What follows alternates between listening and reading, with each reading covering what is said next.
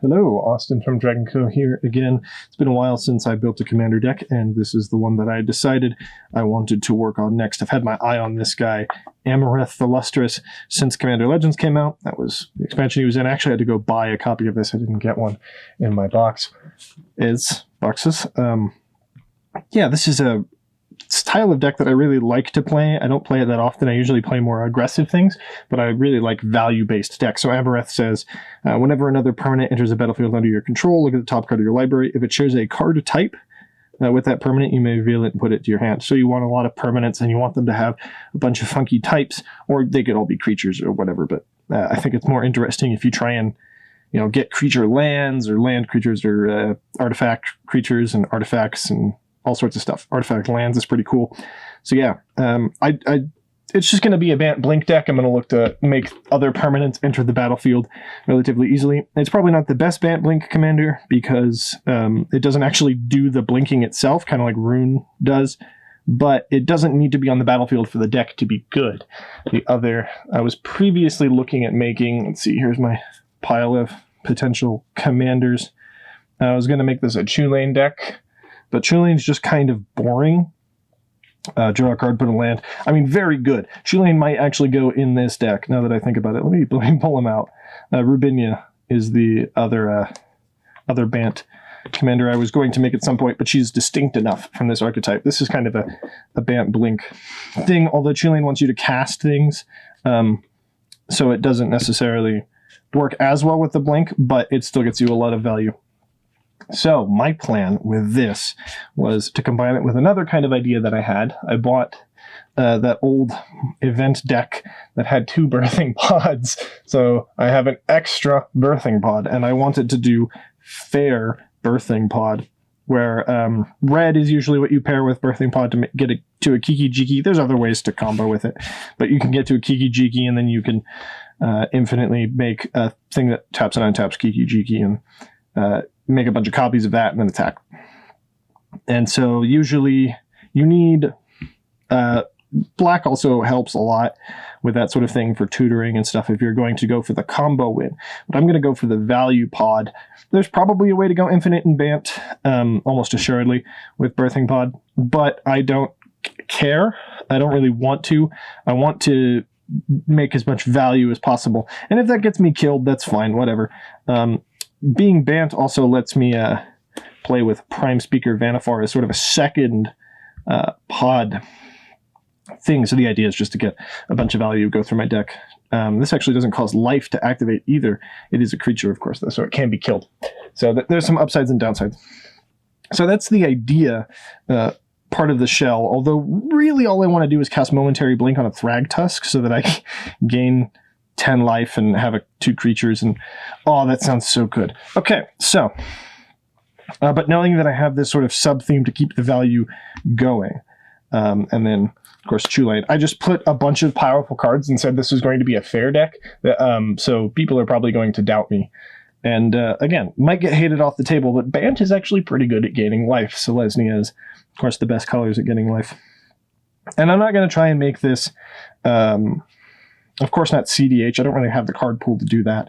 I'm also not going to try to make it even super high-powered. I want it to be consistent, but I'm not trying to make it like, oh, it wins games all the time type of scenario, especially, that my commander costs 6 mana and is only in 3 colors, not in 4.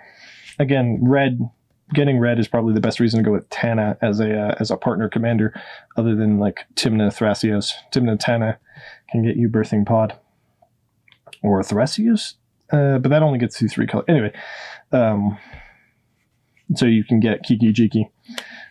So yeah, let's start digging through some cards, I suppose. These are the only ones I pulled out. I know a lot of the cards I'm going to put in this, like Thragtusk, Thraggy Boy, and some other cards. So here we go.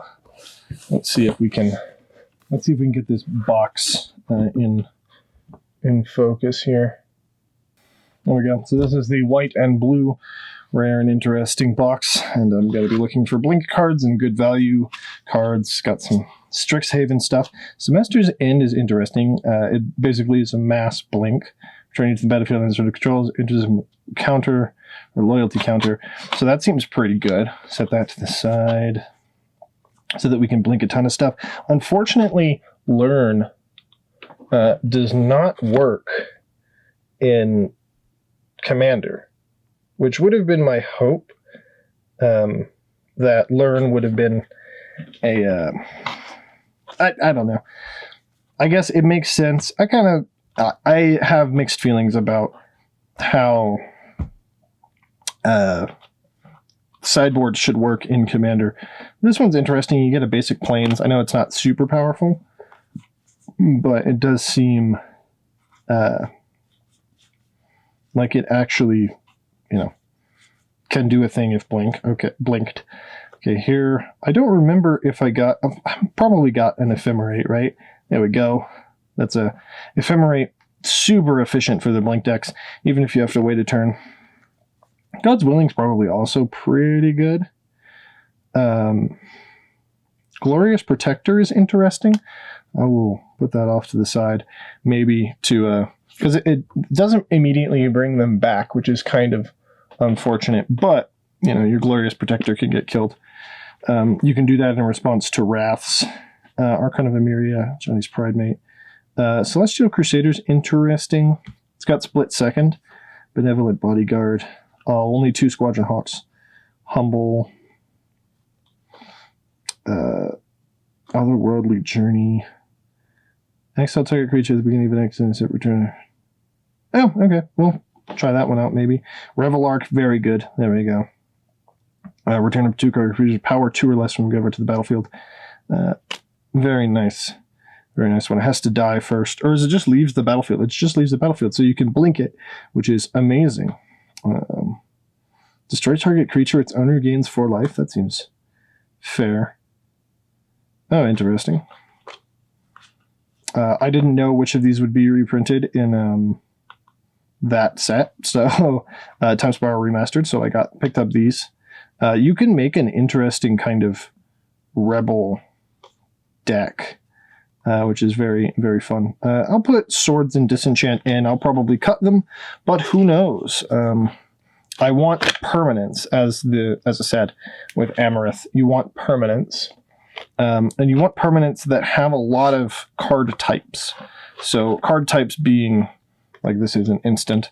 And most of these so far are just creatures. But if you can be artifact creatures, if they can be legendary creatures, you can get a lot more land creatures like Dryad Arbor.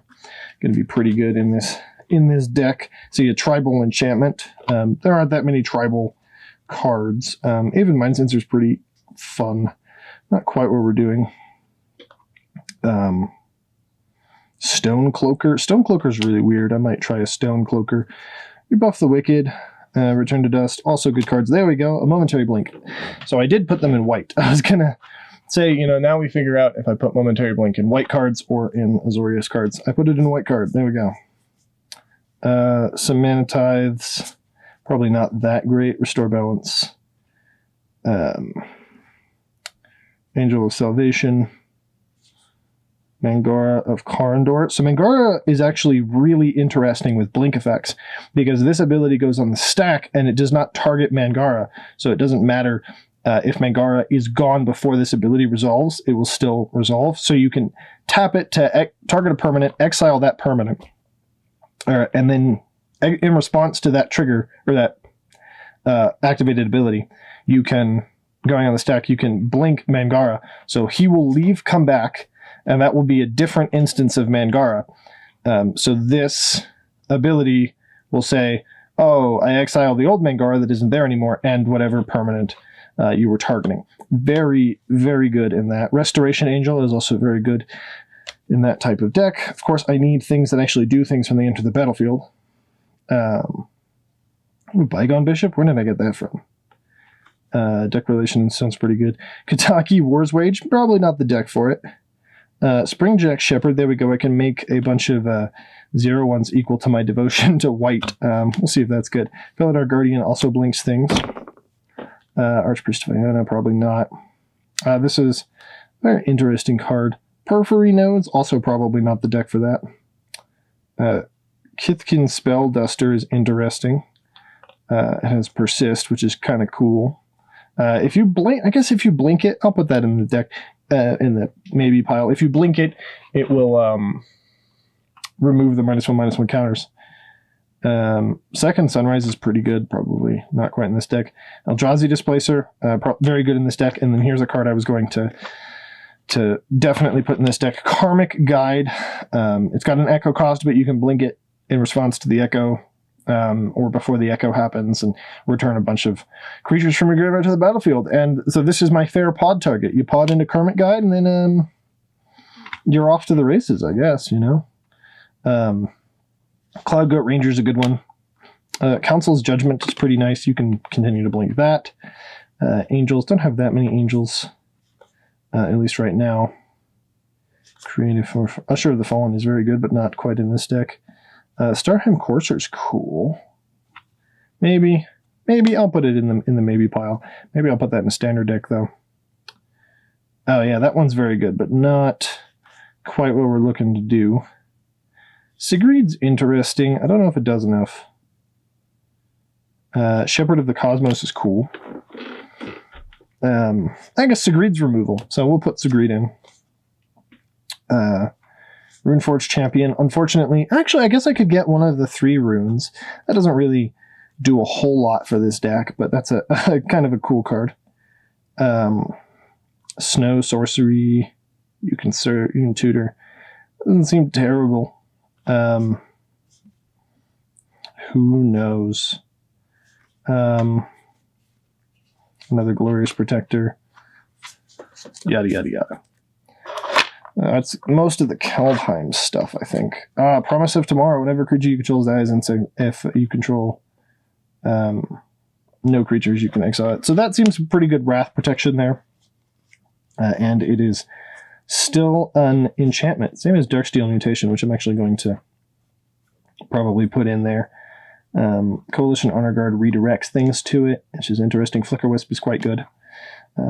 Again, I need things that actually do things, but that's probably mostly going to be green creatures, I would imagine. Create a 1/1 for each creature for each creature in your party. I don't know if I have that many, if I will end up having that many. I guess it's a warrior. I'm going to think about Squad Commander as a token generator. This one's interesting. Probably not as great with this style of deck, but you can make a bunch of tokens with it. Until your next turn, creatures can't attack you. So this is like Ghostly Prison for a turn on a stick, which is pretty alright. Angelic Exaltation. Ancestral Blade is interesting. It's an artifact, and it makes a soldier.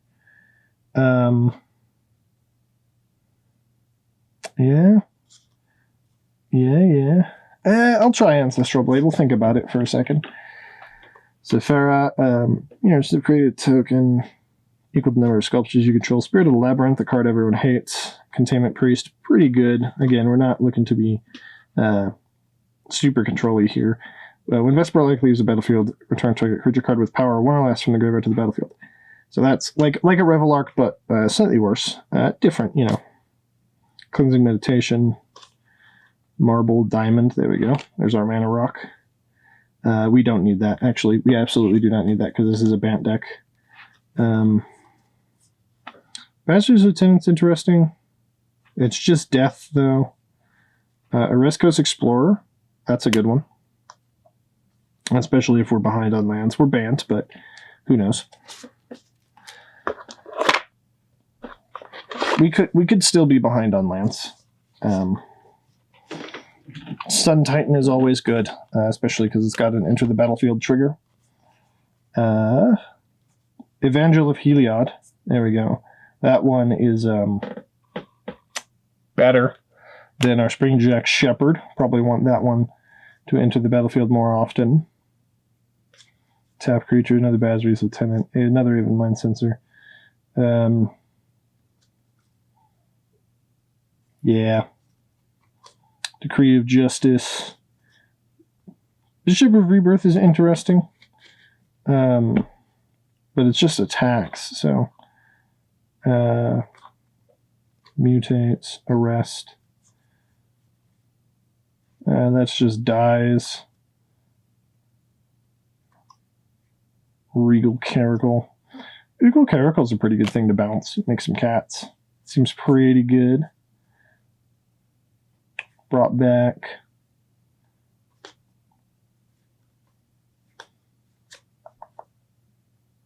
Wow, this destroys an enchantment.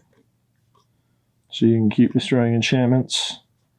Probably not the best. Aha! Vision's one of the best cards ever made. He lied. Aha! First Striker. Brainwash. Drought. Cards that I like owning that are not good. Haha! Anti-red tech. If that's a big problem in your meta there. Lots of stuff for when I eventually build Teshar in there. That deck's gonna be slightly busted. All right, let's see. Not a whole lot of good stuff to blink in here. Protector of the Crown's interesting. You can become the Monarch and damage will be dealt to him. Splicers are cool. Birth of Meletus. If you can figure out how to blink it, that's nice. Maybe I'll do that. Maybe Birth of Meletus seems pretty good. Answered Prayers is interesting. Can have some bestowing creatures. I already put in a Conclave Tribunal, which is pretty good removal. For an aura, and then attach it to Boonweaver Giant. That's pretty good. You'd have to reanimate it, though, if you actually want it to do anything, I bet. Comes equal to your starting life total. Overwhelming Splendor, pretty good. Not quite in this deck, but a pretty good card. Not that many auras I want to cast. I mean, it's possible that I could put Archon of Emeria in. Seems pretty interesting. Evangelize is good. Soul's Attendant. Slash the ranks. Maybe an Austere Command. We'll take a look at it in a minute. Another Promise of Tomorrow. First Response. Court of Grace. That's a good one. Oh, probably creatures you control gain Flying, Vigilance, and Double Strike. Yeah, but that's a sorcery. I kind of want, again, permanence. I want permanence. Smothering Tithe. It's probably pretty good. Skyclave Apparition is cool. I don't know if it's as useful in Commander. But it has the Fiend Hunter text. Speaking of which, I think there's probably a Fiend Hunter in here somewhere. Relic Seeker. Good card, but also not super relevant for this. And then, like, Aspirants aren't that relevant. Council's Judgments. You see, I really like Archon of Emeria, and I bought as many of them as I possibly could. I don't have that many vampires, so that's not as useful. Mana Tithe. Tomic, Rule of Law. See, in this one, exiling a Hanged Executioner is part of the cost, so it's not as good. You can't blink it like you can blink Mangara in response to things, which is unfortunate. Teo, Tomic's pretty good, but not good enough, probably. Doesn't do really anything when he enters the battlefield. You don't get value. No Flicker Wisps. Masako the Humorless is weird. It's a card I like a lot. It's not like a good card, but it's a card I like a lot. Pack Leader, yeah. Bunch of random foils there. Shining Aerosaur. Another Regal Caracal. Elspeth Conqueror's Death. Again, I don't know if I have a way to blink enchantments like consistently. Obviously, I can. Those cards exist, but I don't know if I have, a super efficient way to do so. Starfield Mystic is good in Enchantress decks. On Thin Ice. I could make it a snow. In fact, I mean, there's better cards than On Thin Ice, but it is an enchantment, which is interesting. And I could make everything a snow. Could make things into a snow theme. or a snow sort of secondary theme, sub-theme. There we go. That's the word I was looking for. Fiend Hunter. Hey, there we go. So the thing about Fiend Hunter is it has this old templating where there's two different clauses here. One is exile a creature and one is return the exiled creature. So if you blink this in response to the original trigger going on the stack, you can make it leave the battlefield. So the leaves the battlefield effect will trigger and then will resolve with no creature to return, and then the original effect will resolve and just exile the creature forever. So very interesting effect, very good in a sort of blink strategy. Just a Seer's Portal. Good card. Just a Car's Portal. Sun Cleanser's alright when it enters the battlefield. Probably not a lot of people are really going to be carrying that much. Brightling is interesting. You can return it to its owner's hand. Probably not the best. Board the Weatherlight. Put the rest in the bottom of your library. Ixalan's Binding to Coddly Honor Guard. Creatures entering the battlefield don't cause abilities to trigger. That's the opposite of what I want. At least in this deck right now. Yeah. I know that there was a Flicker of Fate was a white card from Theros Beyond Death. I don't know if I have one though. 100-handed one is cool. Okay, so now we're in blue cards. We're looking for blue permanents, which is actually going to be kind of difficult. Muldrifter, of course, though. Muldrifter is very good in this type of deck. Now, of course, I can use some of these instant and sorceries, although I want to use fewer of them. I don't know if Spellstutter Sprite is worth it. But who knows? Well, Peregrine Drake is not actually banned in Commander for some reason. And of course, this card is absolutely busted. You can untap 5 lands, and if you pod into it, it should be banned. I believe the one that untaps a ton of lands is banned. But yeah, this card is like they wrote the text wrong. It's a 2/3 flyer that you can cast for free. It's and if you pod into it, like I said, or you reanimate it or whatever, all of a sudden it is a creature that that ramps you 5. Like, it's crazy. This card does have abilities in Commander because it counters a legendary spell, and everyone has a legendary spell just at their disposal constantly. Tribute Mage is interesting. I don't know if I have any artifacts for it to search necessarily. Nimble Trap Finder. Arcane Adaptation is interesting, but not relevant because it is looking for the type of permanent, not the creature type that I'm looking for. So, Time Warp, very good. Factor Fiction Prohibit's also pretty good. Watcher for Tomorrow is quite nice because you could just keep blinking it to draw cards. Bark Double's cool. You can get a copy of whatever the heck else you have on the battlefield. Delay is, of course, a good card, but it doesn't necessarily fit in with the theme. Same for Test of Talents. Resculpt as well. All of these instants and sorceries. This card is quite good, but not exactly what we're looking for. Brainstorm, Compulsive Research, Negate, Opt, Strategic Planning, Whirlwind Denial. All good cards. Sea Hunter, if there's a Merfolk. That is for the Merfolk tribal deck. Complicate's pretty good. Overtaker. Discard a card. Gain control of a creature until end of turn. So it casts Ray of Command. Okay. That's pretty cool. Earn Snag, Foil, Arcanomancer. Wipe away. Interesting. Cloudseer makes Cloud Sprites. Boomerang. Puppet Master. This card is stupid. It's bad. It is very bad. I wouldn't play it, but yeah, I mean, it exists. It is a card that's fine. Reality Asset's pretty cool.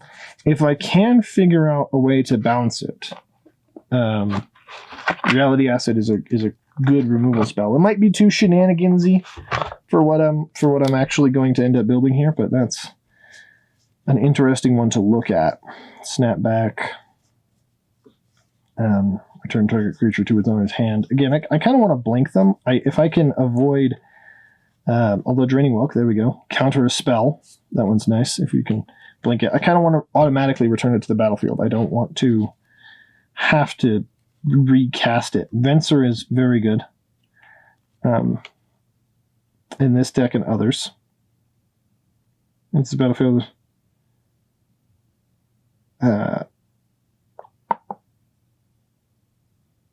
Vesuvian Shapeshifter is interesting. There's a better Muldrifter. I should have just played that one.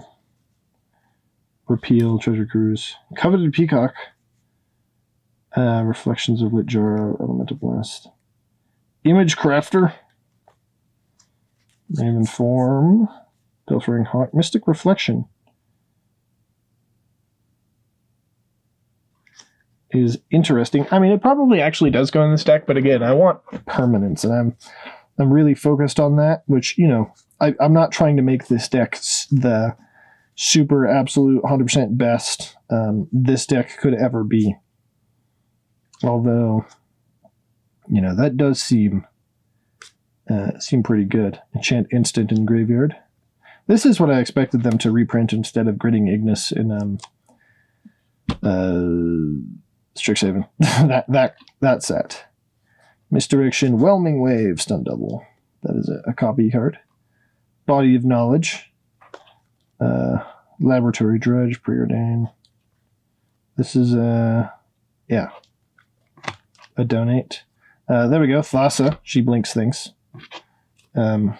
Very good. That's going to be huge.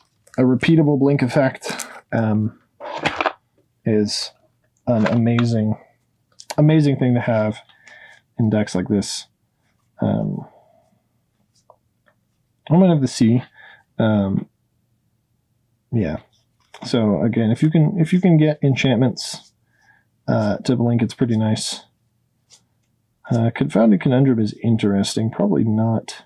There we go. Okay, one of the first things, untap target artifact or creature. So Corridor Monitor. Now, it doesn't. This is one of those ones. It untaps Birthing Pod, so you can pod into it.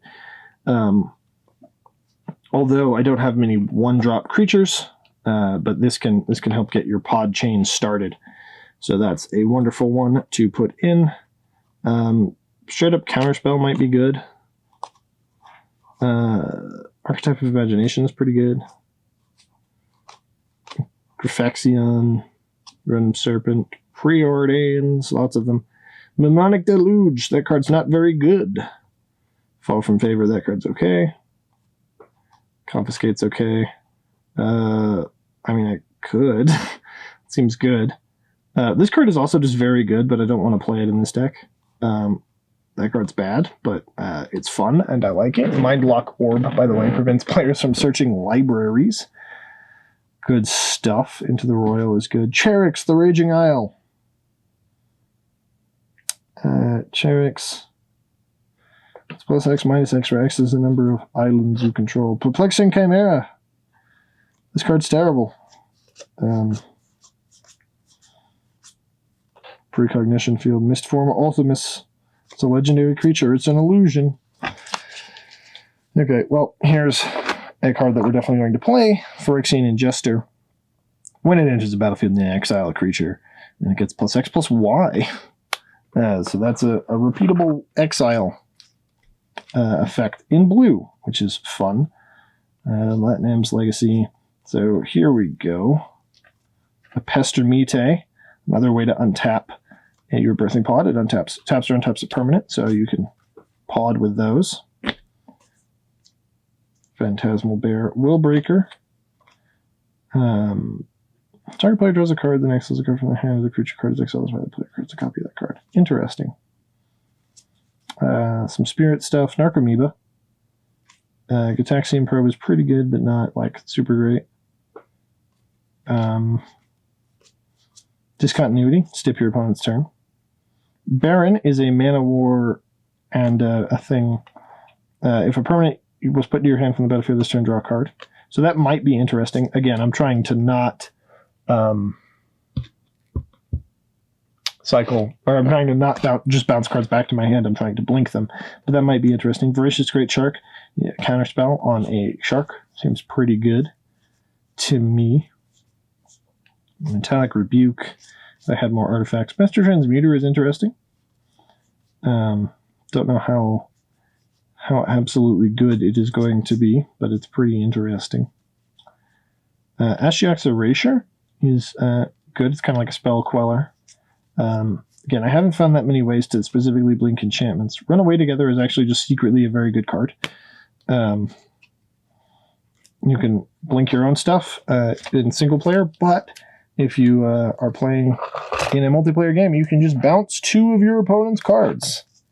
Not the same opponent, but bounce 2 opponent's cards. Octoprophet doesn't quite get there. Agent of Treachery might. It is a very good card when it enters the battlefield, but I do not know if I keep putting in a bunch of high mana spells, and I don't know. Mana War is just pretty good when it enters the battlefield. Scours all possibilities. I don't know if I have enough mana producing capability to actually cast all of these big spells that I want to cast. I should just make the deck a Persistent Petitioner's deck. There we go. That's exactly what we needed. Water Courser, Bolus's Clutches, control. This has to be kicked, unfortunately. Fleet Swallower is pretty fun, but does not do anything when it enters the battlefield. And I haven't actually seen many of my my blink effects in blue. There are a couple. Teferi's Time Twist is the one that I'm thinking of the most there. So like Teferi's Time Twist and Flicker of Fate are a couple ones that from recent sets that I'll probably want to grab. I might have a Ghostly Flicker somewhere. We can skip red and black, and I'm going to do that and go straight to the newly liberated green box. This used to have multicolored cards in it as well, but now it does not. So we're in green. We're probably going to get a lot of our best enters the battlefield effects cards. Beast Whisperer is pretty good. I'm going to put that in them. I think I have a different art for Beast Whisperer, which I might use instead. Leyline Invocation. These are, of course, all from... These first set is here from Strixhaven, so they're not as good for what we're doing. Add 1 mana of any color. Dryad Arbor, there we go. So we have a land creature so that we can get more hits off of Amareth because it has 2 types. And then these are all going to be instants and sorceries. I am going to consider Natural Order here. Very good card. Although we'll see if I have enough green creatures, there's probably a better place to put that in sort of a combo-y deck, as opposed to this one, which isn't like super combo-y. Vivian is pretty good. Monster's Advocate, cast creature spells from the top of your library. We'll see about that one. I don't know. Uktabi Orangutan is good to destroy target artifact. I like that. Caustic Caterpillar, you can destroy target artifact or enchantment. That's CDH playable. Some slivers. Keen Sense. Evolutionary Leap. Sacrifice a creature, reveal cards from top of your library, and reveal a creature card. That's possible. We'll see. Evolution Charm is just weird. Evolution Charm is a very strange card. Search for Tomorrow as a ramp spell. Scrib Ranger. It untaps a creature. That honestly might be worth trying. Nantuko Shaman, you kind of want to suspend that one, but it is certainly interesting. Kavu Primarch, Summoner's Pact. Does it only search for a green creature, or does it search... Nope, oh yeah, it's a green creature. Okay. Hypergenesis. Different Dryad Arbors. We already have them, though. Courser of Crucifix might be one. Reclamation Sage for sure. Definitely gets played in this deck so that we can destroy artifacts and enchantments. Wood Elves also gets played for sure, so we can ramp with a creature. Again, we get 2 triggers off of this. Like we play Wood Elves and then we get creature and then land. So we have 2 instances where we might be able to draw off of Amareth. Very good thing there. Unfortunately for Realm Walker, this is not a tribal deck. Although a lot of those cards are going to go in my Elves deck. I still have an Elves deck to make, and I'll do that at some point soon. Toski, Tyvar, Snakeskin Veils. Oh, I forgot that was in Kalpheim already. I've already forgot that. Playset of Realm Walkers, good stuff there. Masked Vandal, could be any creature type. You can exile creatures. Also very good thing to pot into if you can. There's another reason I'm going to be getting some of these smaller creatures, though. Guardian Gladewalker can put counters on things. Again, it is any creature's creature type. Enter the battlefield. Create a token. Seems good, but not quite good enough. So we can target a spell ability. Opponent controls, draw a card. Snow cards. Helix Pinnacle, good way to win the game. Each warrior control enters with... That's going to go in the elf deck, so unfortunately I can't put it in here right now.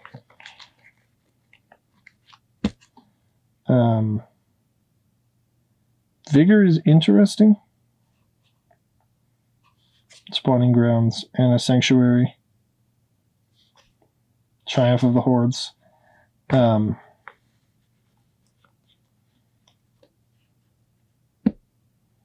Defense of the Heart is absolutely bonkers.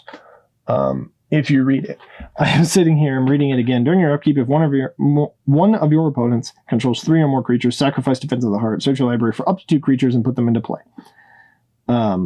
That is absolutely ludicrous, crazy, and it's like a card that you want to put in a combo deck.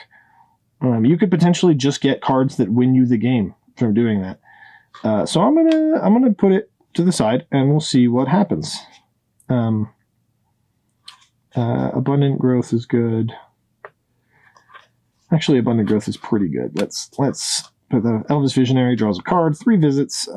It's a ramp spell. Pretty nice. You can get some of those new snow lands. They're everyone's favorite. Apex Altasaur. Enters battlefield.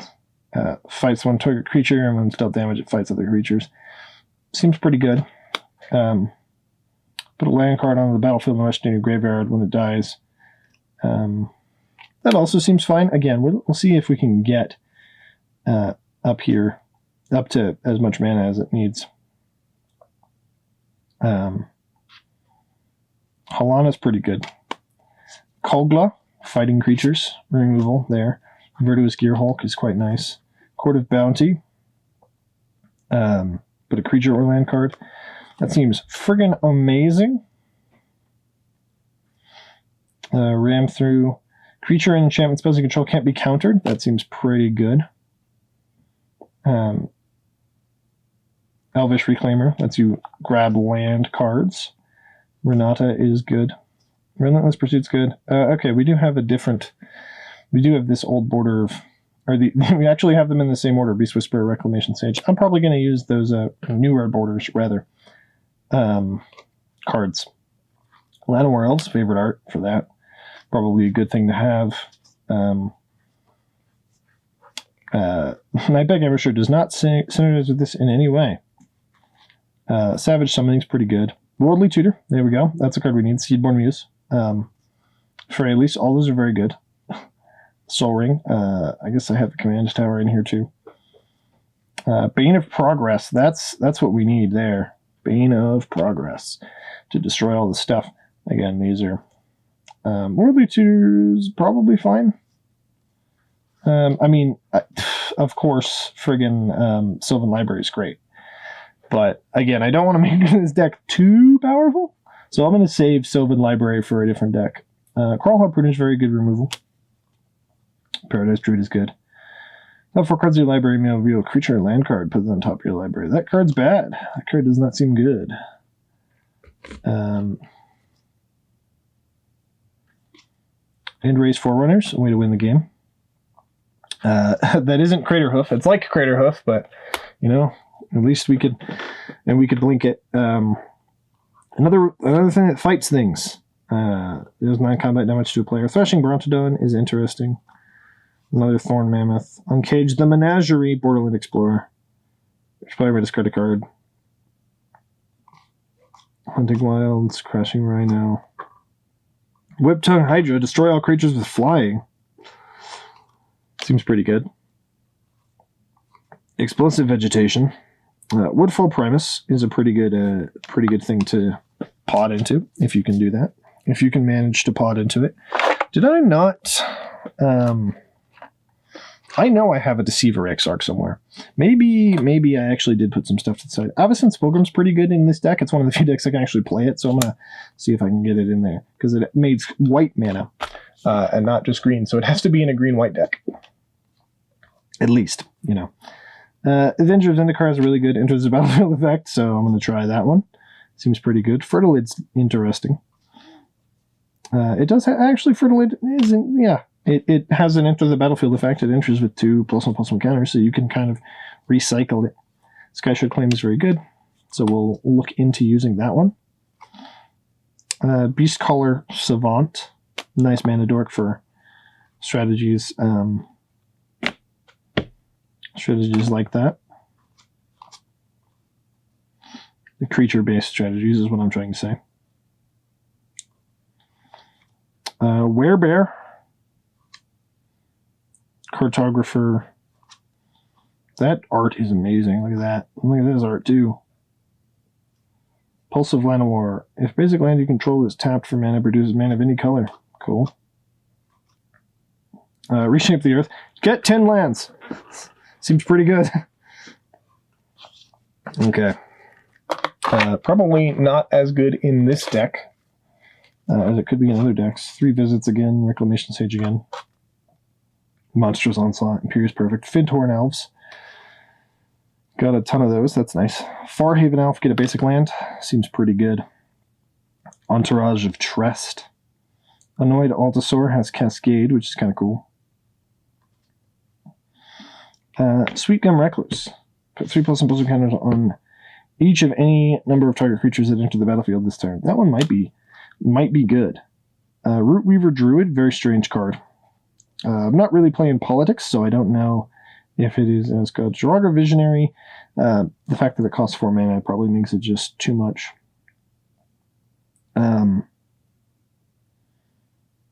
So yeah, Thunderfoot Baloth. It doesn't really do anything when it enters the battlefield, unfortunately. Again, that's not like actually necessary. Wall of Roots is interesting because you can blink it to remove the counter and reset the mana adding ability. I don't know how useful that would be. Decimator of Provinces does not actually work. You have to emerge it. You have to cast it in order for the thing to work. So it doesn't work as well with Blink.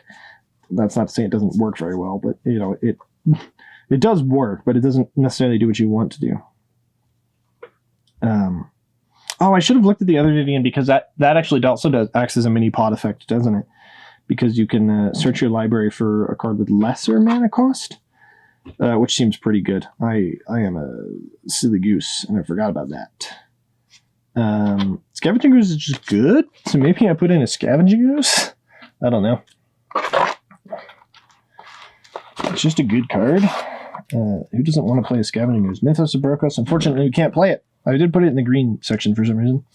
Rex Sage, Chitter of the Squirrel, Brood Monitor. You can make some tokens with this one. That's a pretty good one. Nyx Bloom Ancient, fun thing to try and get into there. Nylea, creatures cause 1 to cast. Nylea's Intervention, Love Struck Beast. Feasting Troll King. If you cast it from your hand, create foods.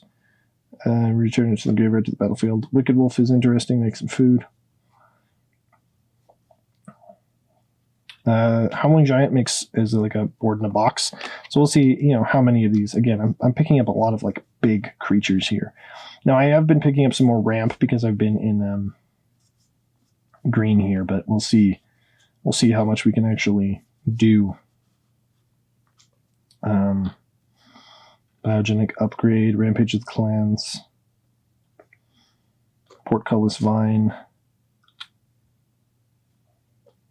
Vivian's Invocation, Prodigious Growth, Seedborn Muse. Again, unfortunately, a lot of our pod effects, although I guess this works with blink effects, doesn't it? So maybe we do put in Seedborn Muse.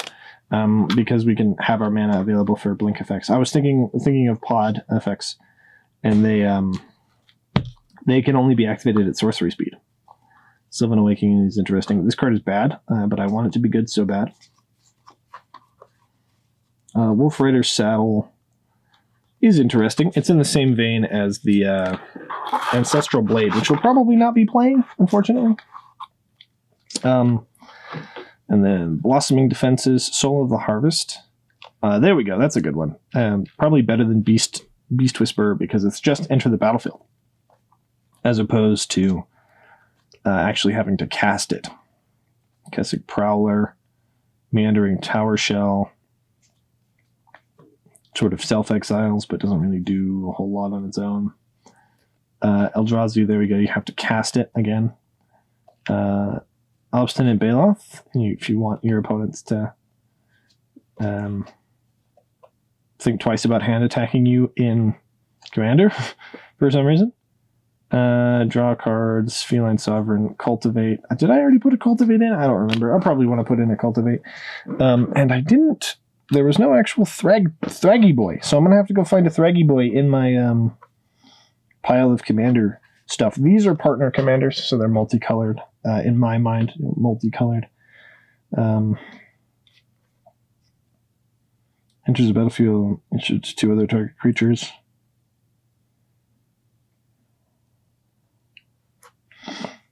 Livio is interesting.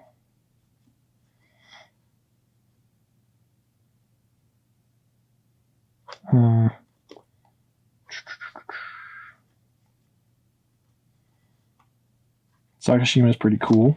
Don't know how useful that would be.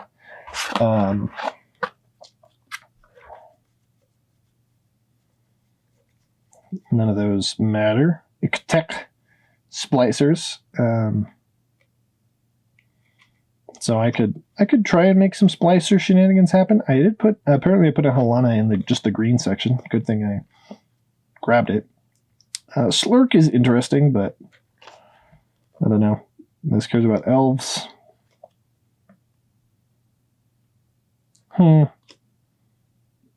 Commanders have Indestructible. That seems all good, but I don't know. None of those seem particularly exciting. Well, let's put this one back. So what I am actually going to do real quickly is I'm going to try and see. This box was labeled Commander Toolkit, and it is empty. Cool. That's actually what I thought. I had 2 boxes labeled Commander Toolkit, and I thought I had emptied one of them out, and that was the one. So I'm going to grab this one here and see if I put in it a selection of cards that were meant to go. Well, come on.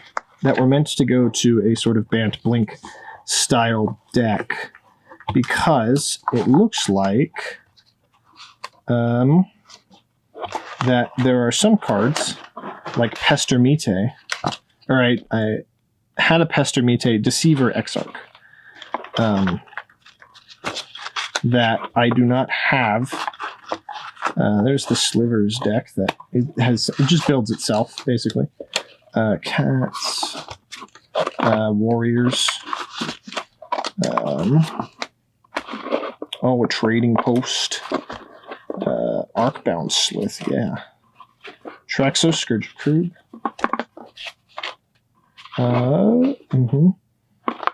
Those are for Soul Sisters deck. And here we go. Okay, yep. So I had actually set aside, I believe, some of these cards for a deck and completely forgot about doing that. So we'll put those cards in the deck and see what they do, talk about how they function, how they'll help this deck real quick. So Pestermite, which I already showed you, it's a pod card. When it comes into play, you can untap another permanent. So one of those is going to not be in the deck, but that's fine. Neoform, this is essentially a one-use pod. You sacrifice a creature, and you get a creature with converted mana cost 1 or more. And it enters with a +1/+1 counter because you can only do it once. Conjurer's Closet, that's a blink at the end of each turn. Very good. It's like Thassa, but it's on an artifact. And then Deceiver Exarch, there we go. You can untap a permanent or tap a permanent you control. Or tap a permanent opponent control, sorry. You can untap your permanents and tap your opponent's stuff if you want to. Again, and it has flash. Of course it does, because otherwise it wouldn't be that useful. So this is another pod thing. Chainweb Arachneer. That's actually pretty good for pod 2 because, again, you need some 1-mana spells to actually get the thing to work. The Dingen thing to work. So this, and it kills creatures with flying. It can escape, so it can come back, so it's not always useless. Hyrex Tower Scout is a thing that untaps a creature. So again, another good pod thing at 3 mana. And then Masterful Replication. I think this might actually have been for a different deck, so I'm not going to use that. So yeah. Now we're going to move on to the sort of colorless section here. This is going to be artifacts and then lands and then junk. And then we'll look at multicolor cards after that. Solemn Simulacrum is probably going to be pretty good. I believe I have a Solemn... does this work the way I want it to? Lotus Bloom. I'm gonna put it to the side and see. Cloud Key's pretty good. We'll see about that. Probably creature. Panharmonicon. Put an artifact or creature into the battlefield, causes a triggered ability. That ability triggers additional time. Amazing. Can't believe this card isn't banned. It doesn't like do that broken things, but oh, that card's crazy. All permanents are colorless. That's strange. Solemn Simulacrum, the correct one. I thought I had. Do I have? I thought I bought. Maybe I put it in a deck already. The old border Solemn Simulacrum. Anyway, we'll put in a Solemn. It goes in because you can just keep blinking it. Seems amazing. It has to die to trigger its draw card ability, but just getting a bunch of lands out of your deck is amazing. Score an Effigy. And so here is our other...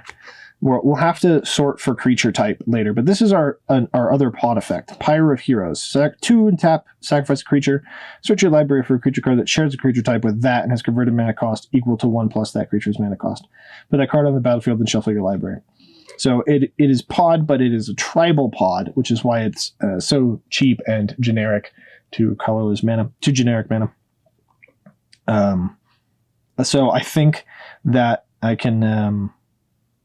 finagle this enough to actually make this card worth running. We shall see. But there we go. That is our third copy of pod that you can continually activate. And we have a couple of one-shot pods already.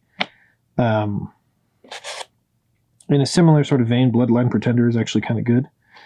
But it doesn't discount the cards, so probably not that good.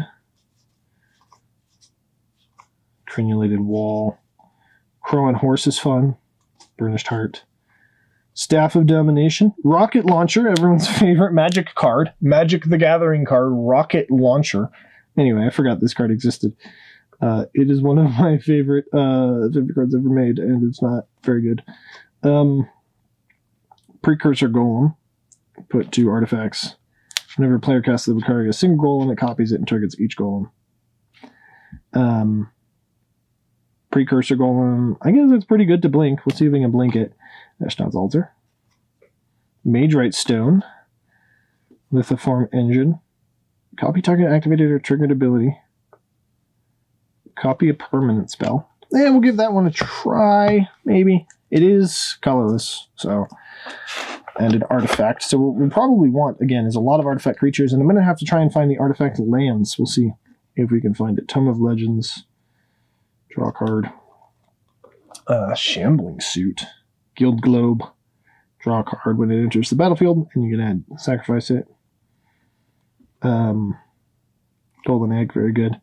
Eggs to draw cards. Those might... I don't know exactly how good those will be. These cards are fun. Phyrexian Walker, Memnite, and Ornithopter. They are all creatures that cost 0 mana. A 0/3, a 1/1, and a 0/2 with flying. I'm going to think about putting all of those in because if Amareth is on the field, they can just cycle themselves. And they are artifact creatures, which means that they can get draw me any artifacts or creatures that are on top of my library. Seems good. Conjurers, Bauble, Blasting Station, yada yada yada. Darksteel Brute, Psychosis Crawler. These cards are fun, but there's no way to search them, so they're not good. Skittering Surveyor, you can get basic land cards, put it in your hand. That seems okay. I'll think about that one. Mimic That is a good card. Might be worth playing so that we can copy some of our better cards if we find them. Powerstone Shard is interesting, but not good enough. We could try and kill them with Pierce Striders. That seems like a bad idea, but, you know, we could do it. Manifold Key untaps things. So you can untap artifacts, but you can untap Pod, maybe. I don't know. It makes it so that things are unblockable, too, which is pretty good. So maybe that's not the worst, but yeah. What the heck is this?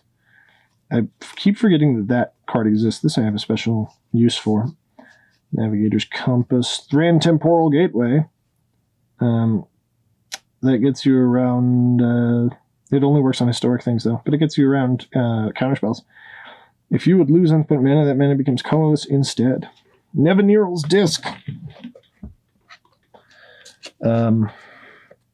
There's a card that is going in the deck. Rings of Brighthearth. Whenever you activate an ability, if it isn't an ability, you may pay 2 if you do copy that ability.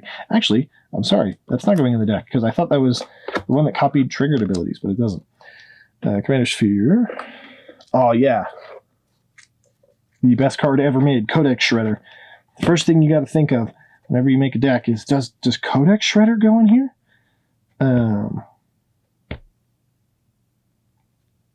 We've got Creatures of the Chosen Type, yeah, +2/+2. That 8th edition was weird. That card's also very strange. Ingenuity Engine's fun, but not super useful. Lore Seeker's Stone. Oh, this rare. That's nice. Jalum Tome was a rare at one point. Grafted Warriors, fun. Budget Foundry Inspectors. Filigree Familiar, little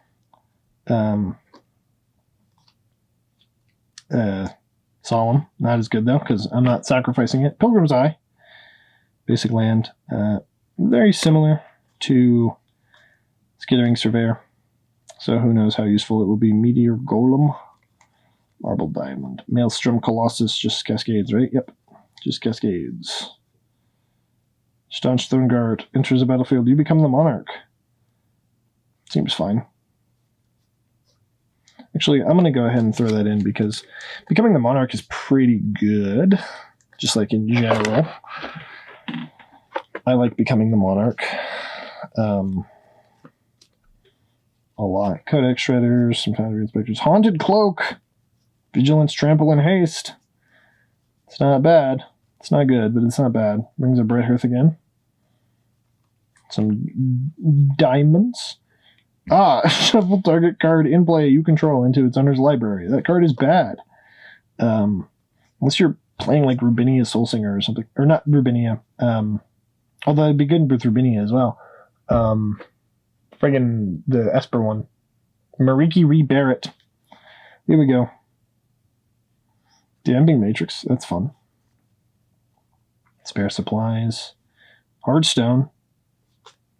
Utility Knife. Pentad Prism. Sundering Titan. Banned. I would put it in a heartbeat. It's banned. Thopter Foundry is Esper, unfortunately. Some swords. Surge Node. Sunforger doesn't work. Springleaf Drum. There's a Mox Opal. Also not super relevant in this deck, I don't believe.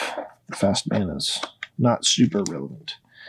Spell Bombs, Baubles, Dramatic Reversal with Isochron Scepter. That's why it's not in the blue cards, so that I know where the infinite combo is. Basilisk Color's cool. Engineered Explosives. Expedition Map. Heirloom Blade. Heirloom Blade actually might be worth it to try out. Heirloom Blade is actually really good at keeping up with card advantage. So it might be worth it to give Heirloom Blade a shot. Some talismans. There we go. Talisman of Curiosity. We'll get that one so that we have some mana fixing.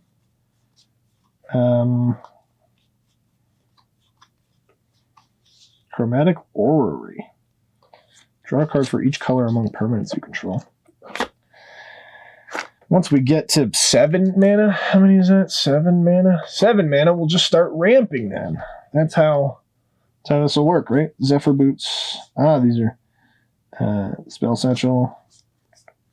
Aha, great. This will work perfectly. Can't cast permanent spells. It's the opposite. Oh, there we go. I did have an old bordered Solemn Simulacrum. Now, do I care? Sacrifice Monkey Cage. Put a number of 2/2 creatures equal to that creature's mana cost. Interesting. Primal Clay. It's a fun card. Some colorless cards. I wonder if Irrigated Farmland probably gets in. Talisman of Indulgence. Tech Edge. Teleria West is interesting.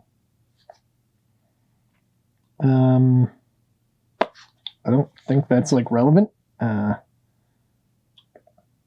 Blighted Woodland is interesting. Mystic Sanctuary, Shield of Ruin. Not quite what I'm trying to do, I don't think. Some bunch of Guild Gates. Temple of Mystery, sure. You could describe one. Emergent Zone is interesting. Haunted Fingriff. Wastes. Just regular old wastes. Alchemist's Refuge? Sure. Cast cards as though they had flash? That seems nice. Especially if we're trying to draw some cards in response to a Wrath or something. Getting completely blown out there. Remote Isle is good. But probably cycling isn't like super relevant in this deck. Bunch of Llanowar Wastes. Can't play that one. Not in this deck, at least. Land Cap. These cards are bad, but I have them anyway. Unclaimed Territory. Again, I don't actually know that I'm going to have the correct number of creature types, so we'll see. Ragrant Triumph does not work because they don't have a Bant one of those yet. Sunrest Prairie is probably fine. Put that in. Crows and Verge. Maybe. We'll see. Blighted Woodland. Some pathways that don't do anything for us. Command Beacon. Rejuvenating Springs. That's a good one. Command Tower, of course. Gonna put in a Command Tower. Mystic Gate's pretty good. That's just a land for us. Just a land. Urza's lands. Darksteel Citadel. Academy Ruins. Not as good for us. Nephalia Academy. So I'll think about... Actually, these 2 Snowlands can be played. And I don't know if I have another copy of Into the North, but I do have a copy of Into the North. So maybe I go Snowlands, just because, you know, as many snow cards as you can get, honestly, seem pretty good. Actually, only anytime you can cast sorcery, but it's a copy. Yeah, that seems great. Gates of Isfel seems pretty good too. We'll see. We don't want too many tap lands, of course. That's always a problem. Throne of Makindi. 2 mana of any color. Oh, only to cast kick spells. I should have just read the card better. Sulphur Falls, Temple of Enlightenment, again, seems good. Temple of Mystery also seems good. The temples are all good. Fabled Passage is all right. Hallowed Fountain. There's no Triumph that actually works for what we're doing, so Hingegate Pathway. So we'll see how many non-basic lands we can get. We do want, I guess them just being lands is probably fine. It's the Snarls, Hall of Oracles, Campus. Okay, so Arctic Treeline. There's just a snow-covered mountain in there for some reason. Okay, and these are some cards that have sort of the specialty treatment. I could put in a Path if I wanted to. I mean, like, Path is good. It's not as good in Commander because you can't guarantee that your opponent won't kill you after you've ramped them. So, but it's still pretty good in Commander. Stolen by the Fae. At some point soon, I'm probably just going to put all these promo cards into the various sections that they already fit into.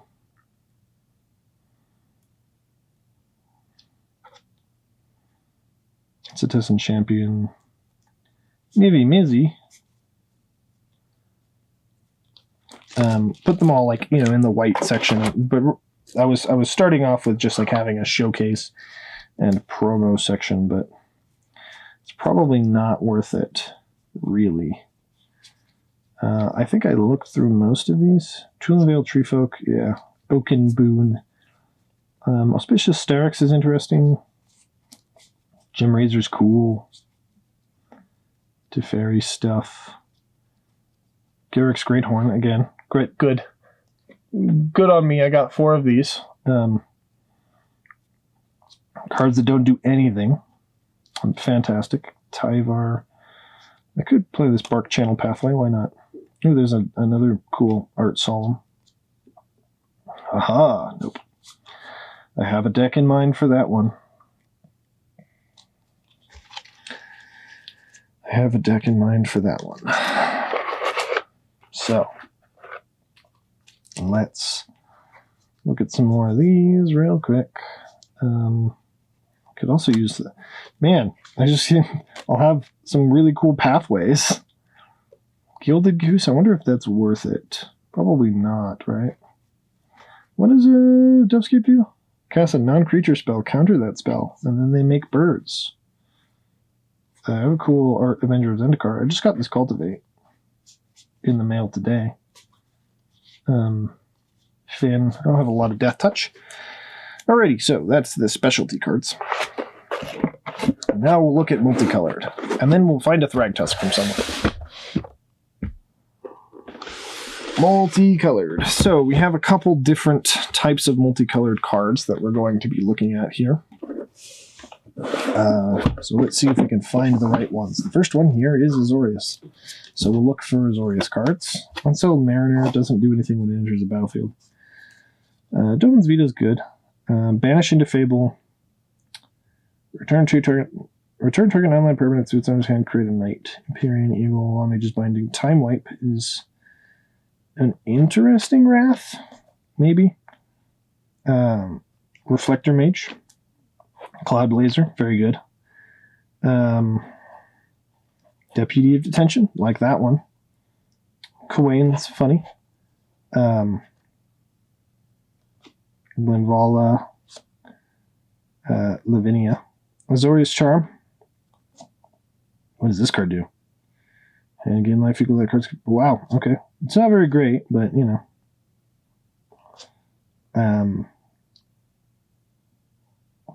Nambi is interesting. We'll do a couple other deputies of detention. Teferi.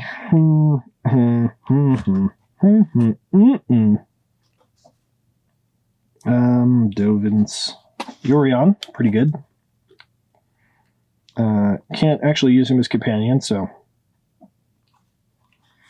that is unfortunate, but we cannot do that. Dovin's Veto. Soul Herder, also very good. Blinks cards for us.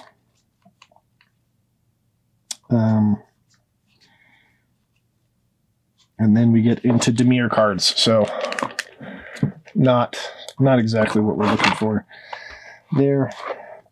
Why did I organize these cards so that they are the opposite direction? I believe that, Selesnya cards will be after the Gruul cards here. So that is where I have put them. Selesnya cards. Safi Eriksdotter. When target creatures put in a graveyard this turn, return that card to the battlefield. That's an interesting one. Glittering Wish does exactly literally nothing. Kitchen Finks is a very good card. I consider playing it. I don't know.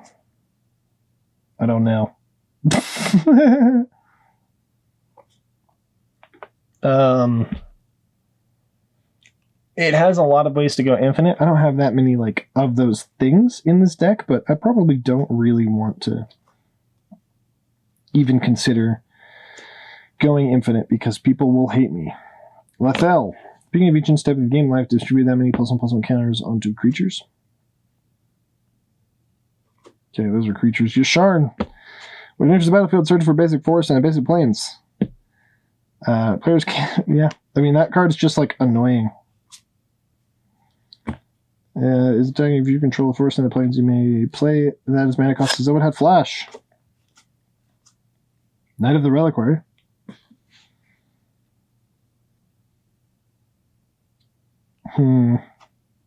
Not quite what this deck's doing. Kasali Pride Mage is quite good. That's just a good card to have. It's not... Yeah. Tulsamir. I'll think about Tulsamir. And Voya, who comes with him. Reveal Aura card specifically, which is unfortunate. Vigilance, and then we have some Orzhov cards, which do not affect us at the moment. All right, Orzhov. Lots of Orzhov. Okay, so just a bunch of Orzhov, and then I know I can see it here. And the next one is Boros. And we have Izzet, or Prismari, or whatever. And then Simic. Here we go. Morit of the Frost. May have it enter the battlefield as a copy of a permanent you control, except as a legendary in Snow. Tazanir Quandrix. Double the number of counters on a creature. When it attacks, you may have creatures have base power and toughness. Quandrix Cultivator. May search your library for a basic forest or island, put it onto the battlefield. Seems alright. Counter target. Quandrix himself is pretty cool. X is the number of cards in your hand. Copy a creature. Seems pretty good. Augmenter Pugilist. What does this do?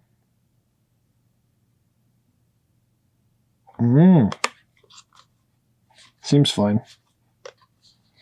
Repudiate Replicate is pretty good.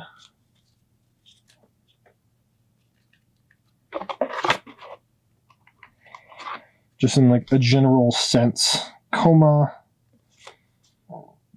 is quite interesting. He does not do anything when he enters the battlefield, though. More Neoforms. Did I put that Growth Spiral in? I don't know. I probably should have. Frilled Mystic. There we go. There's our counterspell. There's our interaction. We'll put a Growth Spiral in. We probably should have. If we didn't already. Risen Reef is alright. We'll see if we have things that work with it. You have permanents you control have protection from salamanders. Fiscal, enters with X counters on it. Cast a kick spell. Okay, so this one's interesting. At the beginning of your end step, you may sacrifice another enchantment. If you do, search your library for a creature card with converted mana cost equal to 1 plus the sacrificed enchantment's converted mana cost, then put that card on the battlefield. So it's like Pod, but works with enchantments. I don't think it's good enough. Creature gets flying until end of turn. Lizrog, Chimera Leaf Pixie. Interesting stuff. This only does stuff when it mutates. Kinnan is interesting, but not great. More Risen Reefs. Okay, and then we have black cards we can't play.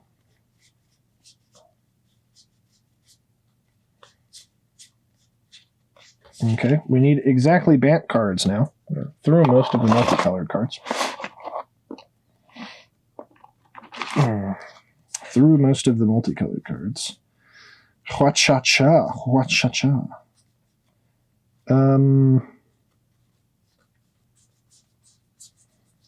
Okay, so we have an Arcades. That doesn't really do a whole lot, but here we go. Wargate. Search your library for a permanent card with converted mana cost X or less, put it into play, then shuffle your library. Does this get Lotus Bloom, which is what I was thinking of earlier? Does this work the way I want it to? Can I get Lotus Bloom with this? I mean, that's probably not like a good plan, but I think it's fun. And then Crystallization is the only other card I have there for that, I believe. Yeah. Yeah. Those are all 5-color cards. Great, fantastic, good. So that's our pile for now. I have some other cards I'm going to search for, but so what I think I'll do is I'll begin organizing this pile, and then I will go and grab those other cards like Thragtusk, which I definitely want, and probably some other blink effects. Honestly, I need some blinks. So, and then we'll see where we are there. Man, I pulled out a lot of cards. Holy crap. See, I told you this was an archetype that I would probably like playing. And I know I like it. I know I like the general sort of generic value archetype. But also, I know that I don't play it that often because it just makes Commander games go forever sometimes. So, and I already see some of these cards that I'm not going to play.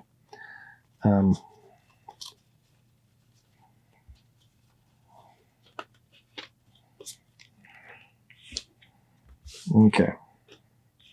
So I am going to, I guess, make some cuts as I'm going through here. So we have Amareth here as our commander. And then let's start organizing these cards. Usually I do it by CMC, so that's 5. Pod is 4, although usually you cast it for 3, but we'll put it in the 4 pile just because. Pilgrim of Ages is probably a maybe. Semester's End's pretty good. Swords, Disenchant, might cut those because they're instants and sorceries. We don't need that much removal, but Glorious Protector. Starhelm Courser I probably don't need. This is a 6-mana card, Sun Titan. West Coast Explorer, let me actually read this. When it enters, search your library for X blank cards where X is the number of players who control more lands than you. Okay. Yeah, Vesperlark. I'm going to put this off to the side because I need to check that out. Probably don't need Ancestral Blade. Squad Commanders, maybe. We'll see if my 4-drop slot ends up being huge. Promise of Tomorrow. Sigrid is actual removal. Shepherd of the Cosmos is interesting. Not as good. I mean, not nearly as good as like Sun Titan, but can do some cool things. Cloud Goat Ranger. Karmic Guide. Eldrazi Displacer. Kithkin Spell Luster. Felidar Guardian. Springjack Shepherd. Rest Out Angel. Momentary Blink. Rebuff the Wicked. We'll put that in the maybe. Same with Return to Dust. Probably don't need those. Stone Cloaker. Otherworldly Journey. Ephemerate. One of the best cards in the deck. We're going to need an Ephemerate if we want to win, probably. Mangara is pretty good. Celestial Crusader. He's all right. We'll see how it works out. Reclamation Sage. I think if I grab the other Reclamation Sage, we'll see. Mintuko Shaman's a strong maybe. Evolutionary Leap probably don't need. Caustic Caterpillar's pretty good. Uktabi Orangutan. Oh wow, that's way more ranched than I thought it was. That's being played on some concrete. Wow. I'll put this up here just so it doesn't scratch up my... And I had it right on top of this brand new natural order. Good job, me. Dryad Arbor is basically a 1 mana spell. Mana War. Agent of Treachery. Run away together. Counterspell. Pester Mite. So we'll put this Pestermite up there. Phyrexian Ingester is a lot of mana, 7 mana. An actual counterspell. That's a 2-mana card. Corridor Monitor. Vasa. Vesuvian Shapeshifter. Venser. Draining Whelk. Vesuvian Shapeshifter costs 6 mana. Reality Acid, I don't really know if we have a way to bounce it. Spark Double's pretty good. Watcher for Tomorrow's pretty good. Tribute Mage, don't know if we're getting anything with it. Peregrine Drake is broken. 5 mana costs. Mole Drifter also technically costs 5 mana. You can actually blink Mole Drifter in response to this trigger, the evoke triggered ability. And you can just get a Mole Drifter, which is fun. Fantastic, great. Everyone loves it. Fiend Hunter is great. On Thin Ice is a good maybe. Skyclave Apparition is a maybe. Austere Command, I don't know what else we're going to blow things up with. Breath of Meletis. Caracal. The Evangel. Panharmonicon's going to be amazing in this deck. Cloud Key's a maybe, but we'll see. Here's the Lotus Bloom. I think you can get this with Wargate, because its converted mana cost is 0. But it doesn't have a mana cost, so you can't actually cast it. But I believe its converted mana cost is 0. Like how a land's converted mana cost is 0. And you can get a land with Wargate. Again, if I'm remembering how Wargate works correctly. I could be not remembering how Wargate works. I have done that before. So we'll put this Pestermite actually in the deck. Another 7 mana card that doesn't do anything. Always good. Some ramp. Glad we put some ramp in here. This card, 7 mana card that does a lot. Woodfall Promise. I was thinking, I have a Terastodon somewhere. I don't know where it ended up. But a Terastodon's probably a pretty good thing to A, blink, and B, have enter the battlefield. We got some expensive ass cards here. Llanowar Elf, Beast Whisperer is pretty good. Rex Sage, yeah, I'm gonna put this Rex Sage in. I don't have that many cards in the old border, so I don't feel the need to use the old border Rex Sage. Too much. Big card doesn't do anything. Abundant Growth, Defense of the Heart. Seems super good. Masked Vandal. What else? Courser. I like Courser. 3 mana, 5 mana. Yeah, I have way more cards than I need. A couple of 0 mana cards. Way more cards than I need. Way more. Alright, but these are lands. These are all lands here. Landies. Wargate is at least a 3 mana spell. Risen Reef. We'll put that in the 2 mana spell, why not?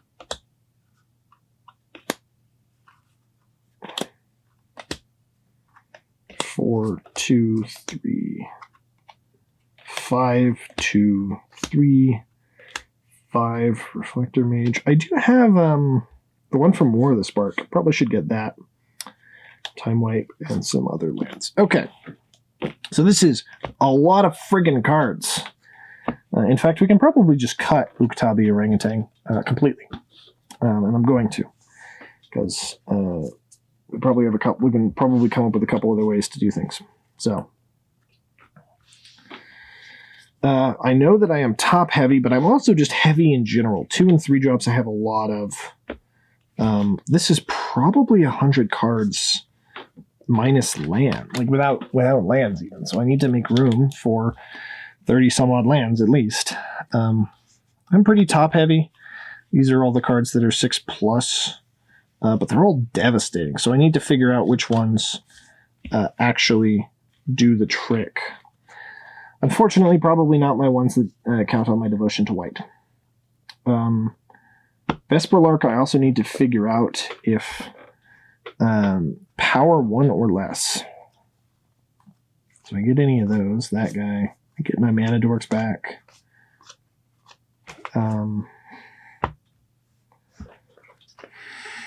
Do I have any like 2 drops with power 1 or less? Oh, I guess that guy's one. A lot of the mana dorks. Oh yeah, probably most of the untappers. So maybe Vesperlark probably is. Yeah. Okay. Actually, there's a lot of potential cards with power 1 or less in this deck. Although, but Deceiver Exarch has it. Okay, cool. So, probably put in Vesperlark, at least for consideration. That's, a consideration in the deck. So, a couple of things I need that I know I need. I know I need a couple more ways to actually blink my creatures, because while I have some good ETB effects and I have some good blink spells, I need a couple more to actually make this deck probably work. I want some other things that have interesting combinations of card types. And I know I want some, like a Thragtusk. So, let's see. I'm pretty sure that Renar... Well, let's see what Renar actually has. Whenever you exile one or more cards from your hand or permanents in the battlefield, create a 1/1 white spirit. So, this card might actually be pretty good. Permanent you control will be put in the graveyard, exile it, return to the battlefield, and return its control at the beginning of the next end step. So, Cosmic Intervention's pretty good here. It's in the battlefield, put that many cards. Hero of Bredegard. So you're basically playing a card and reveal it and spawn item lines, and you put it on the battlefield tab, otherwise put it in your hand and shuffle your library. Stoic Farmer's interesting, although again, I'm playing Bant, so I probably don't need it.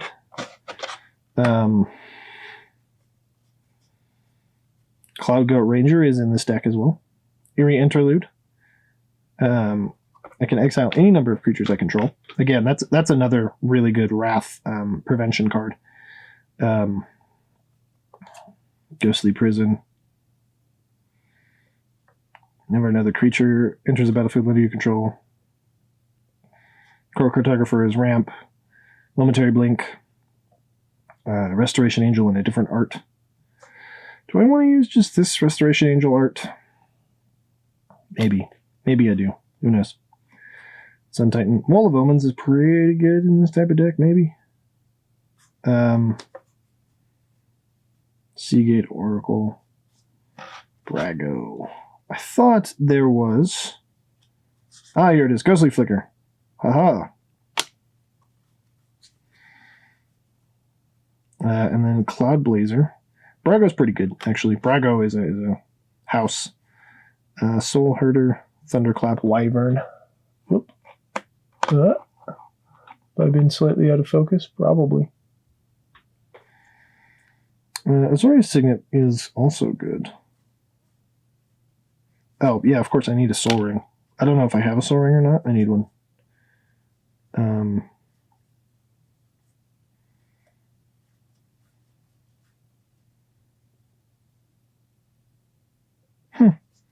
Interesting cards.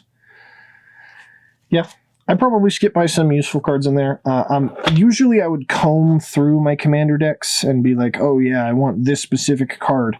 But in this case, it's not necessarily for me about the...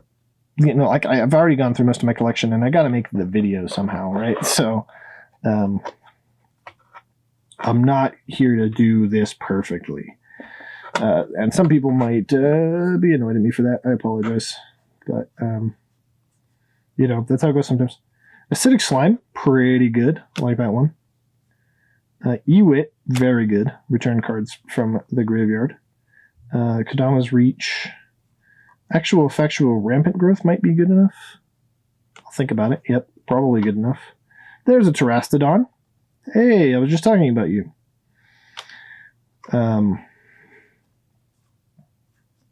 Wickerbow Elder, Spitting Image, Fathom Mage, Commander Legends.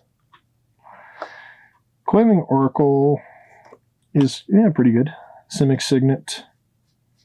Did I not put that Exorius Signet in the deck? Am I a fool? Am I a fool? Yes, is the answer. And then these cards have nothing to do with anything. At least they're probably not good for that deck. So, I'm still on the quest. Is Thragtusk? I believe it's in one of the Strixhaven commander decks, right? I have like 4 Thragtusks now. And I can't find a single one of them. Is there a Blinky card in the... Player puts a Vow counter. Searches the library for a number of basic land cards less than you puts those cards on the battlefield tapped. Seems good.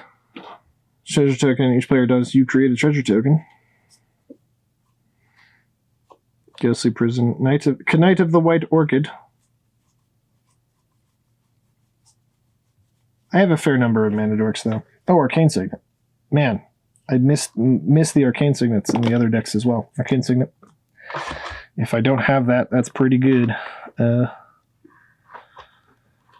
Is there a Commander's Insight? Guardian Augmenter's pretty good. Oversimplify. Reform has to die, unfortunately. Rite of Replication is fun.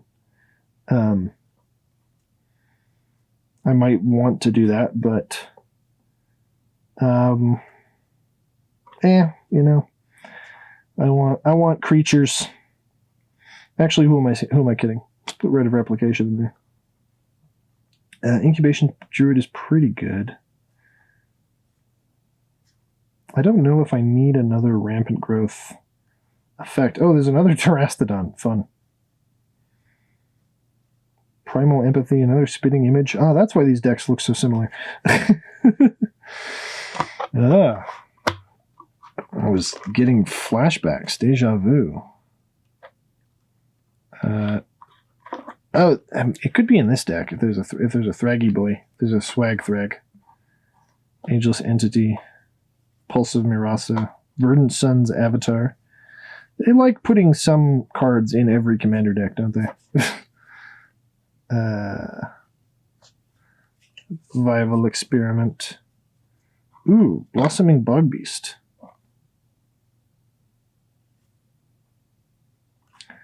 Healing Technique. Pest Infestation. I'm just looking for a Thragtusk. I could go with some other cards that you can blink. Like, this. Search your library for up to 2 Plains cards. Archaeomancer's map is pretty good, honestly. Although, I probably am going to put that in a white deck. Monologue Tax.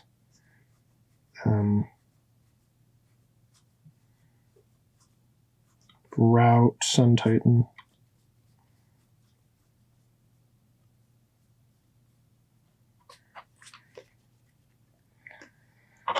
Yeah. Isn't there a card that they made recently that lets you return all things to the battlefield or something? Anyway. Man, I'm going to have to go back even further to the older Commander precons.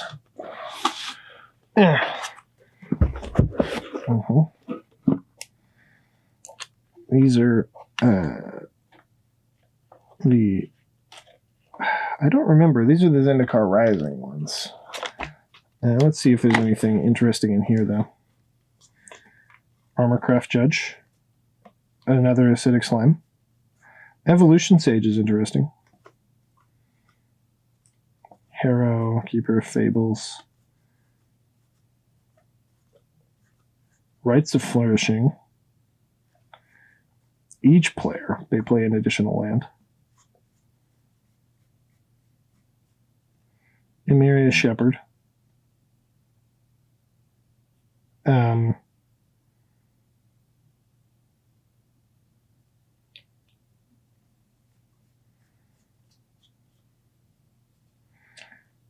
Scare Tiller. Oh, yeah, come on. Come on.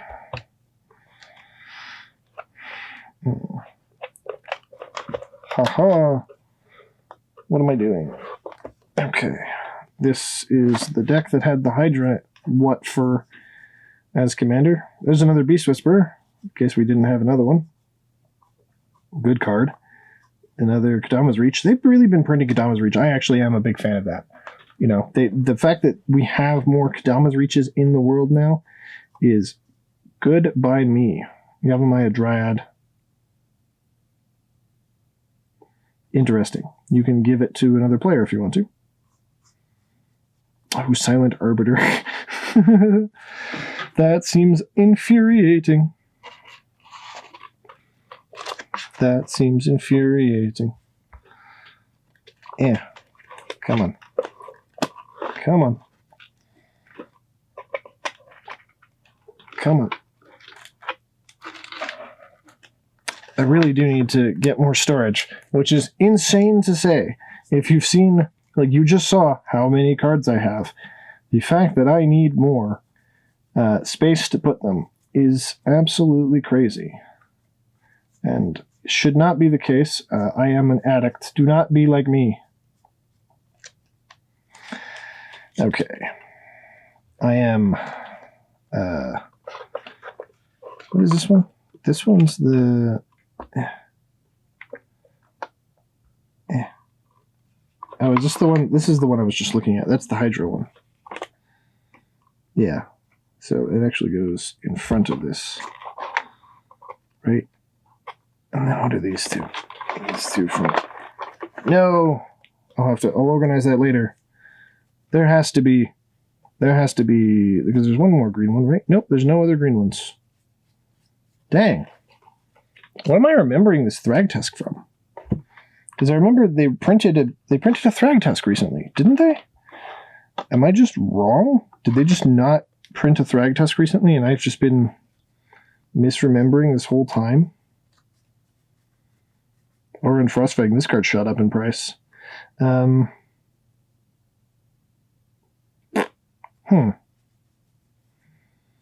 Actually, that's probably worth putting in the deck. If I'm not going to make a dedicated snow deck, you know, having my cards, having my creatures draw cards whenever they deal damage is pretty good. Sola Zendikar. Yeah. All right, I'm gonna find a Thragtusk somewhere. I'm gonna shut the camera down for a second and just go do that. If you, in the future, would like me to dig through my commander decks a little bit more, I can do that. What I'm probably going to do is I need to organize the decks. Right now they're in deck form, and I need to put the decks in actual just like color order because, you know, I'm not... Some of the decks I might play as decks, but at this moment I'm not actually doing that, so we'll see how it works. Anyway, I'm going to find a Thragtusk somewhere. Bye. Okay, we got that done. As it turns out, cataloging your collection is good, and I only have 2 copies of Thragtusk, so I had to go dig in my archenemy Nicol Bolas stuff to find this boy who isn't, like, vital to the deck. I just like Thragtusk. I think it's a good card. It's fun to it you know, really kind of exemplifies the value I'm doing here. Also, I realized that Worldly Tutor is amazing in this deck because you can put the card on top and then you can just draw it with Amareth. So, you know, obviously that's not as good as it just going to your hand, but it's only 1 mana. So, that's great. And then I also grabbed these 2 flicker effects, 2 mana flicker effects. Notably, a lot of the stuff that I got from the other decks are 3 mana effects, and you want some 2 mana ones.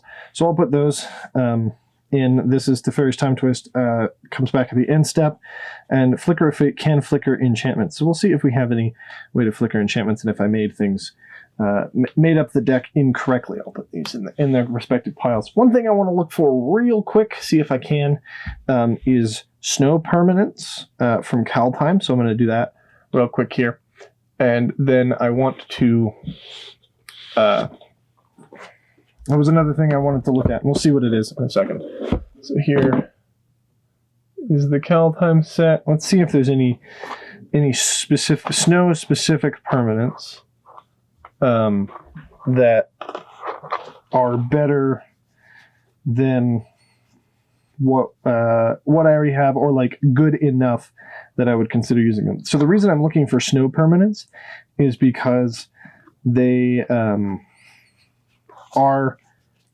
it's looking for super types. Amareth, it says card types. It's looking for super types. So snow is a super type.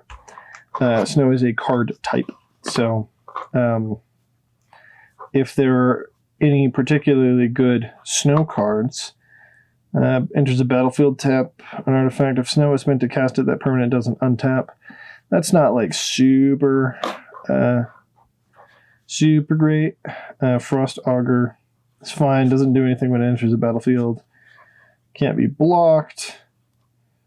Giant's Amulet. Icebind Pillar is an interesting one. Pilfering Hawk doesn't do anything for us. Yeah. Okay, so it looks like the snow-specific stuff probably isn't going to come through, which is fine, really. That's a snow sorcery. I'm in red. Why am I looking at red cards? Why am I looking at red cards? Red is not in this deck. Blizzard Brawl is a sorcery. Boreal Outrider.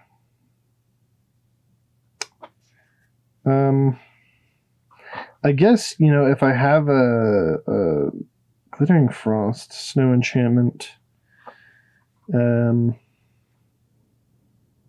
maybe. That one's a maybe. We'll put that as a sure. Icehide Troll doesn't do anything when it enters the battlefield. I was thinking about Modern Horizons. There were a couple of interesting snow creatures in Modern Horizons. Modern Horizons is slightly more difficult to get at, which is why I got the... and then there's Sculptor of Winter, which is Spirit of the Elder Guard. Okay. That one's a one to think about. If we look at what other snow cards we have, and of course we have Marita the Frost in there already. So that's a card that we can go get. We could also just get a land with Spirit of the Elder Guard. Now it is 4 mana, so that's a problem. But yeah, that's why I got these. They're in a box that's like slightly harder to get to, and the Modern Horizons box is right next to it. So unfortunately, currently, I'm not in a good position to grab those. And the next thing I have remembered that I am going to look for is artifact lands. Now I have Planechase Anthology. If I remember correctly, there is a Tree of Tales in one of these decks. I could be entirely wrong. I thought there was one in the... Yeah, in this 3-color Cascade deck. I could be wrong. Or 5-color Cascade, excuse me. It's mostly 3-color. Shardless Agent might be interesting. Exotic Orchard. Probably should be running Exotic Orchard just already. 4A. Bloodbraid Elf. I might actually... I'm gonna look at Shardless Agent. I'm gonna see that. Shardless Agent is only cast. Cascade's only cast. No, I'll go ahead and pass on that. Alright, I thought there was a deck. This is just... It's red-green, but I don't think it has an artifact land in it. Real turf. Yeah.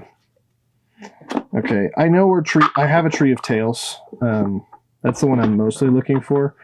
Blue and white are pretty easy at this moment to find. But, let's see. Would it be in this last one? Maybe? Armored Griffin. No. Okay. So, yeah, it was another Planechase deck I was thinking about. So now you see part of my process where I just flip through random things that I have. I'm going to do something with this Planechase Anthology at some point. Other than just get Sakashima's Student from it.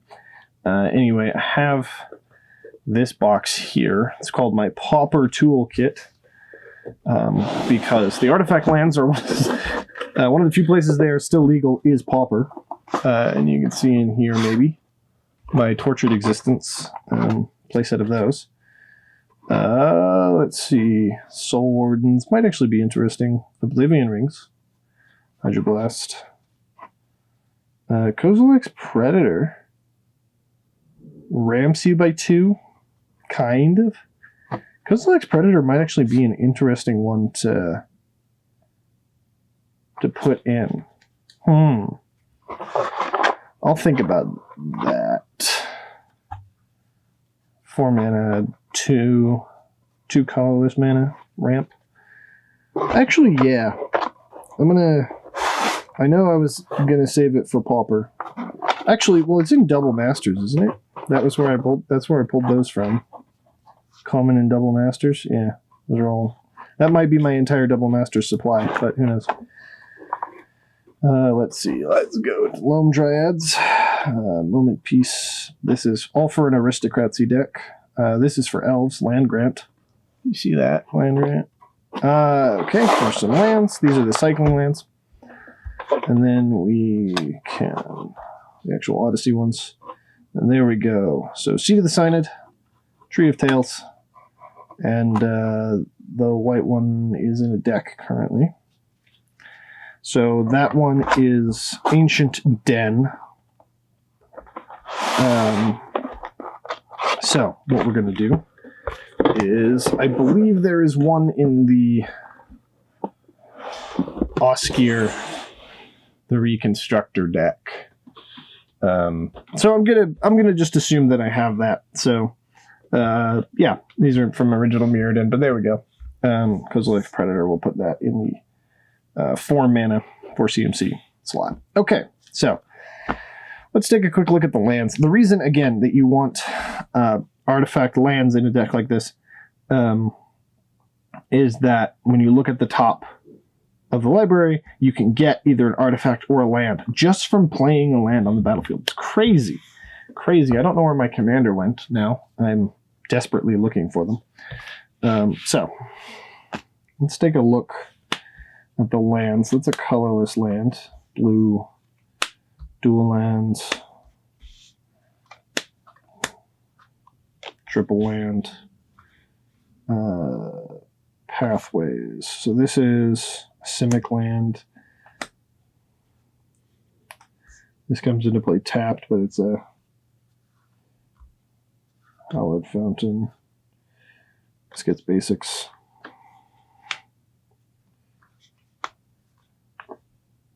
Okay, branch left pathway. I already have that. I have that in the cool one. This comes into play tapped. And it only adds white, so it's a white land.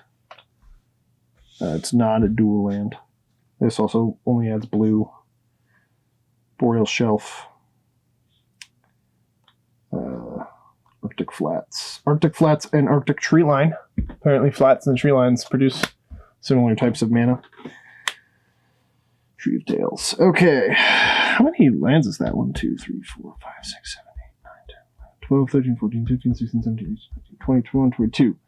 22 lands. That's a lot. How many come into play tapped?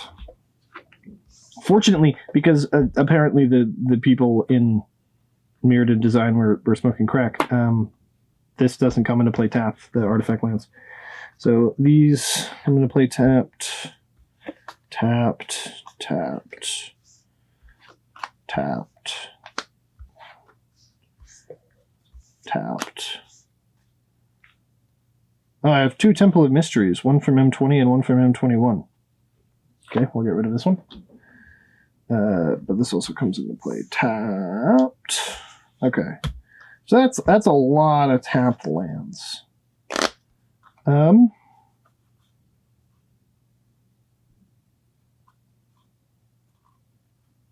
Also, why did I not get? Did I not get the?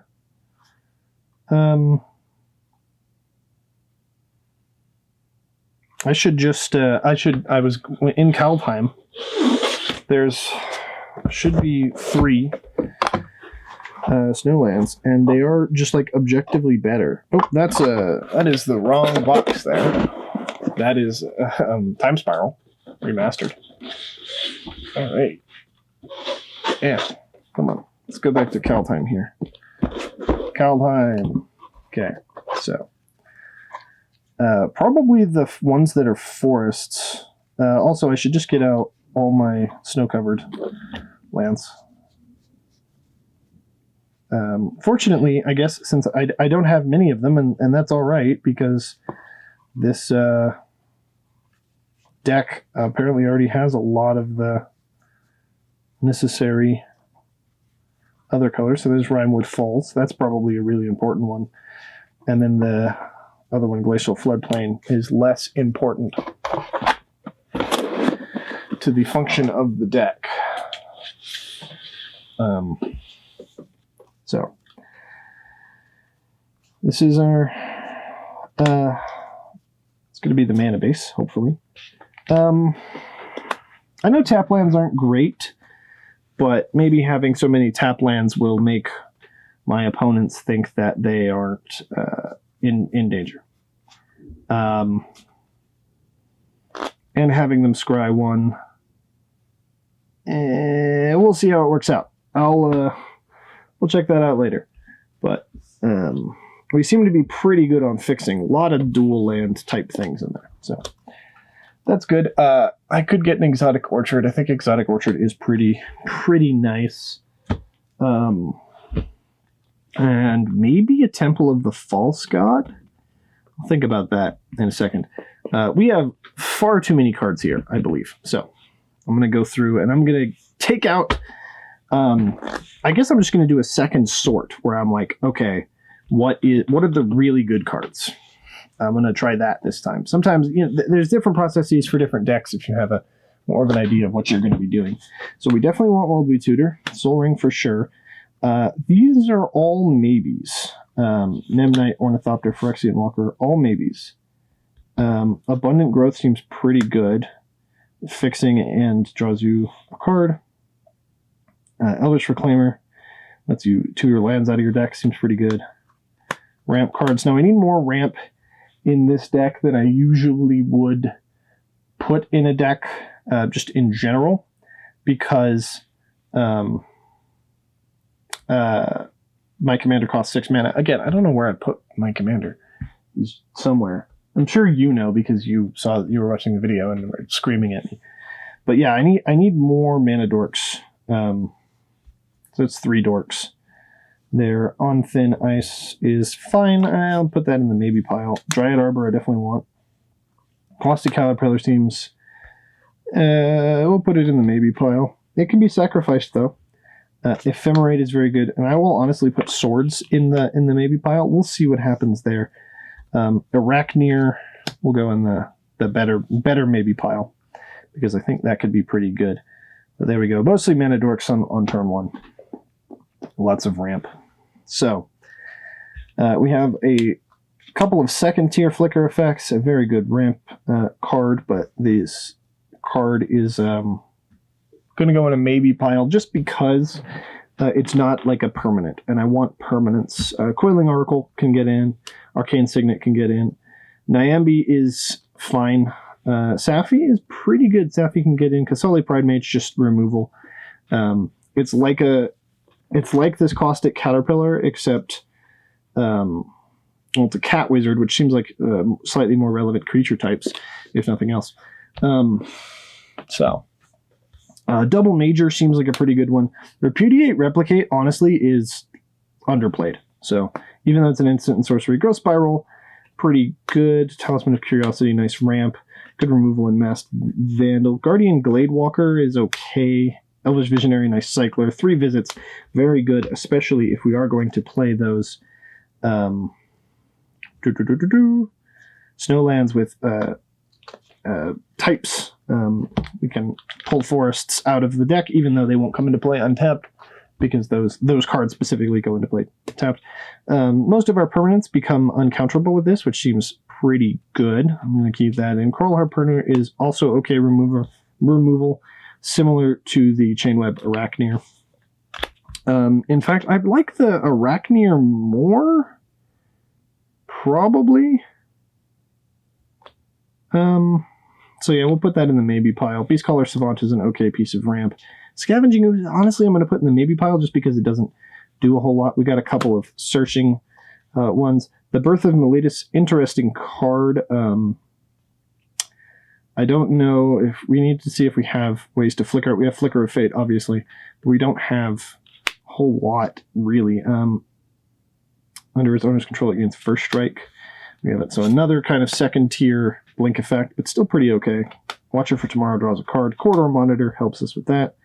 Counterspell actually can go in the maybe pile, because again, we want creatures to be doing a lot of these things.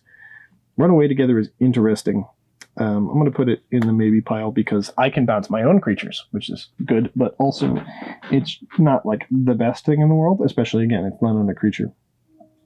Return a forest you control. Untap target creature. So I don't know how relevant that is. Obviously, it really works with Prime Speaker of Anafar. That seems great. But otherwise, might be some other things. Otherworldly Journey, kind of a second tier. Momentary Blink, top tier. Absolutely getting in the deck. Darksteel Mutation, Mana Removal, Oreskos Explorer. We'll see. We're going to try and ramp, so I'm going to try and put that to the side. Same with Disenchant. I love this art for Disenchant, but we do have Disenchants on a stick. So hopefully we're going to be using those. So I'm going to... I guess to start off, I'm just going to put everything that I have in a maybe pile like off to the side. Although I do have 2 tiers of maybe. Glittering Frost. I need to see what snow stuff we have. Same thing with Spirit of the Elder Guard. Eerie Interlude, great. Any number of creatures you control. 2 artifacts, creatures, and lands. So no enchantments there, unfortunately. Just artifacts, creatures, and lands. So that's a lot of our deck, but it would be cool if we could get some enchantment stuff in there. Eternal Witness is just great. Found out that Vesper Lark is pretty good when it leaves the battlefield. Reflector Mage is pretty interesting. You know, it's an interesting kind of removal spell. Same thing with Deputy of Detention. I don't know if I need both of those, but we'll see. Soul Herder is very good because it is a blink effect and a blink payoff in one. Risen Reef is all right. Wargate's very good. Skittering Surveyor is eh.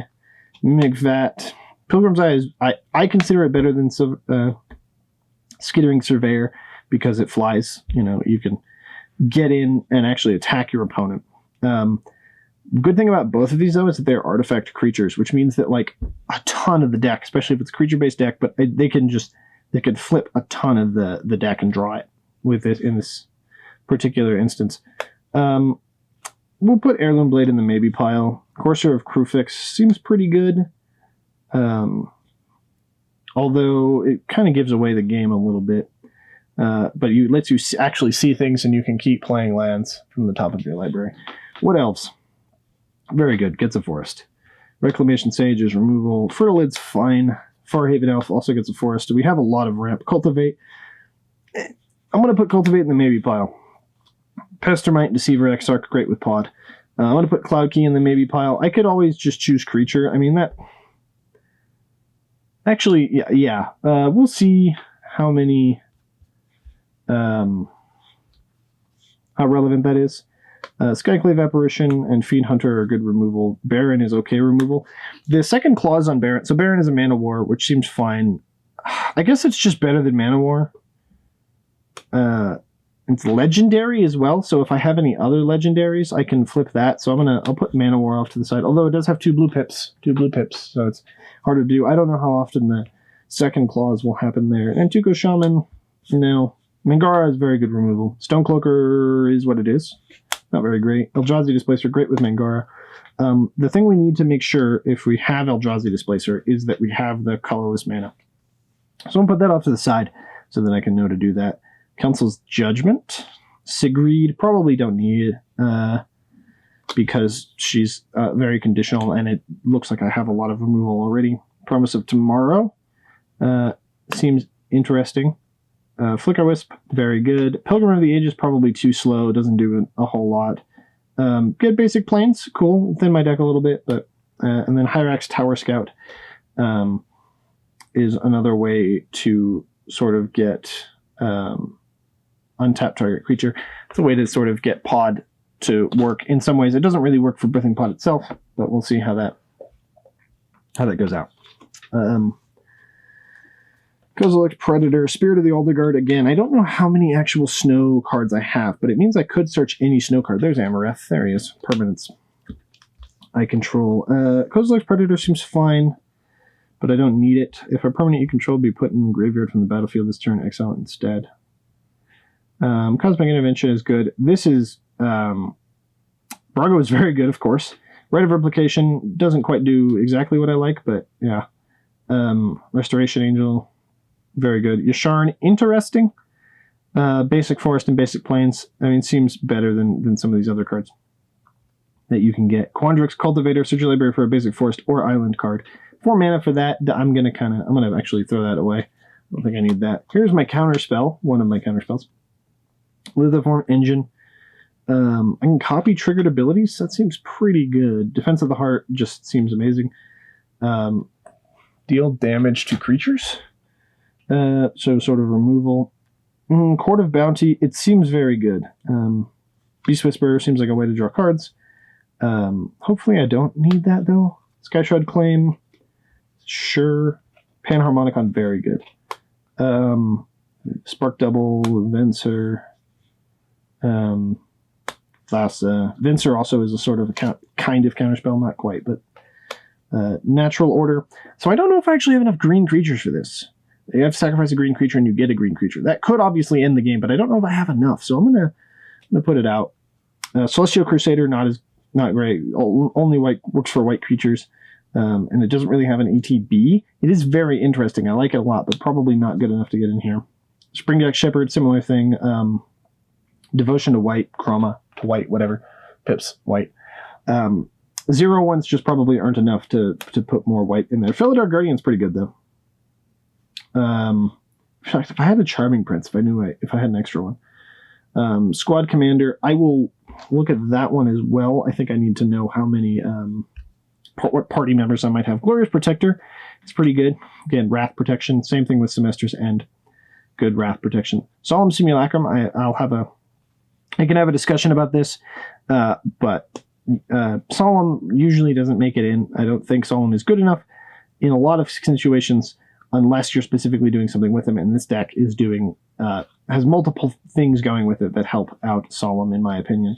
And then, of course, we have some of our pod shenanigans. So, and then Thrag Tusk we have to have because we spent so much time looking for it. Acidic Slime seems very good if you can blink it. Oran Frostfang, sure, seems pretty good. Snow Card, again, we could search it with the Spirit of the Elder card if we wanted to. Cloud Blazer, Time Warp doesn't seem that great. I'll put that in the maybe pile. Yorion is very good. Tolsimir's neat. I don't have that many other wolves, so like it would just be a kind of cool. The problem is that Voya is legendary. So if I blink Tolsimir and make another wolf, I have to sacrifice one of them. So I'm going to consider cutting that. Morit is very good. Snow Card, another one that you could search. So I might just run Spirit of the Elder Guard as a sort of tutor. Staunch Throne Guard gives you the Monarchy, which is interesting. Who knows? It's an artifact creature as well. Artifact creature that gives you the Monarchy seems pretty good. We're going to put a land card from among them onto the battlefield and the rest in your graveyard. Reach doesn't seem like it does a whole lot. Vertebra's Gear Hulk is at least fun. It distributes a bunch of counters. Seedborn Muse is a maybe, honestly, but I'm going to keep it in because it's such a powerful card. But I guess I want to keep up my flicker effects. Conjurer's Closet, very good. Precursor Golem. I can make a lot of golems with it, but I'm not sure I need it. Regal Caracal, very good. This is the type of white card. Instead of the Springjack Shepherd type, this one that you can flicker and you get a guaranteed number of tokens with upside. Pretty good stuff. Muldrifter, very good in this deck, of course. Muldrifter, Peregrine Drake, gotta have him. Vesuvian Shapeshifter is probably okay. I don't know. It is okay. It's very good. I don't know if I need to copy too many cards. Kithkin Spellduster. I have a fair amount of removal already. Cloudgoat Ranger is another one of those ones. It comes with 2 tokens. Or it comes with 3 tokens, and you can just keep bouncing it.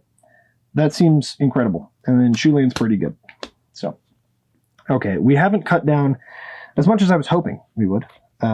So, I actually did organize these over the time I was breaking so that I actually could see them. So, yeah. And I know what my curve was. Sun Titan seems very good. Shepherd of the Cosmos seems, unfortunately, not quite as good. Obviously not nearly as good as Sun Titan. It's just an uncommon. I'm going to cut that. Whip-Tongue Hydra, destroy all creatures with flying. Seems pretty good, like a flying-based Bane of Progress, but not, and I don't know how often that's going to come up, and maybe it'll kill my own creatures flying. I mean, my dragon has flying, so I might not want to do that. Kogla fights a creature. That seems very good. I don't have that many humans, but who knows. Also, whenever it attacks, you can destroy an artifact or enchantment. People forget about that. Soul of the Harvest, just entering the battlefield seems pretty good. Sweet Golem Recluse. Seems interesting when you cast it, but again, Cascade is only on cast, so I might cut that one. Draining Welk is a very good counter spell. Like that. Austere Command as a board wipe seems alright. Evangel of Heliod, same thing with the Kithkin. Can't really justify it, especially at 6 mana with such a competitive slot. And I could put Bane of Progress in. Destroy all artifacts and enchantments. That could hurt me, but it probably hurts my opponents a lot. Agent of Treachery is a maybe. Yeah, I'll put that in the maybe. I don't know how often I will be getting up to there and looking to just blink Agent of Treachery, right? And I don't really have that many ways to cheat things into play. Phyrexian Ingester is good removal. Howling Giant is very good, but for 7 mana, there's probably better things I could do, like Avenger of Zendikar. So I'm going to put in Avenger of Zendikar instead. Thorn Mammoth fights a thing, or another creature enters the battlefield, so that's very good. Kogla doesn't do that, so Thorn Mammoth is pretty good. Woodfall Primus, destroy target non-creature permanent. But I think I'm going to go with Terastodon, which destroy up to 3 non-target creature and then I can blink it, because that's the idea if I blink it. I have no way to sacrifice the Woodfall Primus to get the best out of the Persist anytime I want to. So I'm gonna go with Terastodon here and raise Forerunners potentially to end the game, and it is just an enters the battlefield trigger. And Apex Altasaur does a similar thing. It can fight things, and you can kill 10 toughness worth of... Or you can kill a lot. You can kill 10 power worth of creatures with it. So very good card, I think. That's a lot to cut. Let's take a look, though. Let's see how much we have left. Got rid of a lot of cool cards to do this. In fact, actually, now that I look at it, Hyrex Tower Scout probably can get cut as well. So let's see. Starting from the front, how many cards? That's probably a commander deck there. Jeez. Also, I need to check party members and stuff. But let's start from the front here and see how many cards I have. 1, 2, 3, 4, 5, 6, 7, 8, 9. Get to about 60, a little more. 10, 11, 12, 13, 14, 15, 16, 17, 18, 19, 20, 21, 22, 23, 25, 26, 27, 28, 29, 30, 31. 32, 33, 34, 35, 36, 37, 38, 39, 40, 41, 42, 43, 44, 45, 46, 47, 48, 49, 50, 51, 52, 53, 54, 55, 56, 57, 58, 59, 60, 61, 62, 63, 64, 65. We'll say 65. So we're at 65 there. So that is still way too many cards. So I will need to cut these cards from this pile, because that's 66 total with this, right? So I can only have 34 lands with this pile here. So let's I need to cut cards from this pile in order to get my finishers in. So let's see what we can first. Let's see which of these more expensive cards we can probably cut. Probably a few of them, unfortunately.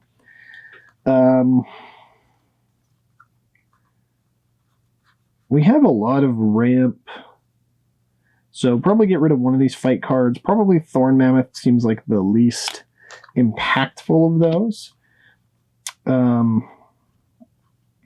I'll probably get rid of Austere Command. Hopefully things like Bane of Progress will do the trick for me. And then maybe it is just Terastodon, even though I went searching for it. I, 'cause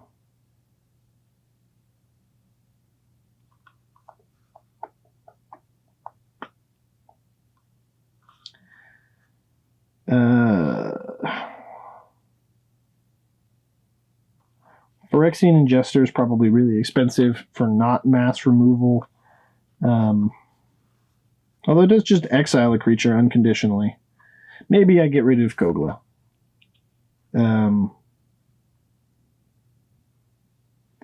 Kogla, keep Phyrexian Ingester. I guess you can't have this many high-end cards. Soul of the Harvest, probably winning when that's out anyway. Maybe it is just a Rathdodon. We'll check it out. We'll see. Okay, get rid of those. Julian's pretty good. Cloudgut Ranger's good. Karmic Guide and Revelark are what I'm doing this. Voracious Great Shark can... that can stay... This is very difficult. Seaborn Muse. Staunch Throne Guard is kind of underwhelming.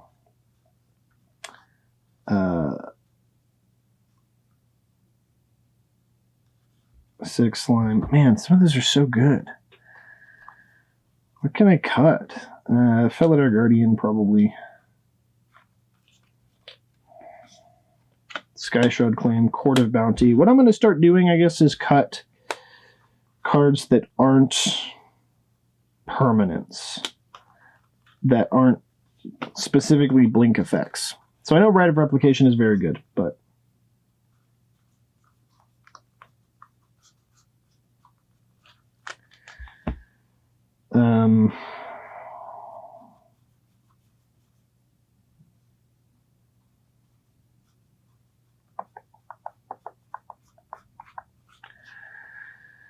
okay. Coiling Oracle's probably kind of underwhelming. Safi's good. Sorry, Repudiate, Replicate. Growth Spiral, probably. Beastcaller Savant, because I do have a fair number of artifacts and instants, so I'll probably have to decide what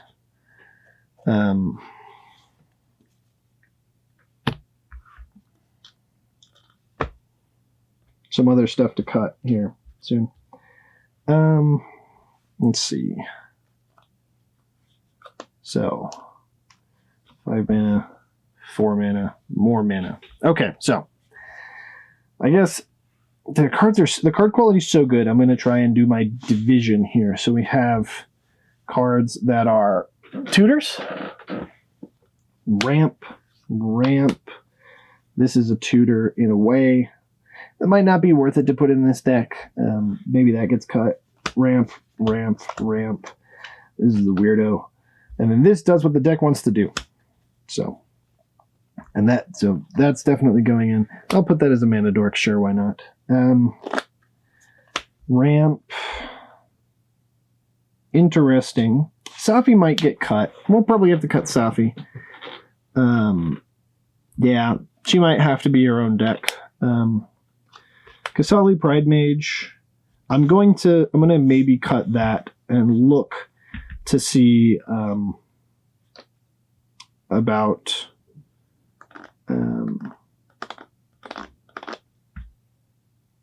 look to see how much removal I have for artifacts and enchantments, which I think is a fair amount at this point still. Double Major. I don't want to cut this, but at the same time, yeah, probably. Talisman of Curiosity is ramp. Very good. We've got a lot of ramp so far. Masked Vandal is removal. There we go. If we have a creature in our graveyard. But it's also a changeling, which is very good. Elvish Visionary is just value. 3 visits is ramp. Destiny Spinner is just but value, but not ETB value. Watcher for Tomorrow is basically the same card as Elvish Visionary. Corridor Monitor untaps a thing. Pretty interesting. Momentary Blink does what we want. So we'll put these like this. Ramp spells. We have a lot of ramp, so we probably don't need any ramp after. Pyro of Heroes is a tutor effect. Neoform is a single-use tutor. And then these are all doing what we want to do. These are our flicker effects. We have quite a pile of them right now, so we might have to cut a couple of those. Eerie Interlude, Ghostly Flicker. Eternal Witness is just value, bring stuff back from the graveyard. Vesper Lark Is any ETB do what we want to do? Actually, same thing with Eternal Witness. Reflector Mage, Deputy of Detention. Soul Herder is one that's just going to go in the deck. That's like an auto-include. Wargate. I just want to play a Wargate in a Bant deck, so. Mimic Vet is just value. Pilgrim's Eye has an ETB. Courser of Crufix doesn't actually have an ETB, so maybe we don't want to play it. I'll put that over there with a maybe. Rex Sage, that's more removal. So actually, is there any removal in here that I just forgot about? Yeah, these are both removal. So, removal, general value. Actually, what else is ramp? Pilgrim's Eye. Put it into your hand. It's fixing, not really ramp. So, Farhaven Alpha's ramp. Pestermite, Deceiver, Exarch. There's a 4-mana one, and I'm forgetting what it is. Cloud Key, probably don't need it. Skyclave Apparition. I probably have better use for it elsewhere. Fiend Hunter is interesting removal. Baron is removal. Mangara is removal. Council's Judgment. If I don't really have a good way to flicker enchantments, and I don't really have... yeah, I don't really have very many ways to flicker enchantments, so I will probably get rid of Council's Judgment. I have a fair amount of removal. Recursion value, and Flicker Wisp is actually doing some of the flickering for us. So, Defense of the Heart could be very good. That seems like a good enough value. Birthing Pod is a tutor. Lithoform Engine seems like it's pretty good value. Frilled Mystic is a counterspell, so it's kind of removal. Yusharn is doing good stuff. Resto Angel's doing good stuff. Brago, part of our engine. Actually, both Brago and Restoration Angel. Cosmic Intervention. Yeah. Panharmonicon, really good value there. Spark Double. Maybe I don't need clone effects. Maybe I just cut most of those. Venser's very good value. Thas is an engine card. Wrath Protection. More Wrath Protection. Ramp. That's kind of the end of the ramp that we need. And then Tutors. And then this ends the game. This is an engine card. This ends the game. This is a pretty good one. This is an engine card. This draws cards. Draws cards. Way to end the game. Way to end the game. Draws cards. Value. I guess we'll just start cutting shapeshifters. Probably don't need the Great Shark. As funny as it is. Good value, good value, good value. Chulane's pretty cool.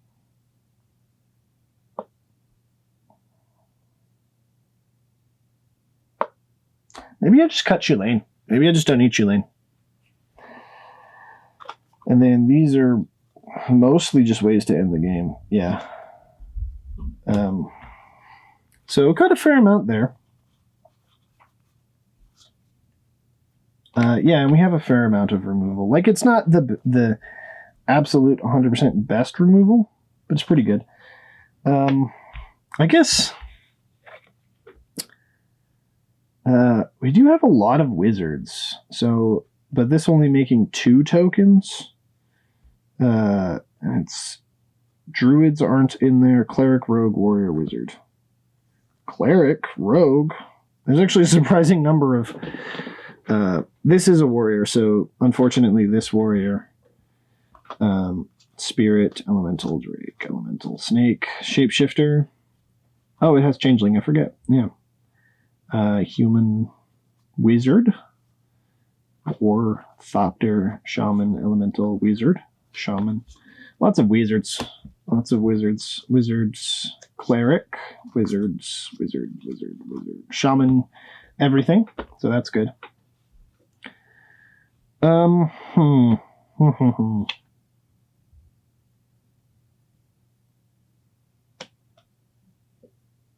gonna go ahead and say that this is a fine. I'm gonna put that in for now. We'll see, and then I'm gonna probably cut Eldrazi Displacer. I think this might be better in a mono white sort of shell or close to it, like a 2-color shell, because I want a lot of fixing and I want a lot of ramp. So.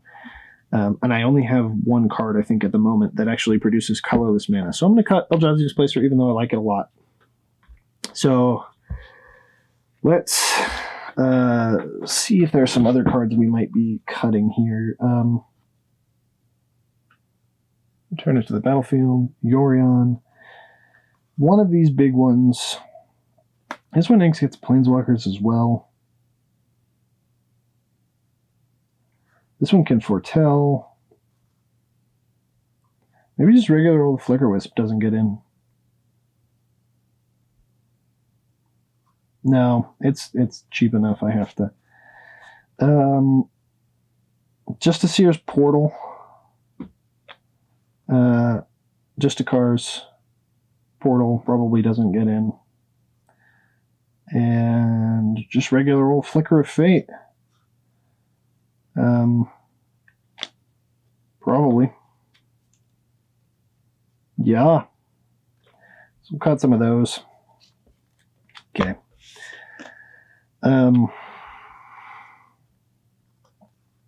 What's the untapper at 4 mana? I forget. God.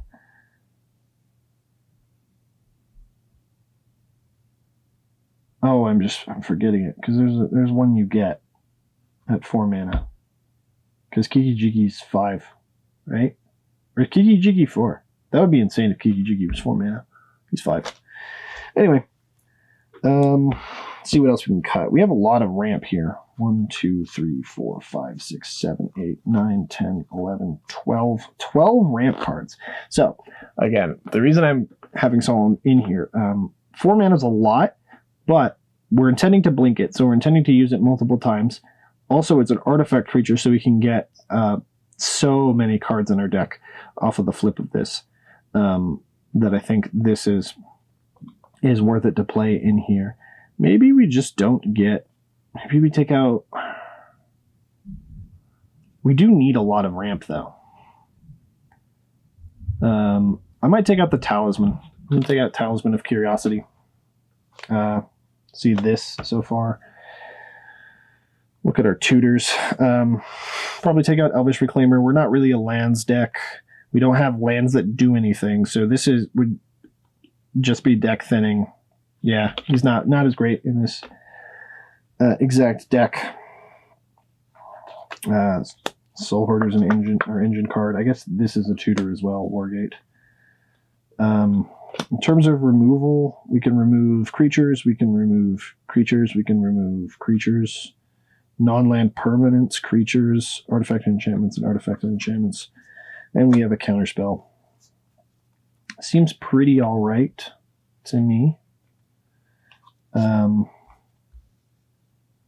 look at just some of the value. Cloudgoat Ranger, 3 Kithkins, so that's 6 power for 5 mana. Karmic Guide is very good. Revelark, blah, blah, blah.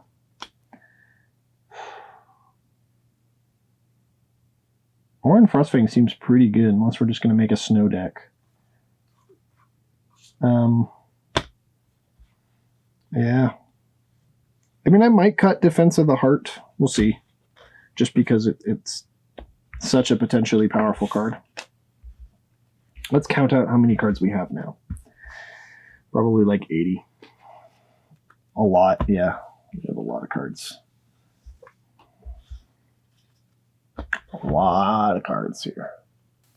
Okay. 1, 2, 3, 4, 5, 6, 7, 8, 9, 10, 11, 12, 13, 14, 16, 17, 18, 19, 20, 21, 22, 23, 24, 25, 26, 27, 28, 29, 30, 31, 32, 33, 34, 35, 36, 37, 9, 40, 41, 42, 43, 44, 45, 46, 47, 48, 49, 50, 1, 2, 3, 4, 6, 7, 8, 9, 10, 11, 12, 13, 14, 15. 15 cards. So that's 65 there. 66 with Amareth. And that's about how many cards we want in the deck. So I could just randomly cut these cards, although that is bad because those are the cards that we super want. So what cards, how many cards about are here? 1, 2, 3, 4, 5, 6, 7, 8, 9, 10, 11, 12. 12. So let's see if we can make 12 cuts. We've done pretty well, honestly. What are the first 12 cards I want to cut? Well, Defense of the Heart I can just put in a combo deck. This card just doesn't seem right, though. I'll cut Lithoform Engine because it's going to be a mana sink, and I don't necessarily know how useful that's going to be. Mimic that. Abundant Growth, we're probably not going to be blinking it very often, and so if we blink a live a land, if something happens to a land, it just goes away. That's not good. That's 2 cuts.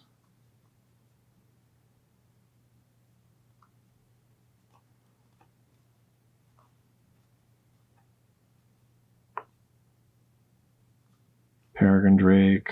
God, this is so hard now. This is not getting any easier. I guess Yasharn. Yasharn deck thins, but what else is he really doing? Not a whole lot for us.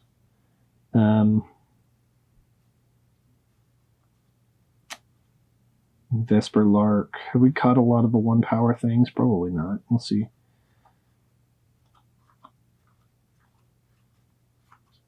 How many 1-power things do we have left for Vesper Lark to bring back? I guess we'll cut defense. Bunch of mana dorks. Is that super relevant, though?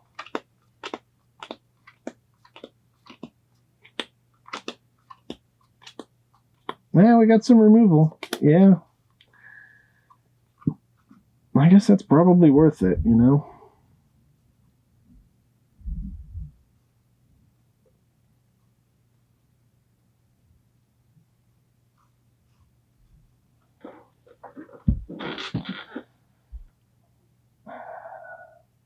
Target non-token creature. Verduous Gearhulk has the benefit of being an artifact.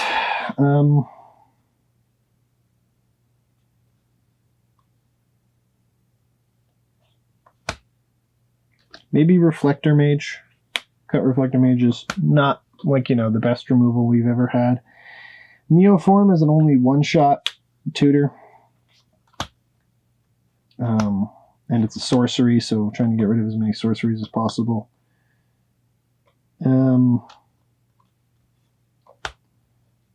Maybe Promise of Tomorrow. I don't know how much more Wrath Protection we actually need. I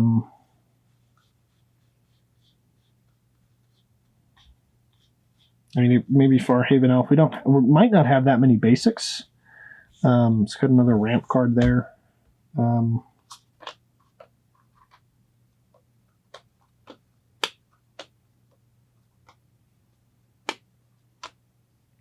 Pilgrim's Eye is also pretty unimpressive, and it's fixing less than ramp, so... and we have green. I don't know why, actually. Well, I guess it's an artifact is the real reason that I was drawn to it. How many cards is that we've gotten rid of, then? That's a lot, actually. 1, 2, 3, 4, 5, 6, 7, 8, 9, 10... Is that 10 that we've gotten rid of? Let's see how many cards we have now in the deck. I'm going to keep doing this until morale improves. Okay. The whippings will continue until morale improves. Alright. Yeah. Yeah, we have a pretty good curve as well. I think this deck just kind of laid out pretty good. 1, 2, 3, 4, 5, 6, 7, 8, 9, 10, 11, 12, 13, 14, 15, 16, 17, 18, 19, 20, 21, 22, 23, 24, 25, 26, 27, 28, 29, 30, 31, 32, 33, 34, 35, 36, 37, 38, 39, 40, 41, 44, 45, 46, 47, 48, 49, 50, 51, 52, 53, 54, 55, 56. 57, 58, 59, 60, 61, 62, 63, 64, 65. So three more cuts potentially.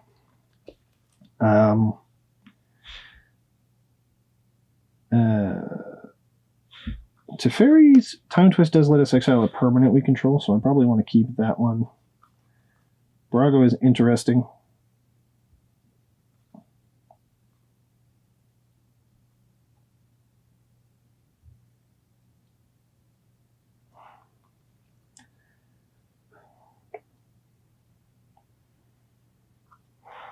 There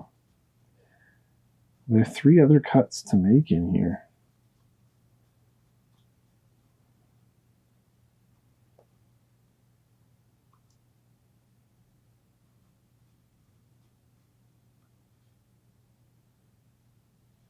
Well, maybe we consider Dryad Arbor a land, so we'll put in a Thorate. Revisits.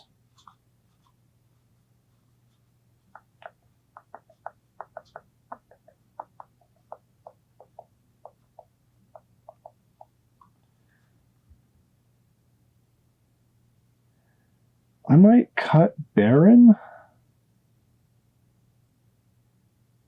No, Baron also gets rid of a Planeswalker. That seems pretty good. This is where it gets super difficult. Super, super hard to me. Because this is such a good deck. In my opinion, at least. You know, at the moment, it seems just really nice. Really, really solid. I probably should cut one of the more top-end cards. I probably should cut the Altasaur, because I really don't have a way to get that out. Momentary Blink gets in. And then Otherworldly Journey. I mean, I can get rid of an opponent's creature that's attacking me.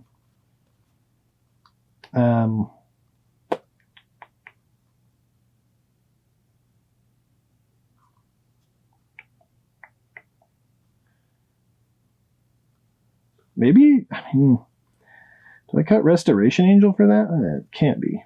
Can't be the right thing to do. Okay, I'll cut Otherworldly Journey. Let's do that. So this is 66. Apex Altasaur is just too expensive. I want to cast it. So this is 66 cards right there. And then lands 1, 2, 3, 4, 5, 6, 7, 8, 9, 10, 11, 12, 14, 15, 16, 17, 18, 19, 20, 21, 22, 23, 24. And then we'll have 25. 25, because we'll have the white artifact land. 25. So that means that we only have 9 spots for basics. So 3, 3, and 3. Probably want more forests, but we'll check it out. I'm honestly, I'm ready to run it like that.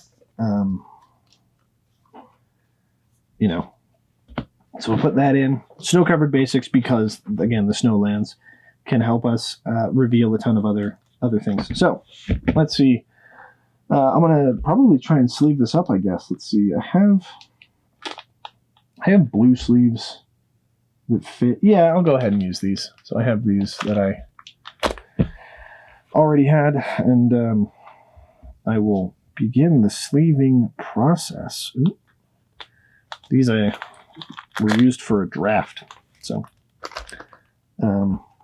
and yeah, and they fell on the floor, so that was great. But they've only been used once. They've only been shuffled once. So cool. I will sleeve this up, not make you sit through it, and come back and let's do some test games. All right. For once, I was actually correct, and it seems like that was the correct number of cards that I actually got to 100 on one of the first go around. So I'm going to give it a little bit more of a shuffle here. I did do some pre-shuffling, so this shouldn't take forever. Again, no real need for you to watch me shuffle each and every time. Do the first shuffle, the ceremonious one. All right, so put this here. Then we cut. Okay, give it a cut. Let's see what we get for our testing. Oh, that is not the hand that we want to see. Ooh. Ugh. All right, no lands. Clearly we did not shuffle well enough. There were some lands below it, though. Commander, you get a free mulligan. That's always nice. I believe that is the actual official ruling of Commander. Now, of course, there's no play group I've ever played with that actually doesn't let you do that if you want to. Probably could have put Path of Ancestry in here, although I don't have many dragons, so I wouldn't get the secondary ability, but I guess it does enter tapped as well. We'll see. I think the fixing, honestly, is pretty good. I have a bunch of non-basic lands, which is one of the reasons I believe I cut Farhaven Elf. Yeah, I cut Farhaven Elf because I knew I wasn't going to have that many basics if I kept the current pattern. Now, maybe I do need a Farhaven Elf type effect, and as it turns out, did I cut Rampant Growth? I might have just cut straight up Rampant Growth, but I have enough Mana Dorks, and hopefully the Mana Dorks will let me pod into things. That's part of the idea. Okay, that's not a great way to start, but it is a start.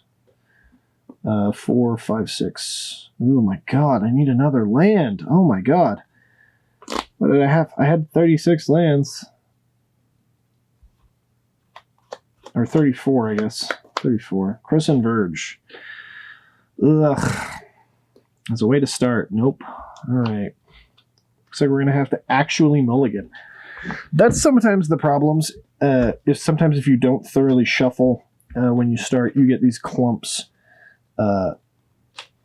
That's why people pile shuffle. That's why there's all sorts of things about it. And I guess I should have shuffled a little better before the camera came on so that you wouldn't have to watch me shuffle. And you still don't have to watch me shuffle. You can skip ahead in the video, or you can just stop watching the video, I guess, if you get bored. I'm sorry if I did that.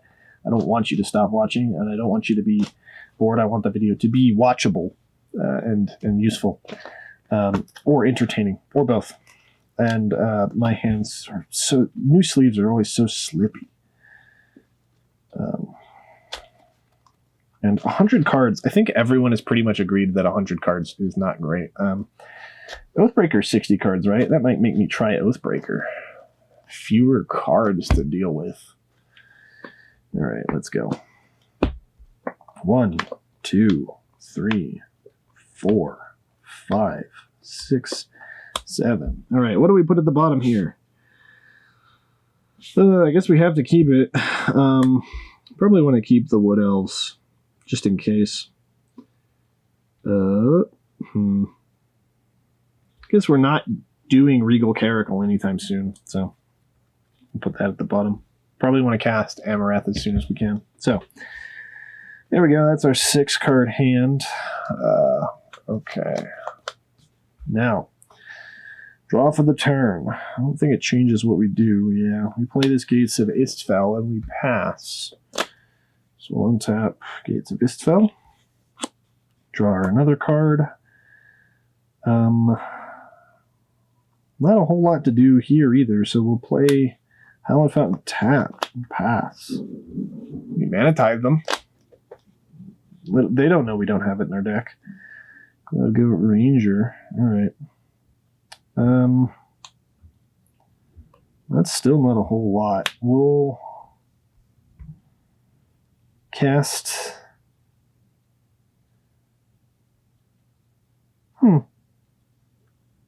Up to one other. Okay, that's unfortunate. We'll cast Baron. Bounce one of our opponent's things. Annoy them. And then we will pass the turn and we'll untap. Draw a card.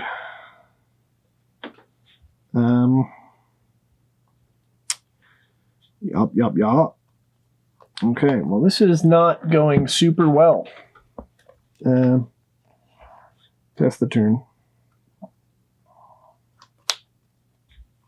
At some point I'm going to assume, well, that's not the correct way to cast it. The correct way to cast it would be this way.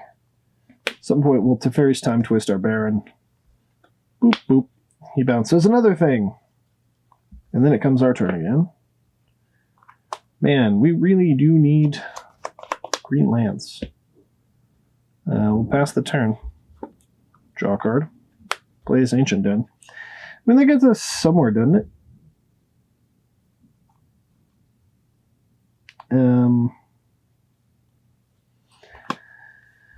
We can cast this Squad Commander. Make 2 tokens. Seems pretty good because we have a warrior and a wizard.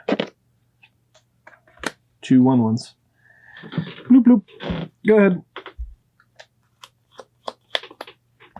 Yeah, untappy, draw a card. That's fine. Watcher for tomorrow. Look at the top 4. There's got to be something in here. Nope. Wow. I guess Vannifar. I mean, I don't know what else we're going to do.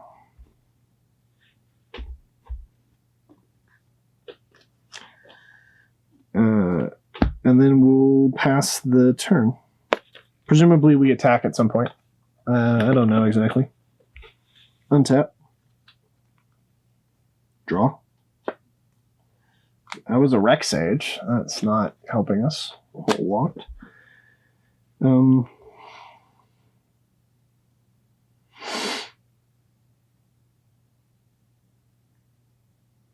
Okay, well, we'll pass the turn. At the end of our opponent's turn, we will cast Eerie Interlude. We'll bounce all our things. We'll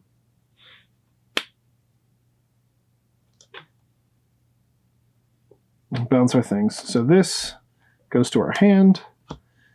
We return everything. I shall stack the triggers so that we make 2 tokens. And then we will have Baron target the Watcher for tomorrow. And then Watcher for tomorrow's trigger will go on the stack first. Or will resolve first. So we have these cards. Okay, finally. So we'll put this one under the Watcher for tomorrow. Oh, okay, that's fine. We'll put these underneath. Baron will make our Watcher for tomorrow bounce back to our hand, and we get this card in our hand. And tokens. Untap. Draw a card. Seems good. Okay, we will play a Branchcloth Pathway.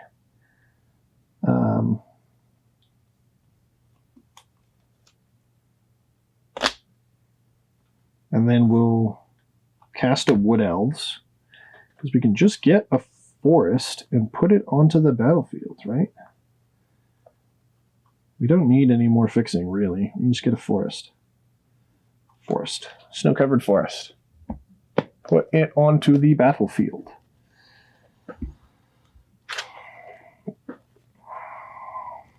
So that's really what we needed to get going there.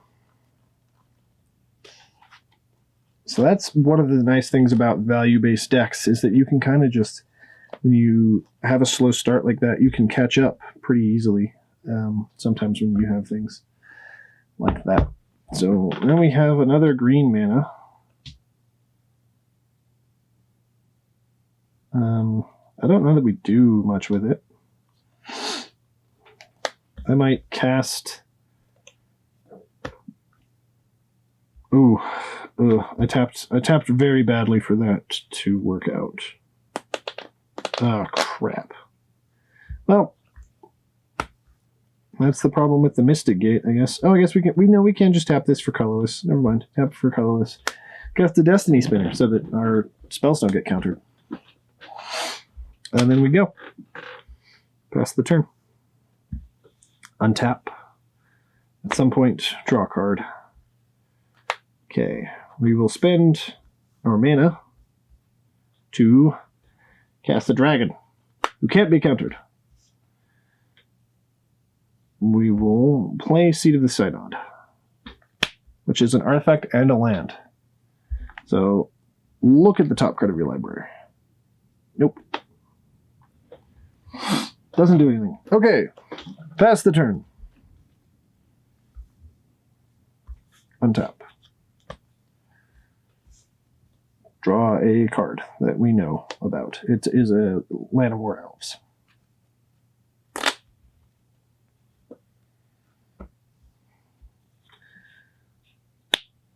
We will cast a Land of War Elves, which is a creature. So we can look at the top card. It is a creature. We'll reveal Glorious Protector. put it in our hand.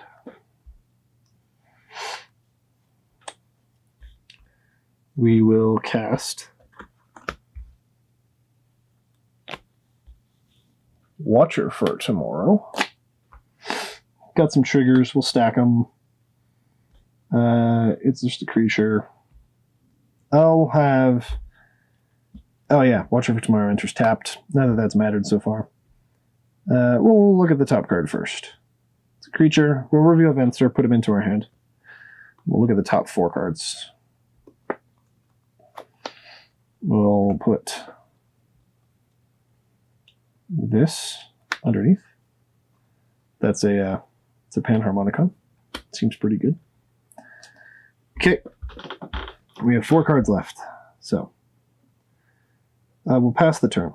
So, and we have 7 cards in hand still. So this seems pretty. This is like a pretty good situation here so far. You know, we're a little slow on actually getting the colors that we needed, but now, like, you know, I can cast either the Restoration Angel or the Glorious Protector, and then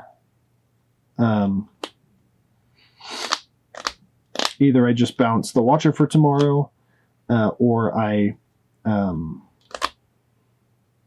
can bounce Amareth in response to removal. I can get rid of my. I can, you know, get rid of the whole board, and then, you know, get some stuff. So that seems to be going pretty well. Let's see what our next couple cards are. Bangara, Cloud Blazer. That seems pretty good. Okay, I think we have a lot of value there. Now that was just a slow start, and I want to see if we can get a better start. I think we're in an okay position. That, you know, late in the game, but that was late in the game. Ooh, this sleeve split. That's unfortunate. Ultra Pro. These are Ultra Pro Eclipses, by the way, which I typically find are very good sleeves. But occasionally they do split like that. All sleeves do, I think, though. Well, we'll see. I have some Cadency Hyper Mats that I ordered that are here that I'll try out for the next deck. But blue just seemed like such an appropriate color for this deck. That was one of the things that I liked about it. So, yeah, let's see if we can get another a good one in so that we can start off strong and get aggroed out of the game. Our opponent can just attack us. All our opponents will attack us and then kill us before we even get to play. That's a good way to start that, but... Oh, that's all right. Okay. One more land, please. Okay. That's not the land I wanted, but this is a good hand, and we'll keep it. Yeah.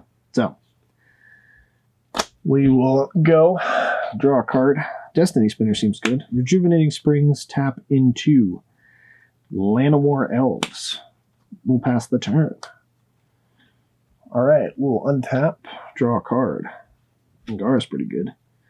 Alchemist of Refuge into Wood Elves, which gets us a forest. I probably want a whitey, bluey, or whitey. Yeah, I probably want a white card, something you can tap for. Something you can tap for white, just in case to future-proof things. So there we go. Arctic Treeline. That's one of the benefits. Now, Arctic Treeline does come into play tapped, so that's unfortunate for us, but we're ramping. It's pretty good. We don't have any other lands in hand, but we'll see what happens.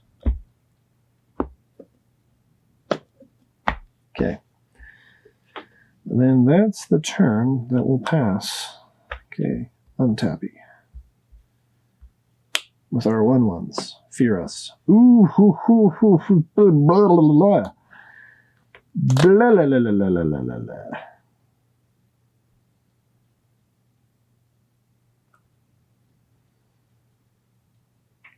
That's a good one.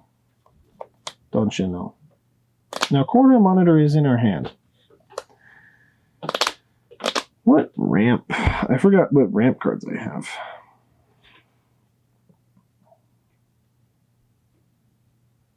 Like, do I even want to activate Birthing Pod?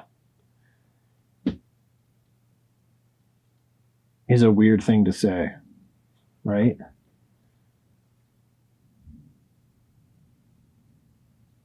I can just...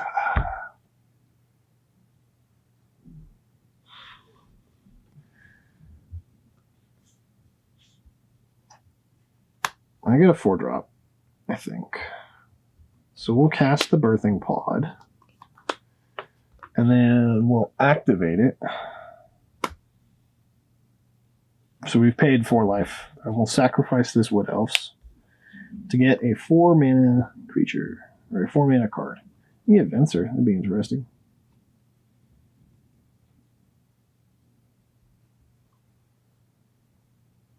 We have to get a 4-mana creature. That's how that card works.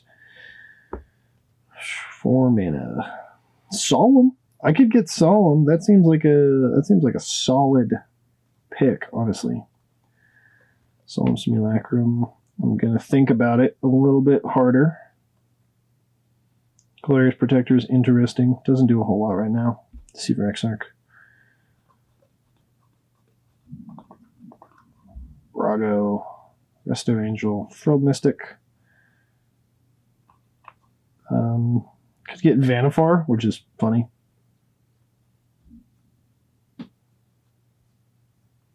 Yeah, we'll get Solemn, and then we'll get a basic.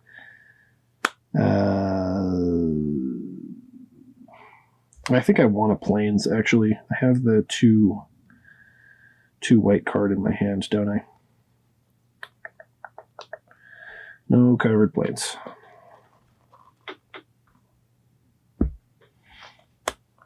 Right, and that's... Yeah, and I have 2 green. I guess I could get... Yeah... yeah, we'll get an island, because that way we can cast the friggin'...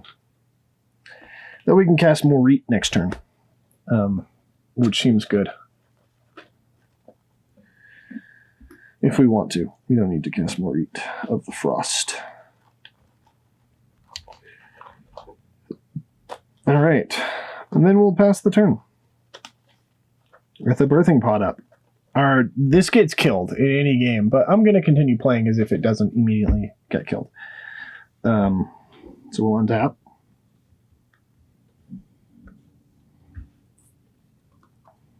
We'll draw a card. Avacyn's Pilgrim, you say? Avacyn's Pilgrim.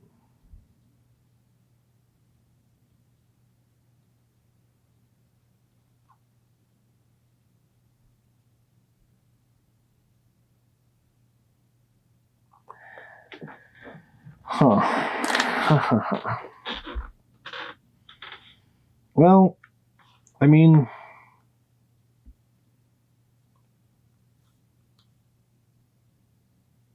Yeah. Okay. Well, we'll activate Birthing Pod, right?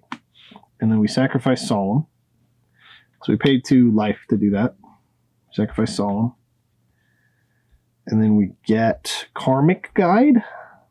Oh, so Solemn triggers. Sorry, Solemn triggers first. I haven't shuffled the deck. You saw that, but in a game that might not be cool. Solemn triggers. We draw a card. So we get Vanifar.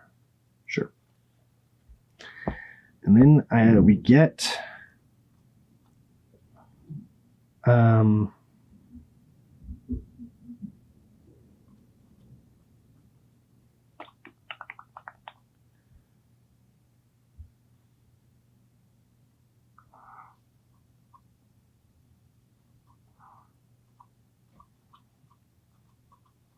it's got to be a 5-mana thing. I mean, we could that would be funny. We could get Acidic Slime. Oh, Cloud Blazer's pretty good too. Get Cloud Blazer.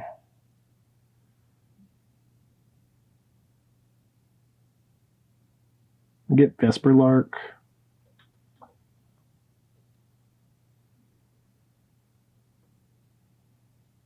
Oh, we can't get Vesper Lark. Sorry, that's not how that card works.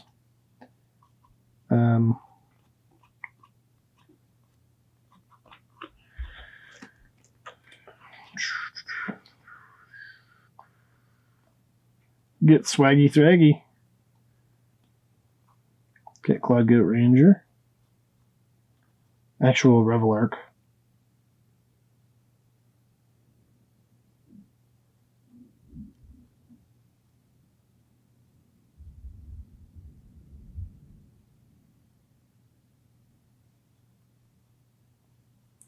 we'll get Karmic Guide, which will return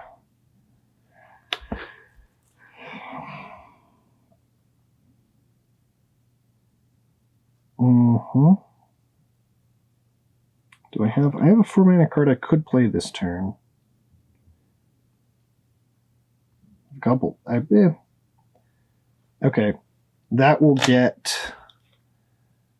return Wood Elves, which will get us a forest.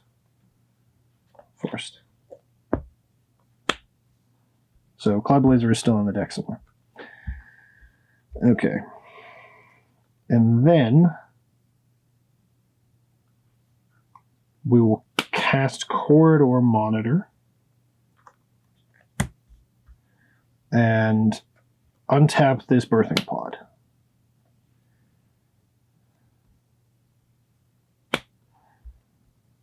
Then we will sacrifice Corridor Monitor to get a Pestermite to untap this Birthing Pod.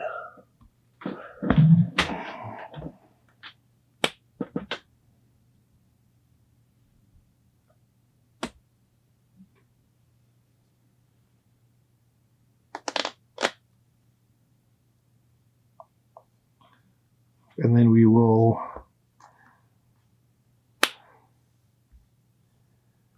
activate Birthing Pod, sacrificing Karmic Guide to get a 6-drop. Again, this is why this card does not stay on the battlefield. If this card stayed on the battlefield, your opponents might as well have just conceded the game in some cases. And this isn't even a deck that's meant to take advantage of that. I mean, it is, but it's not like a combo deck, right? I could have comboed potentially. Do I not have? I must have a 6-drop. I kept a 6-drop. Please let it not just be draining well. Oh, Sun Titan. Okay. Ooh, boy. All right. Sun Titan. Hit Sun Titan. Converted mana costs 3 or less, you say. From your graveyard to the battlefield. So our only option is Corridor Monitor. So we'll return Corridor Monitor. We'll untap Birthing Pod.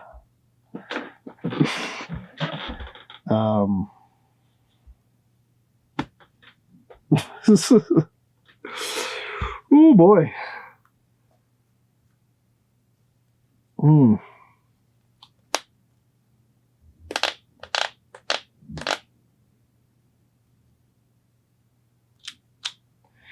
I mean, what are we here for but to do this?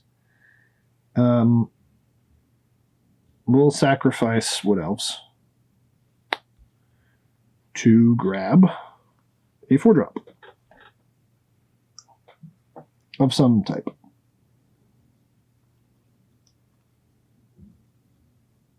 So I've found the weakness. The weakness is we do need a 4-drop untapper, and I know that there is one, and I'm forgetting what it is.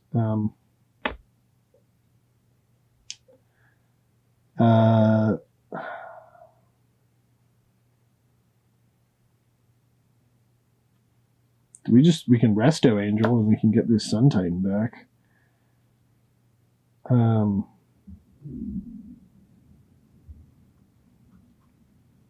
Seems pretty good.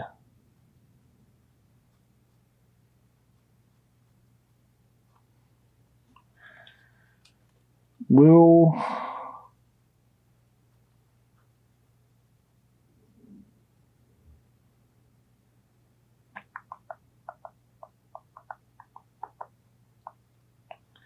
looking through all the cards. Venser doesn't seem that good. Yeah, so we'll Restoration Angel, blink the Sun Titan, bring back Wood Elves to get a forest into play, untapped. That is if we want it to be. We could just get one into play tapped, but there we go. We'll get a forest. And then we will use that forest to cast Avacyn's Pilgrim. That was a turn. That was a turn. Right there. Now you see the power of Birthing Pod, but I didn't win the game. I just have a bunch of cards on the battlefield now. I cycled through like most of my deck. And we passed the turn with this deck, with these cards on the battlefield. All right. We'll untap. Again, if they don't destroy Birthing Pod, they have made a mistake. But we're assuming they haven't, because I want to see what the deck does. Draw a card. Okay. Alrighty. So, can we cast our commander? Yes. Right? 6. This is 6 mana. And it can have white, green, blue. Yeah. Okay. So we cast our commander. We still have 2 mana remaining, so we cast our commander. Woohoo! Okay. And then we will play a snow-covered island, which will trigger our commander. We can look at the top. It is a land. We'll put that into our hand. We will use that land to activate Birthing Pod, to sacrifice Corridor Monitor.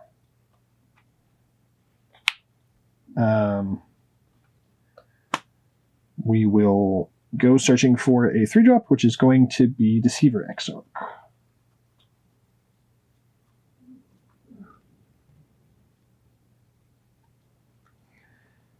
Deceiver Exarch.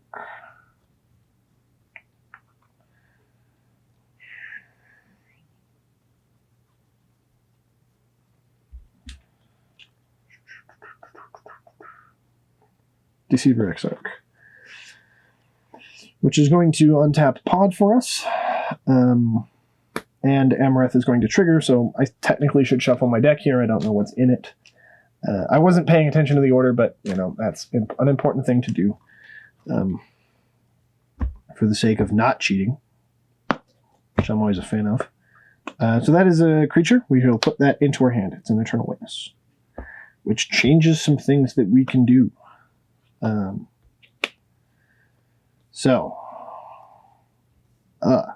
What do we do now? We'll activate Birthing Pod. We will sacrifice our Restoration Angel to get a Peregrine Drake to untap our lands.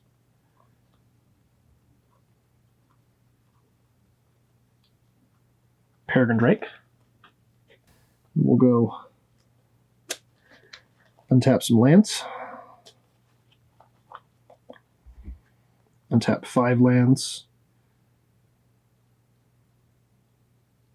That's 5.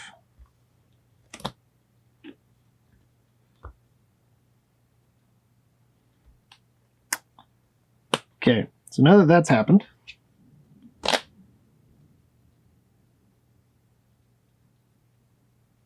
we can cast things.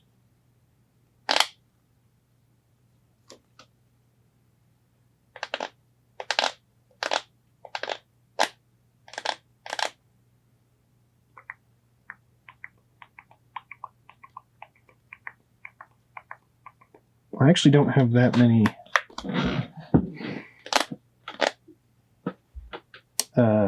things that do a whole lot in my hand.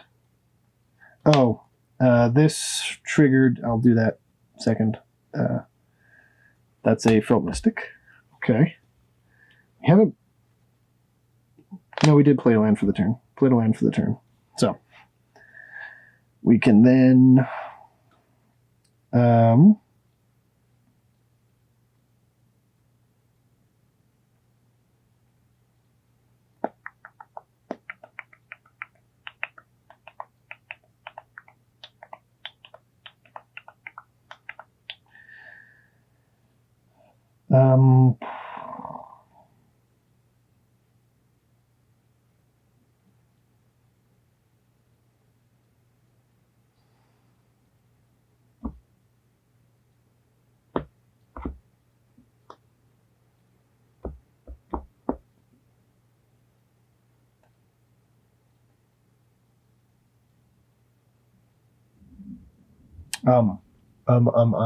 I am debating what we do here. There's a lot of good stuff to do.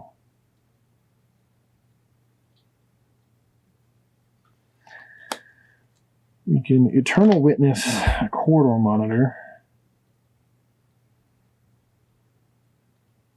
to get us where exactly? What are we going to do without finding out? So we'll Eternal Witness. We'll look at the top. Semester's End is an instant. So we'll get a Corridor Monitor back. We'll cast it. We will untap Birthing Pod.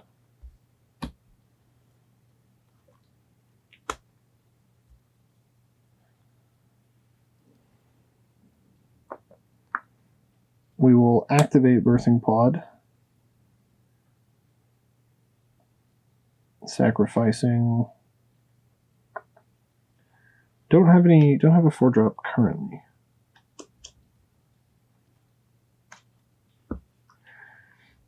So we'll sacrifice Wood Elves to get a 4-drop.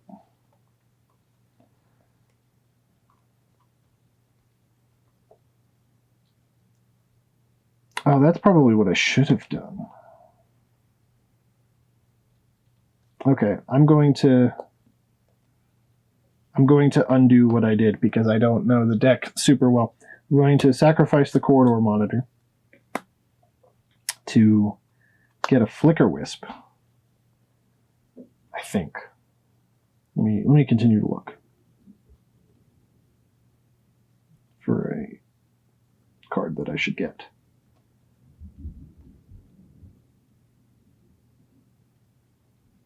Ooh. I didn't have a 4-drop though. That was my problem.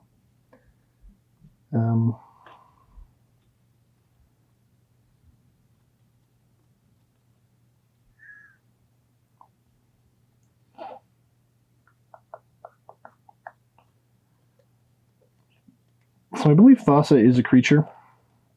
So yeah, I'll do what I was going to do. Get a 4-drop. I could get Brago as well. Brago seems good. But and Revelark is a 5-drop. So we'll get Thassa. Thassa enters the battlefield. Devotion is not enough. No, Devotion is enough. Just enough. So she is a creature. Anyway. So she enters the battlefield as a creature. Amareth triggers. Let's look at the top. That is not a creature or an enchantment, it turns out. And then we shall go, I guess, to the combat. We'll attack with Sun Titan, bring back Wood Elves, get a forest. Doesn't really matter if Sun Titan lives or dies at this point. Do I have any basic forests left? Potentially. I think I have one. Yes, there we go. So we'll get a forest. Although it doesn't matter. Sure. Because I can't do anything else. But the forest will enter the battlefield. And I will look at the top card of my library again. And we'll see what's up there. It's a Mimic Vat. So it is not anything. Maybe, yeah, so not a snow or a thing. So, and then I go to my end step. I can blink a creature. I'll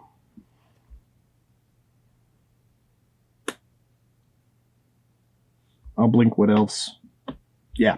So, that's a very good showing for this deck, I think. It's a lot of heady stuff, a lot of thinking. I really like the complexity, but I also like the fact that it isn't like a combo deck.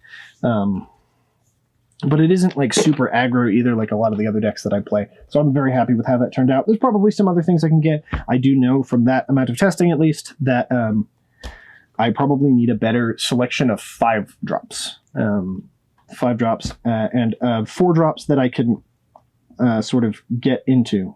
4-drops for sure that I need to. I can untap Birthing Pod. There is one that does it, and I forget what it is, and that'll haunt me for the rest of my days. Anyway. That was super fun, I think. Maybe I will tweak it a little bit and record another game. We'll see.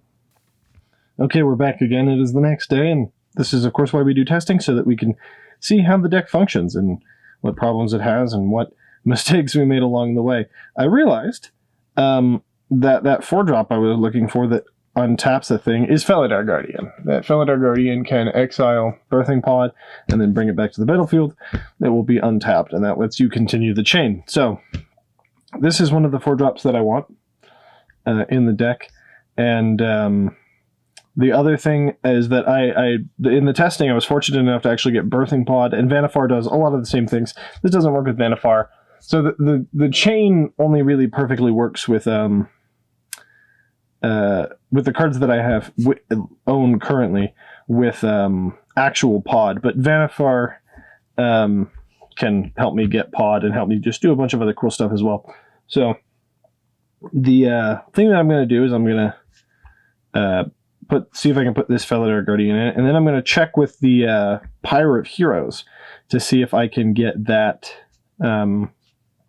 see if I have the right tribes, the right creature types to actually get that to work. And then I actually brought the Modern Horizons box out of its other storage location so that I can look in it and see, because I realized that there are also changelings in there, which might help with the Pyre of Heroes thing.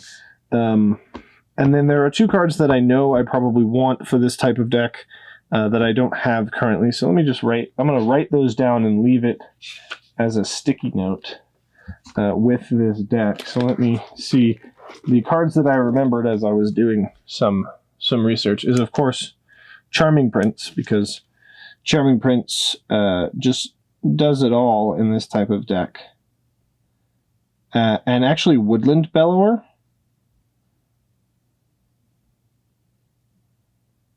Because you can just keep getting, I mean, you can do a lot of crazy loops, probably Woodland Bellower.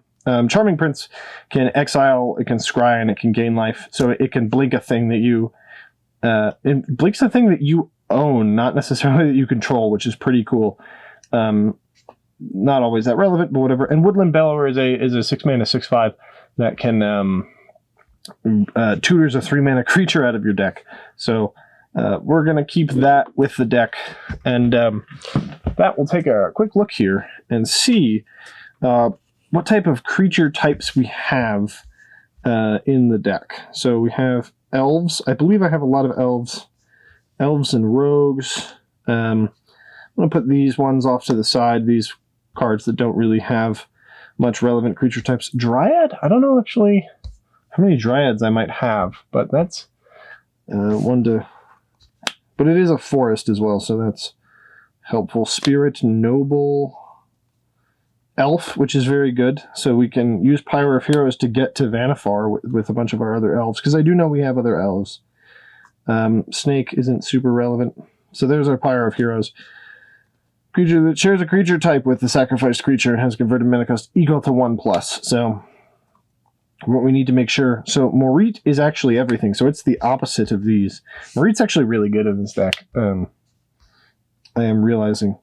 So Elemental is just 1.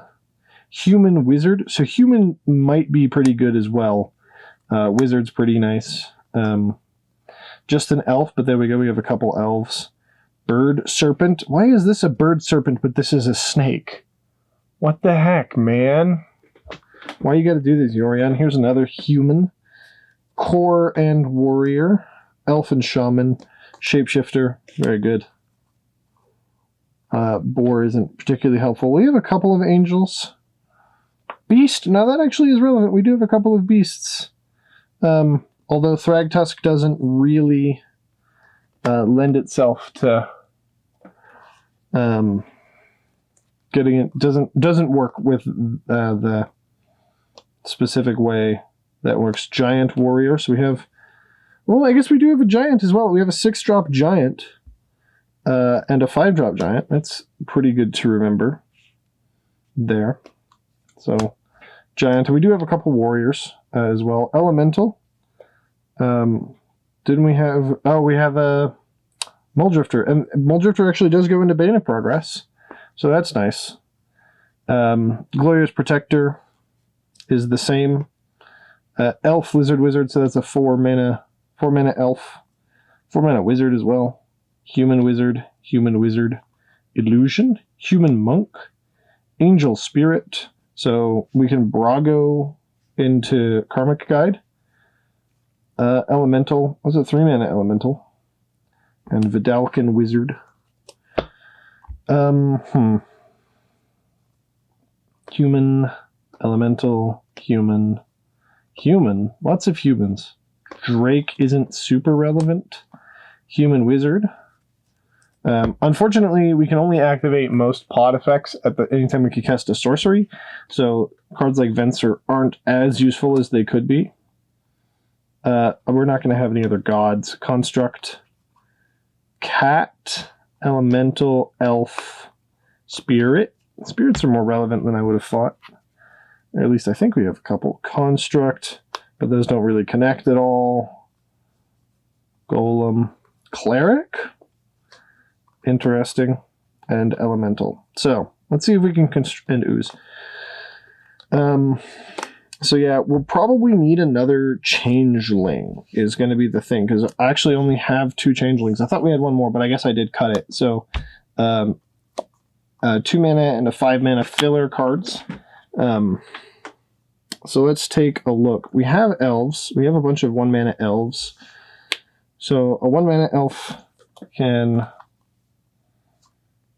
get us into a 2-mana elf. We have a 4-mana elf and a 3-mana elf. So we have this chain that we can interrupt. A 4-mana elf, we can get more Reet with that. So we can get any other thing there. We also can end up getting Vannifar, which is probably the best elf for us to get. Vannifar, an ooze, gets us to Acidic Slam if we wanted to do that with Pyre of Heroes. Reclamation Sage is also a good 3-mana elf there. Lots of wizards. So the elves all appear to be shamans. Do we have any other shamans?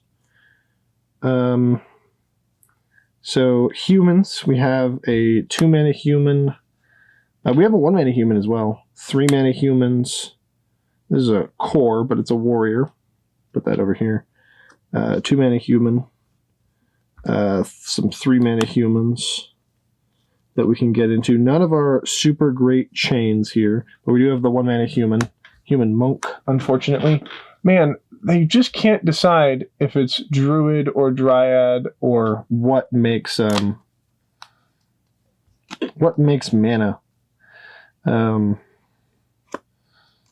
Spirits, giants, we have the one, but that does, you can go from Morit into the giants, which is super nice.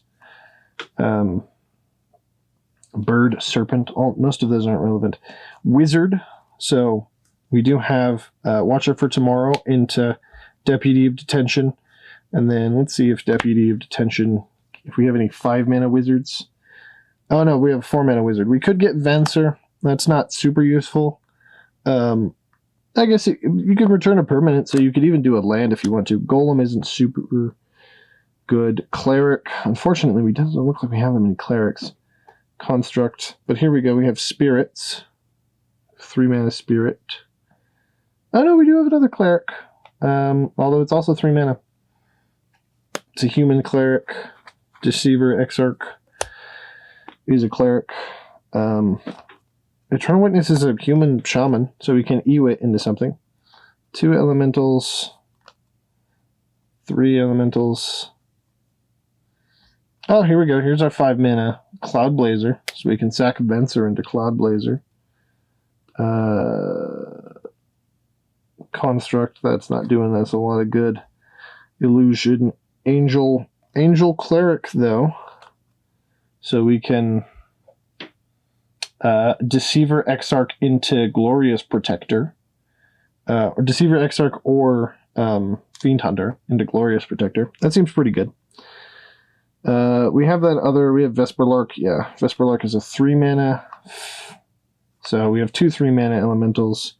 Yeah, so that line isn't going to get us anywhere. Oh no, we have a 6-mana one. So 5, 6, 7. Oh, we have another 5-mana one here. So yeah, we have a couple of options there. They're all elementals, though. So we need probably a 4-mana... a 4-mana changeling is probably what we need, which is exactly what I'm looking for. Rogues. There aren't that many rogues, unfortunately, for Pesterbite. I don't really see any. There might be an elf rogue somewhere. Yeah, I don't see many elves, unfortunately. Or many rogues, sorry. And then Brago is a spirit noble. I said spirits were relevant, but they don't seem to be that many of them. Beladar Guardian can go into Regal Caracal or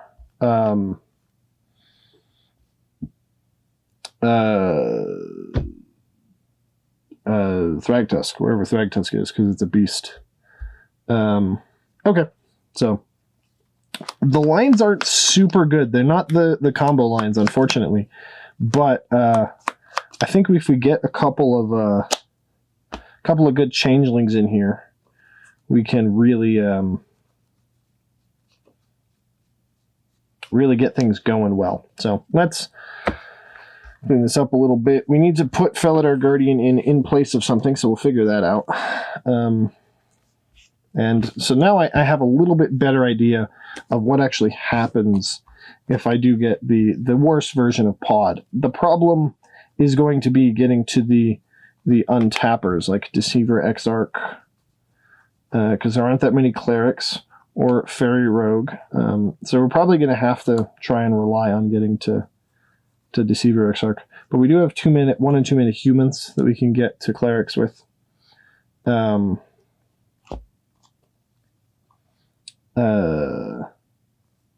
Flicker Wisp doesn't exactly do what we want. So yeah, we'll have to figure it out. Have to figure a little bit of it out. Okay. Put these cards back. And then I'm going to look at my Modern Horizons box, like I said. Okay, so here we go. Modern Horizons.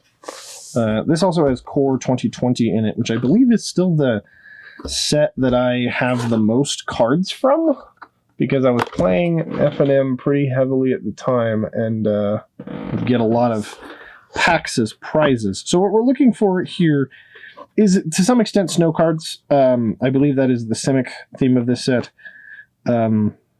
But more changelings, which were in all of the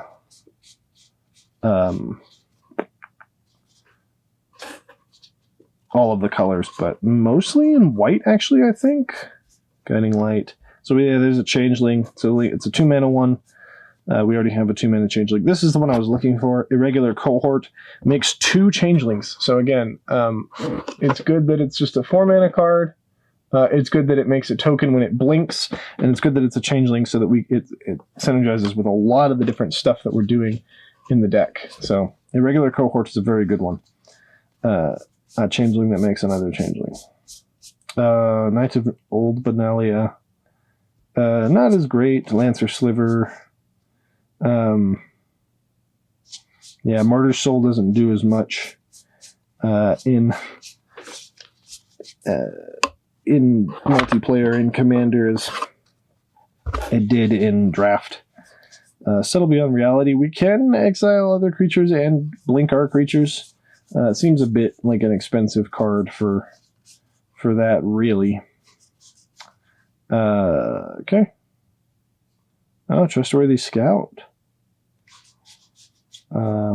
Valiant Changeling. Has double strike and 1 less to cast. No, not as good. Walls. Human Soldier. Yep. Okay. Blizzard Strix. Exile target permanent other than Blizzard Strix. Blizzard Strix is a maybe, actually. It does blink a thing. You have to wait until the end step. But, there have been worse cards, and it synergizes in a couple different ways with what we have. Yeah, this is just the mill Iceberg Cantrix. Man O' War. Our regular old Man O' War. a Neurophage, Phantom, and Ninja. Pondering Mage is an interesting blink target. It's not that great. 5 mana is a bit.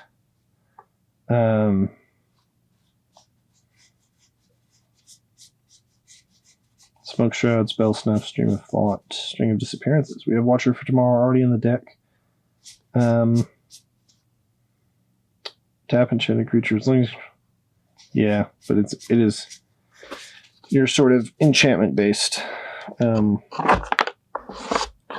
Okay, let's see here. Urza's Rage downshifted. Not relevant for this deck, but a fun deck. Fun card. Trample and Indestructible. Conifer Worm. Waxes the number of snow permanents you control. Not doing a lot, really. Why are these black cards in here? Interesting. Excavating Amareth, you can sacrifice a land and threshold stuff happens. Frostwalla doesn't do anything on enter the battlefield. Snow permanents now. Regrowth is cool. Man, why is Regrowth? Anyway, Rime Tender, untap another target snow permanent. So, not just lands, pretty good. Settled Rime Stag is a snow creature, but it's not like super relevant. Tempered Sliver. Tornado. What? Tornado. Destroy target creature with flying and cycling. Interesting. Okay, so let's get to basically the end here. Treefolk Umbra, Treetop Ambusher, Trumpeting Herd, Weather the Storm, good for Pauper. Abominable Treefolk, wow, just ended up right there on the snow creature. Abominable Treefolk's power and toughness are each equal to the number of snow permanents you control. Sure, not great. Enters the battlefield, tap target creature and opponent controls that creature doesn't untap. It's fine. I don't think it's great. It does some stuff. I don't know if it's the right stuff or enough stuff. I said Golem. Universal Automaton's interesting. But okay, so there we are. I think we've got solid ads. Let me look at Blizzard Strix actually. What does Blizzard Strix do? So Blizzard Strix blinks a thing. It's also a bird. What bird? Do we have any birds? Treefolk is not a very good creature type to have. Didn't we have one other bird? Wizards, beasts, snakes, forests.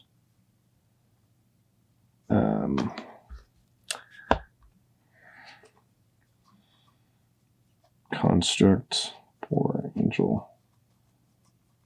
Oh yeah, we did. I remember it now. No, well, no. Is Yorion a bird serpent? Was that what I'm overlooking? Is Yorion a bird serpent? Where is he?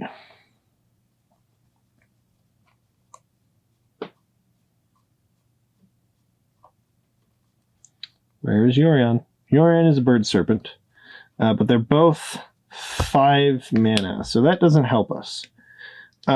Blizzard Strix, if you control another snow permanent, exile target permanent other than Blizzard Strix. At the beginning of the next end step. Empire of Heroes specifically has creature type. Search your library for a card that shares a creature type with a sacrifice creature and has converted mana cost. So, can't sacrifice Abominable Treefolk into Blizzard Strix. They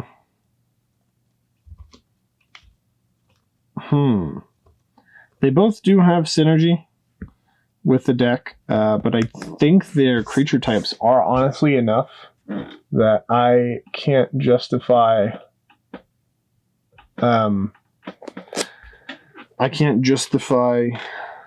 them in. I need cards that share creature types. Although, Snow is pretty powerful. So, I think our ads are going to be Irregular Cohort and Felidar Guardian, and I need to figure out what to get rid of for both of these. They're both 4-drops. So, Vesper Lark can get back Felidar Guardian, which seems really good. Power 2 or less. I think it's like gets back most of the deck in its like default form. Okay. Blizzard Strix is just kind of like Flicker Wisp. I don't know. Anyway. Let's see. What do we get rid of? Peregrine Drake is too broken.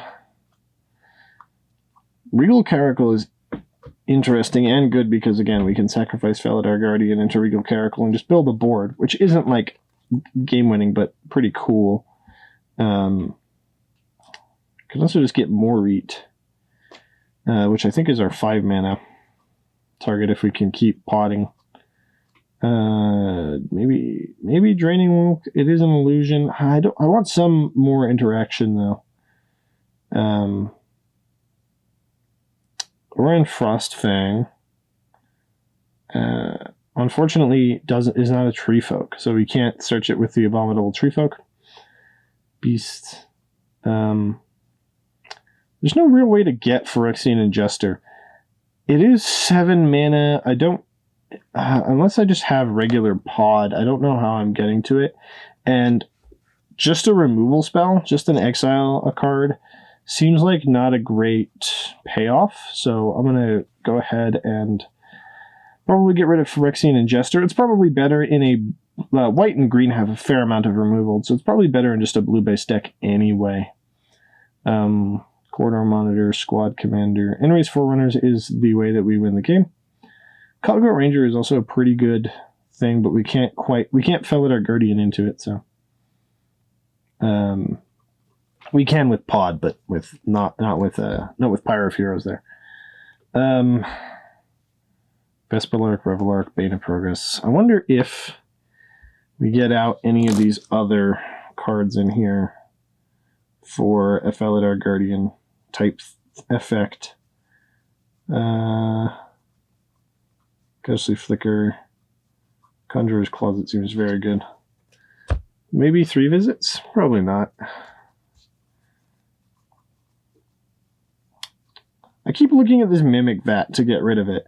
And it seems great, but it seems super slow.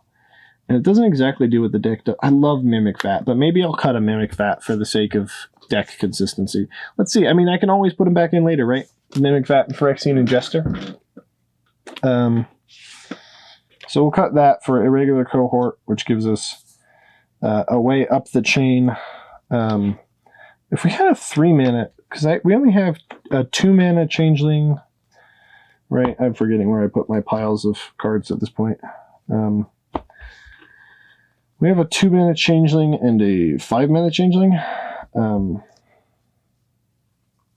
Shapeshifter, yeah, 2 mana. So if a 3 mana Changeling would be super nice because it means that you can just pod into it. I didn't see any good ones. Maybe there's a good one in Kaldheim that I'm missing. Maybe it untaps something. Let's take a quick look back at Kaldheim. Let's take a real quick look at the Kaldheim cards. See if I am missing something entirely here.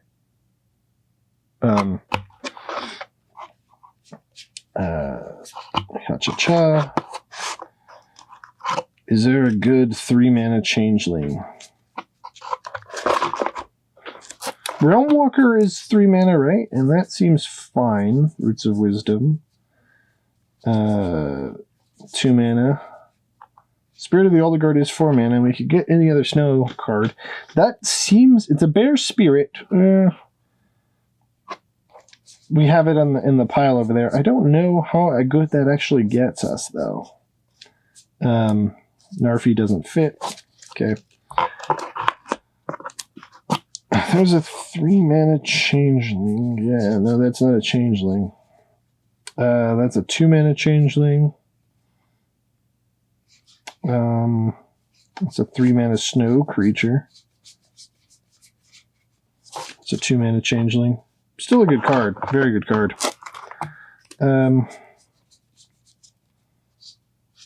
can make it every creature type. That's a snow card. I guess blue does have a lot of Changelings that I might have just skimmed over. Saw it coming, strategic planning. They're all the Lityara cards. Lityara.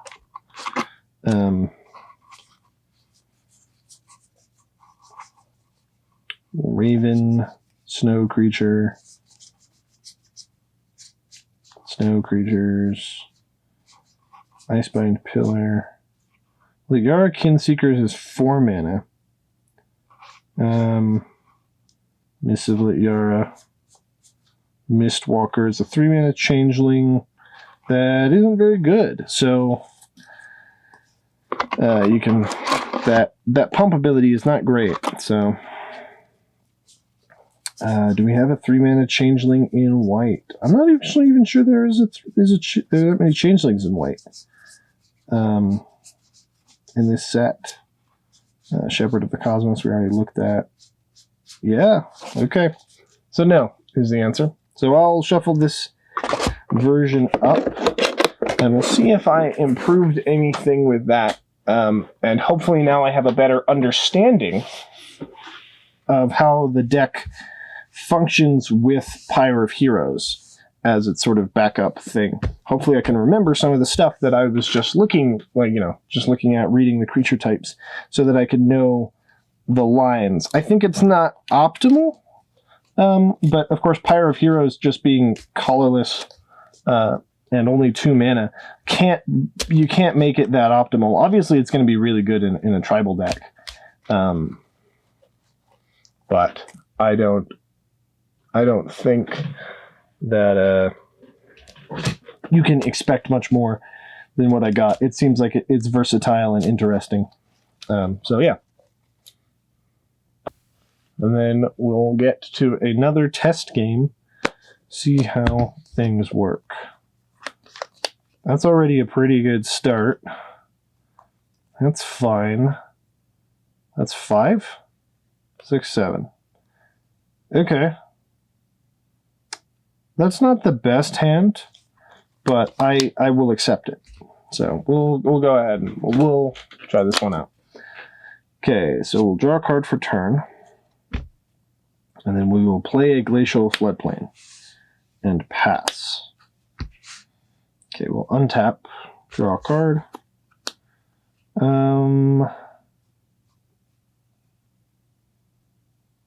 We could play a Watcher for tomorrow. No, we'll scry. I think we need a green land. Oh, we only have a green land technically. Yeah, we'll scry. That's fine.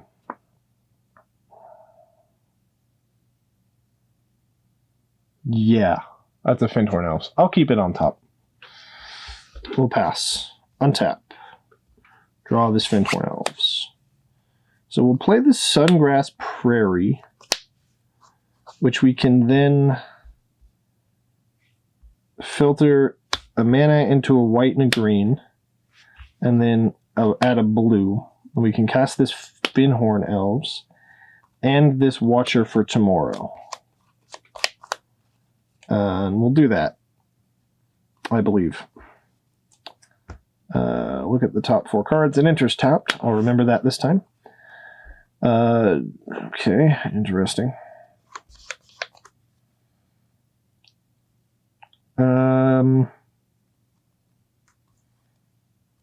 Probably take a Wood Elves, right?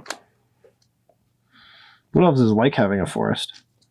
So we'll put this under this Watcher for tomorrow. Okay. And then we'll pass. So we'll untap on this turn. Hopefully that was in focus. I'm sorry if that was not in focus. We'll untap. Oof. Okay.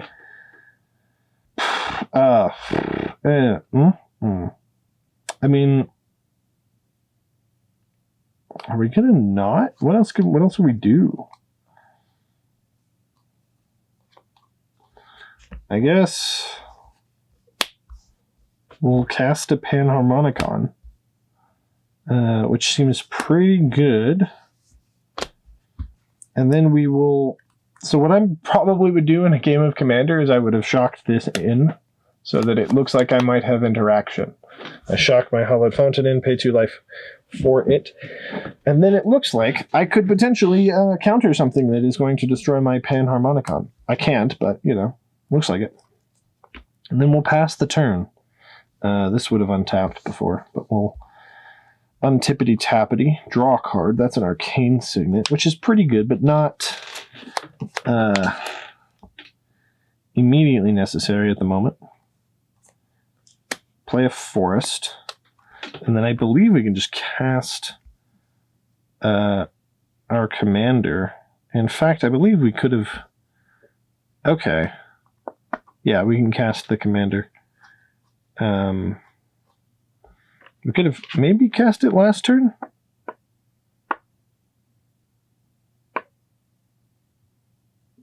Am I wrong? What is going on here? No. Okay, we'll cast our commander. A thing doesn't happen, and then we will pass the turn again. We could probably attack maybe with a Watcher for tomorrow. It depends. It's commander. Who knows? Draw a card here. This is a Karmic Guide, which I quite like. Karmic Guide is very good. So, I suppose we'll filter our mana a bit, play an Arcane Signet. Arcane Signet will trigger Amareth, so it will trigger twice. So we can look at the top card. It is not an artifact. Can we do anything in response to that? Nope, we can't. Okay, that's fine. Nothing happens. And then we will play an irregular cohort, which will make a token for us. Actually, it'll make 2 tokens. Right? When triggered ability of a permanent you control to trigger, right? So irregular cohort enters the battlefield, it create a token, and then we make another token, and then we'll do Amareth like 6 times. Oh yeah, but we still know that that's not a creature. Huh. Well, we don't have any way to manipulate the deck. Maybe irregular cohort was bad, but we don't really have a better play. Sure, I'll leave it like that. Maybe we should have just not played it, but who knows? Okay, we'll untap, we'll draw a card. We know what it is, it's a land. We'll play a land. Amareth only triggers once because it's not an artifact land, so that's not a land. It is a creature, though. Quite a good one. 1, 2, 3, 4, 5, 6, 7, 8. I could cast Endray's Forerunners.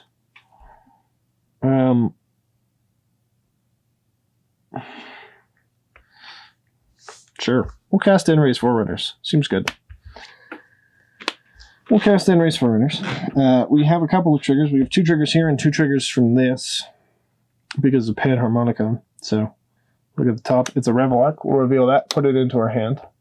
Then we'll look at the top card. It is not a creature. So, that's fine. We'll probably swing out here. Actually, they gain vigilance.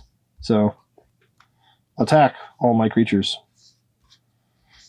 Which are now at least 6/6s. Yeah, seems good.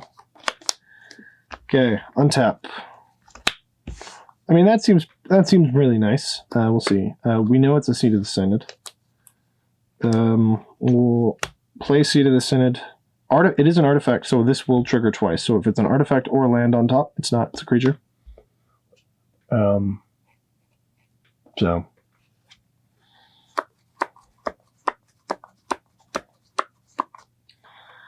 we will cast a Revelark.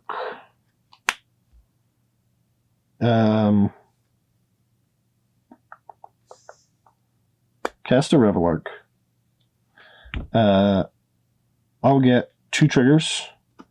Look here, it's a Baron. Look here, it's not a thing. So,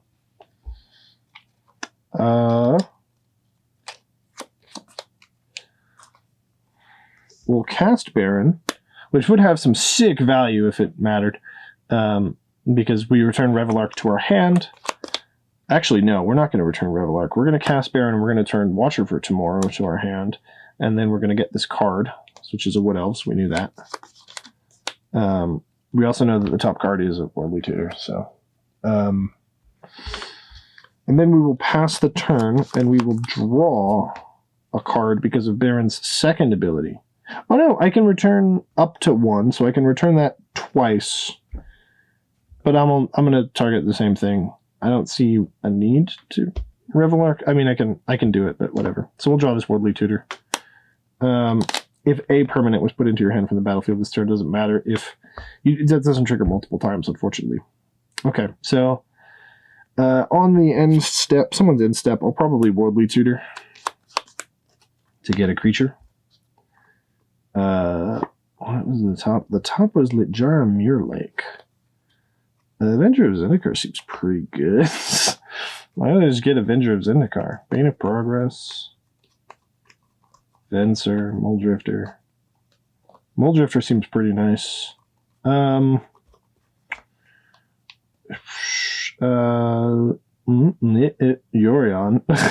Yorion.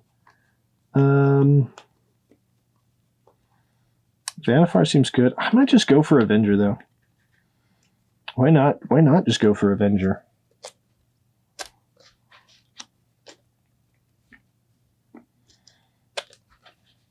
Again, Panharmonicon would be dead at this point, and probably so would my commander. So this is all, you know, best laid plans.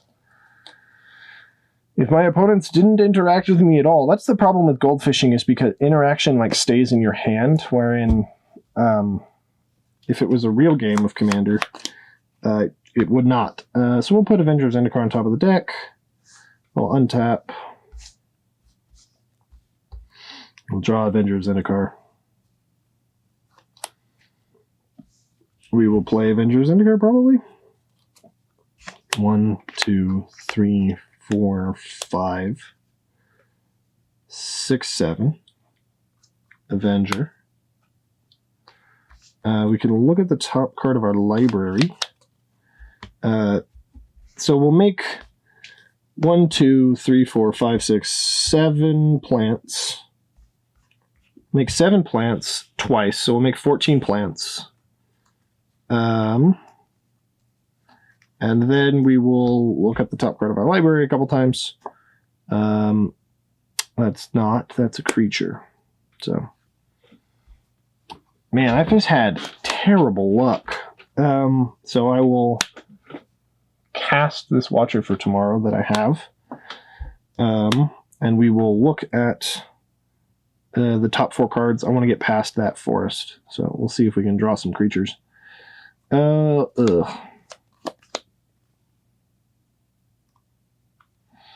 guess we do want to put this forest underneath the Watcher. Right. Put these on the bottom. And then we will get to... Oh, I get Hideaway twice. Battlefield tapped. When it does, look at the top 4 cards of your library. Exile one of them face down. So I do that twice. I believe I'd have to double it.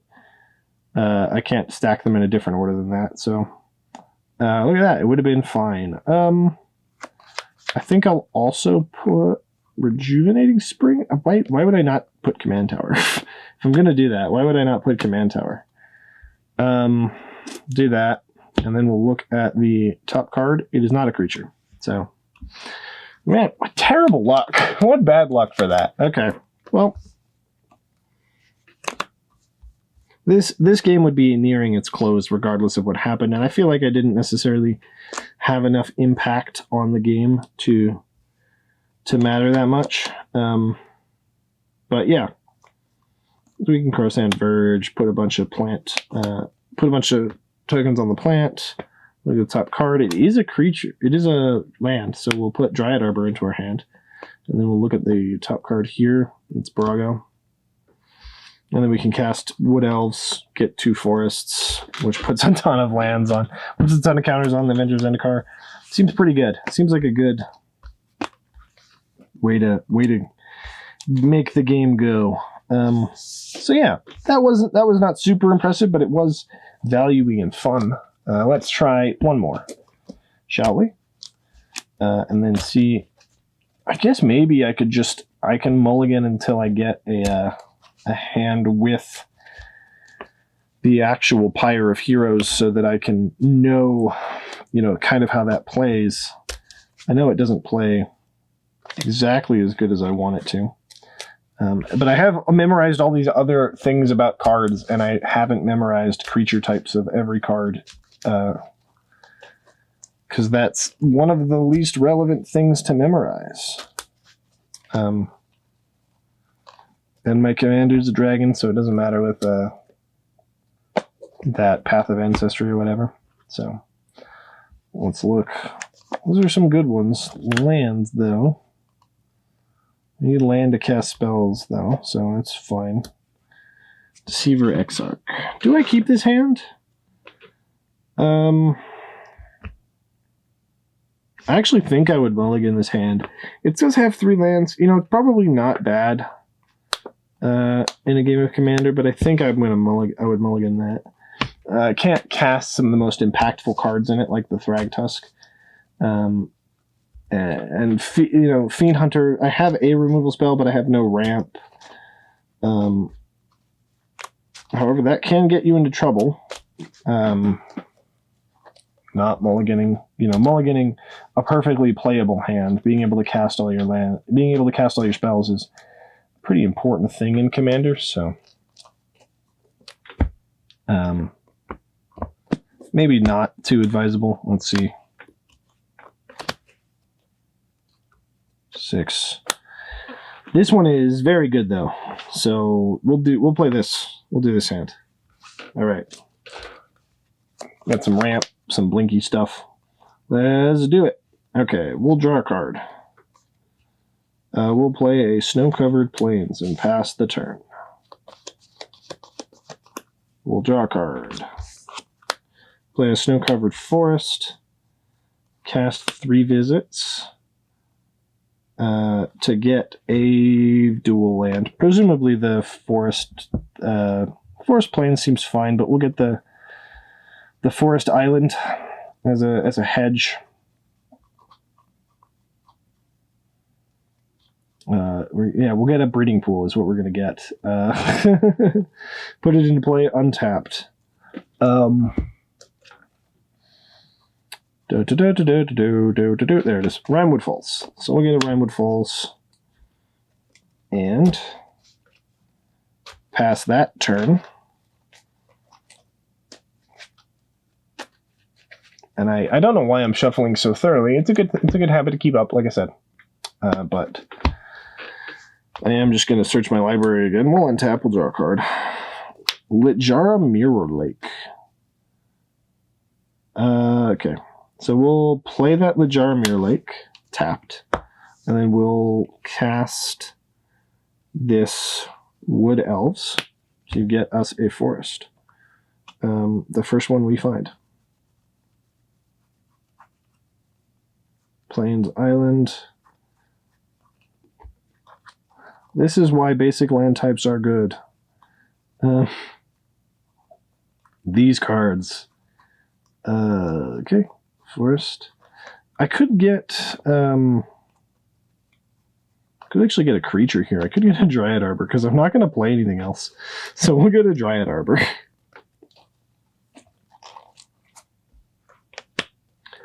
Because it has Summoning Sickness. That is a thing to note about Dryad Arbor. It has Summoning Sickness. So I cannot tap it this turn. But I already played a tap land, so it's fine. Okay. And then we'll pass that turn. All right, we will untap. Draw a card. Well, there's the other card I would have fetched for, so we're fine. We're good.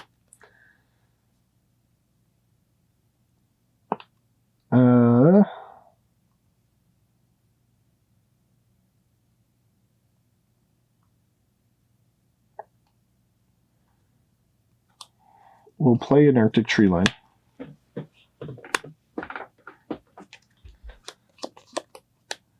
Actually, blinking my... does blinking it even get anything? Because I have... oh no, I have one other forest in the deck. Ooh, geez. Running out of forests. Sure, my Wood Elves is no longer particularly good. I guess I'm going to assume that it's... Oh, I can't even cast a Fiend Hunter, can I? Nope, can't cast it. Ooh, I can't. I don't have double white, so I can't do... Okay. Alright, well, we'll pass the turn. At some point, we will cast a momentary blink on our Wood Elves to get the final forest in the deck. So maybe I need more forests. I probably do. Then again, how much do you really need to ramp?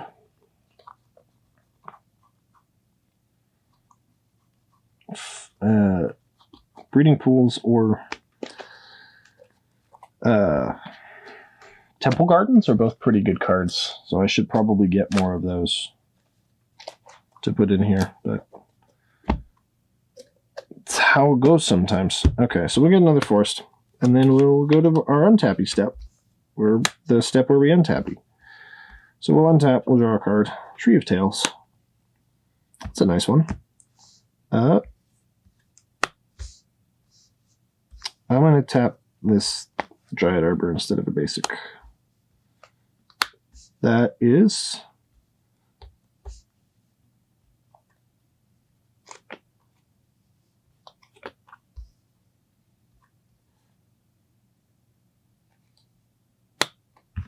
What is in my hand? I want to keep white mana open. Okay, we'll do it this way. That's a commander. Ba-doop, ba-doop. And then we'll play this artifacting land. Seems nice. And we shall look at the top card. It is not an artifact or a land. It's Worldly Tutor, though. That's pretty good. And then we'll pass the turn. Okay, we'll go to untap. Commander is online. We have achieved the first thing that we wanted to do. We'll draw this Worldly Tutor that we knew about. We'll play a snow-covered forest. So we have all forests on the battlefield. So now if it's a snow card or land card, it is a land card. It's in Seed of the Synod, so I'll put that in my hand.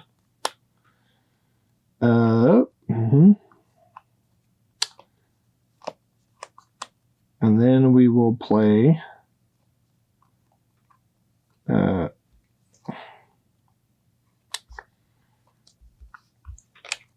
Fiend Hunter.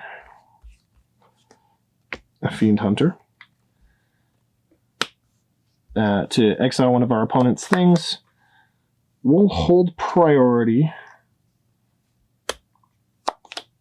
Cast a Worldly Tutor. Because we have two triggered abilities, we'll stack the Amareth one first so that we can get a creature to the top. I'm probably going to get Vanifar here. Because Vanifar just lets us go off. Yorion's also pretty good, though. But Vanifar is what really can whip us into shape here.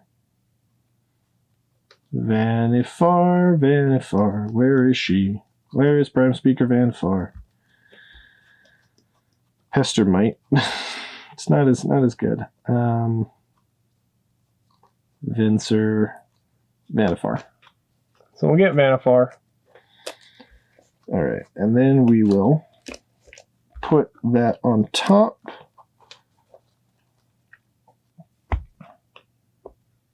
I will resolve Amareth's triggered ability, reveal this Vanifar, put it in my hand. Now I have a choice. I could cast this Vanifar this turn, or I could, in response to this trigger still on the stack, flashback a momentary blink and exile whatever creature I'm doing permanently. I don't know. Again, this isn't a real game, so who knows what's happening. I will not choose to not flash anything back and play a Vanifar because I think that would be...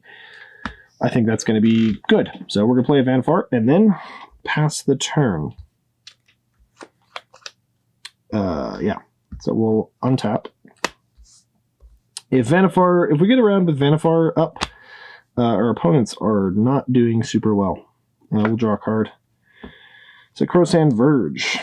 We'll play this Seed of the Synod so that we can look at the top card. If it's an artifact or land, it is both. So we'll put an Ancient Den into our hand. Seems good.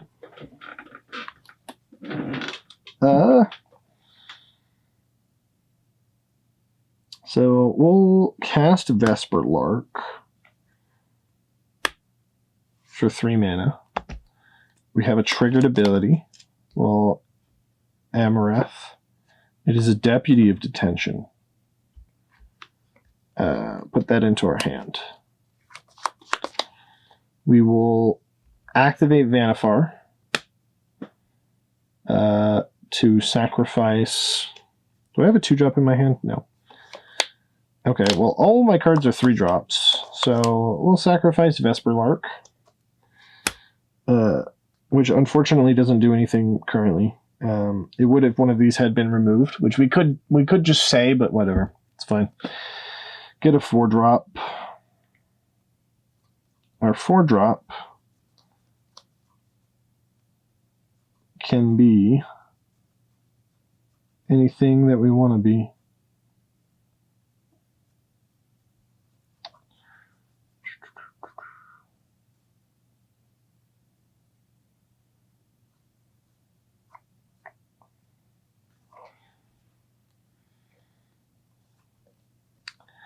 We'll get a Solemn. Why not? Get a Solemn Simulacrum. We could blink her, but she doesn't have haste, so it doesn't actually do a whole lot. We'll get a Solemn. I'll choose to get the Search a Land into play tapped ability to happen first. Which means that we will look at the top card of our library there and see if it is a snow card or a land card. And then we will check to see if it is an artifact or a creature card. I believe on those hits, we essentially have to get something. If we get a Pestermite, we're off to the races here. So, Pestermite or something like that. Cut the deck. Look at the top card. Okay, so it is not a snow card. It's not a land card, but it is a creature card. So we'll put that creature into our hand. And then we will cast a Cloud Goat Ranger, I guess, if we can. Do we not have the mana? We don't have the mana. Okay, never mind. We won't. We'll cast this Revelark instead. Because we actually have the mana to cast a Revelark. Fantastic. With all these dual lands, not a lick of fixing. Okay. Pass the turn. Untappy. Oh, I didn't look and see if the top card is a creature. It's not. Okay, we'll untap. We'll draw this card. We'll play an Ancient Den so that we have more white mana. We'll look at the top card, see if it's an artifact or a creature. It's neither. Okay. Okay. So, what we want to do is some stuff.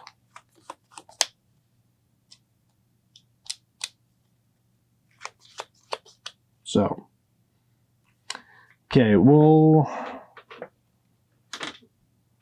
sacrifice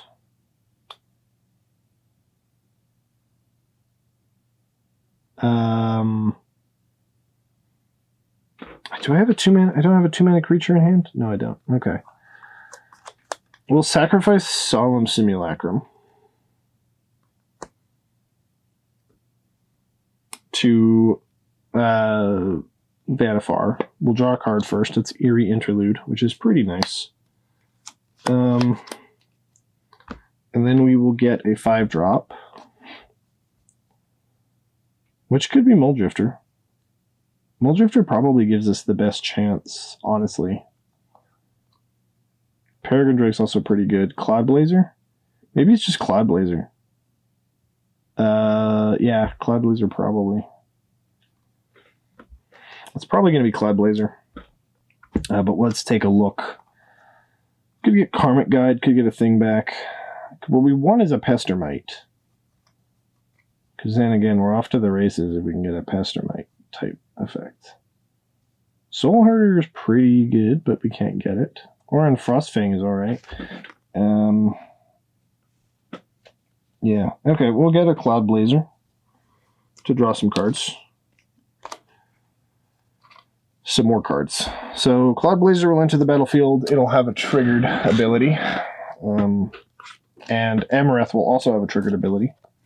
So I guess I'll look at the top first. See if it is a creature. Look at the top card. It is a creature, so we'll put Watcher for Tomorrow in a hand.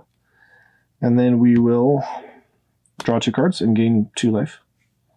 So Regal Caracal and Ephemerate. Ephemerate's pretty good. So we will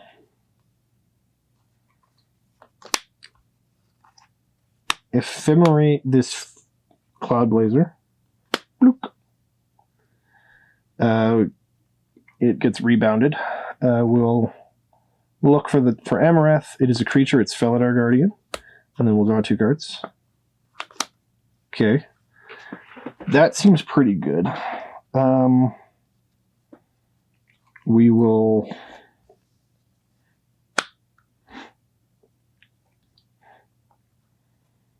That's not the mana you use to cast that spell.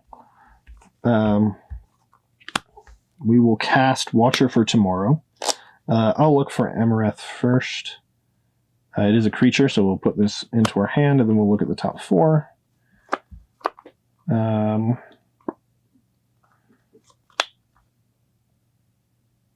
Because I probably want Ghostly Flicker most. So we'll get Ghostly Flicker. Put this at the bottom.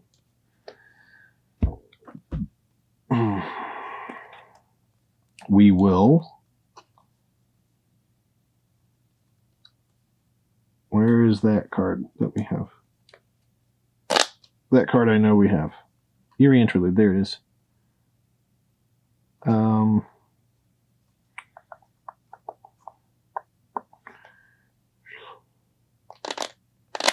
have a wizard. I have a cleric. Okay. I mean, that doesn't seem bad. So we'll have to because we'll just have to discard anyway. So I'll cast Squad Commander for 4 mana and make 3 tokens.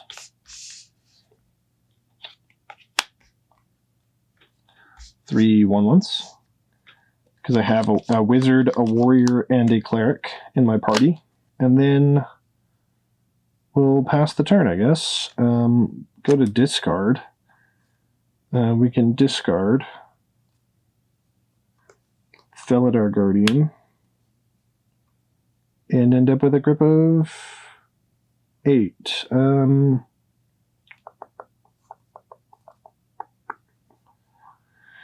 Guess we'll discard Boreal Shelf as well.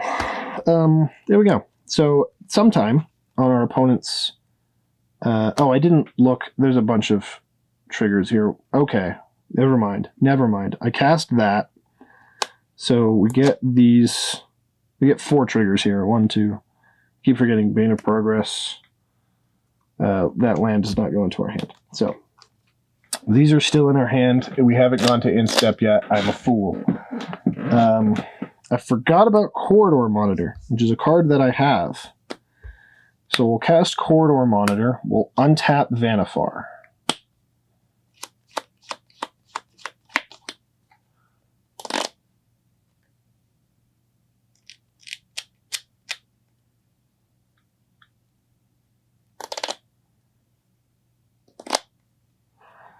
We'll sacrifice Squad Commander? If we sacrifice Squad Commander, we can do more things. Okay, now we'll sacrifice Revelark.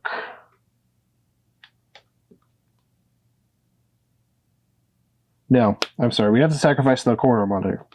We sacrifice Corridor Monitor.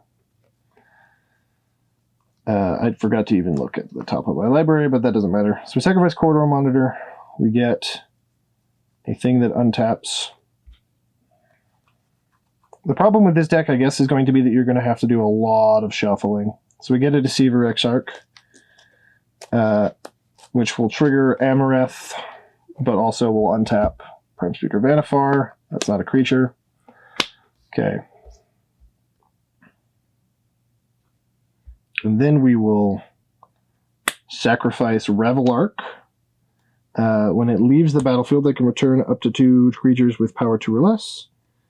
So we will return Vesperlark and Corridor Monitor. Corridor Monitor will untap this. We get a couple of triggers. That's still not a creature, so or an artifact. And then we get a 6-drop from Revelark happening.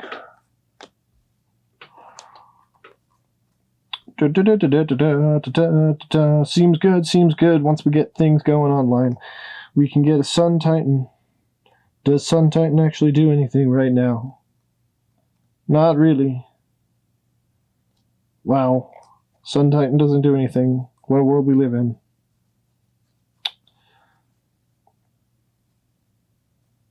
Need to get a 6-drop. 6-drop. 6-drop. Am I out of 6-drops? Oh my god. Really? I mean, maybe I just have to get a Sun Titan.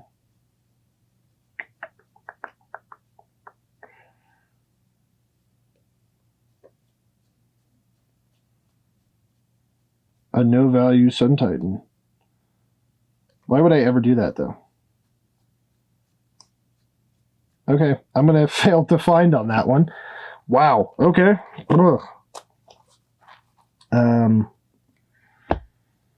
Okay, we will activate Vanifar, sacrifice the Corridor Monitor to get a Pestermite, which will trigger. I don't know. I'm not even going to look. Okay, the top card is the Selfish Visionary. That's fine. Are my 6-drops in my hand? What's up? Okay, yeah, Bane of Progress is in my hand.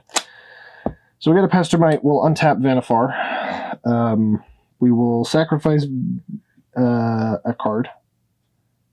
We'll sacrifice Cloud Blazer to actually get that Sun Titan now. We'll get a Sun Titan. Get a Sun Titan. We'll shuffle a little bit. Deck is noticeably thinner now. Reveal the top card. It is a creature. We'll put that in hand. Sun Titan enters the battlefield. We will return Corridor Monitor, untap Vanifar.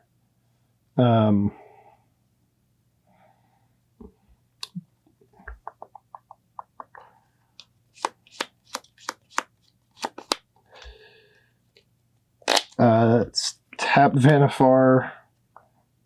Sacrifice Squad Commander. Wow, this line can be pretty insane, and nothing is happening. I have done absolutely nothing. That's the main point here. Not a single thing has actually occurred in this game. This is 7 mana.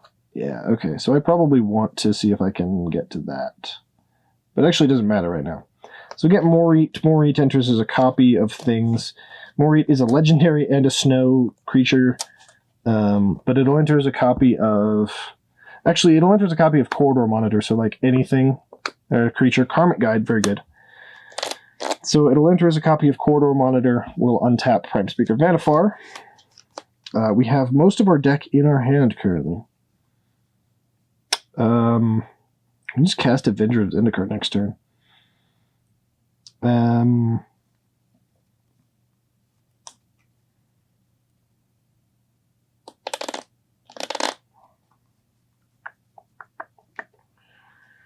Should we cast a Karmic Guide? Are we done? Are we done? It might be over. Oh well.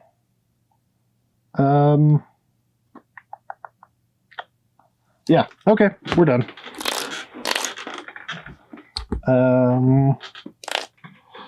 I have to discard a lot. Well, I guess I could just cast some spells. Yeah, there's no reason not to if I can. So we have 3 mana left. Okay. So we'll cycle this Elvish Visionary. We'll cast it. We'll look at the top. It's not a creature, but we'll draw it. And then we'll... Sorry, that took 2 mana. And then we'll cast just a Llanowar Elves to look at the top card. That's not the thing we're looking for. So, okay, that happens. Cool. Got a ton of creatures. Do I have another 3-drop?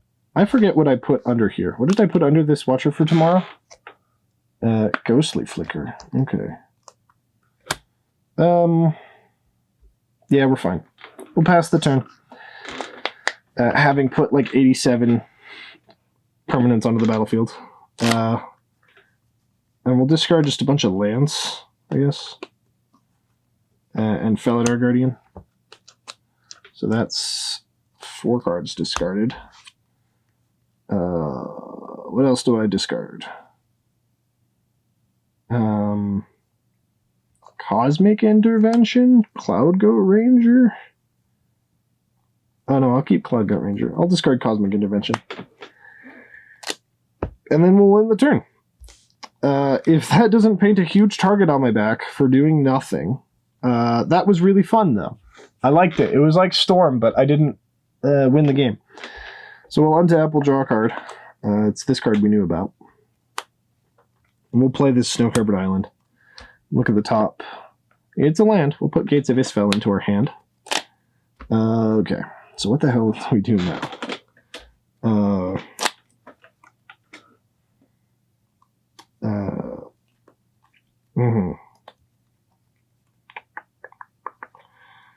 We cast Karmic Guide, probably.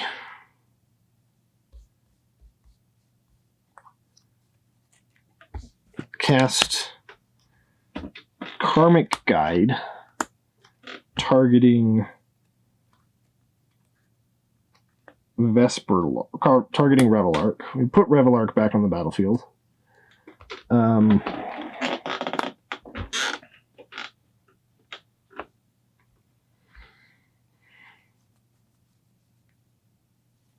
Which lets us look at the top card of our library a couple times. That's a creature, and then that one's not a creature. So Restoration Angel's pretty good.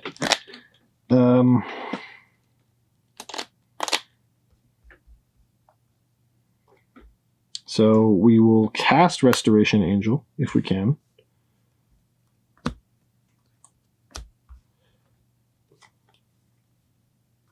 Yes, we can. Cast Restoration Angel, target Revelark, blink Revelark. It comes back. We bring back Cloudblazer and Felidar Guardian. We blink Revelark with those. Look at the top cards. A bunch of triggers happen there, but they don't matter. We'll draw 2 cards then. We'll draw 2 cards, and then I guess we'll... we could stack the triggers so that it works after that. I guess, with the other triggers, but that doesn't matter. And then we'll Felidar Guardian our Revelark again. We'll blink the Revelark so that we get Solemn back. Yeah, we just Solemn Simulacrum. So we'll get Solemn back. We'll look top card, get a basic.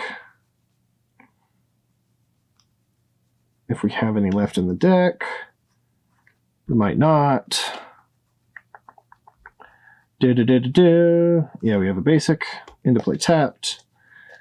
And then, I mean, I suppose probably the correct thing to do.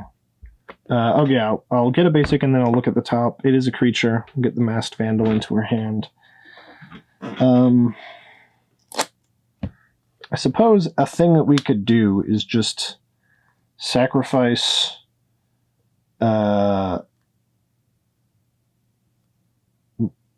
sacrifice Sun Titan, unfortunately, but we'll sacrifice Sun Titan. These creatures have Summoning Sickness.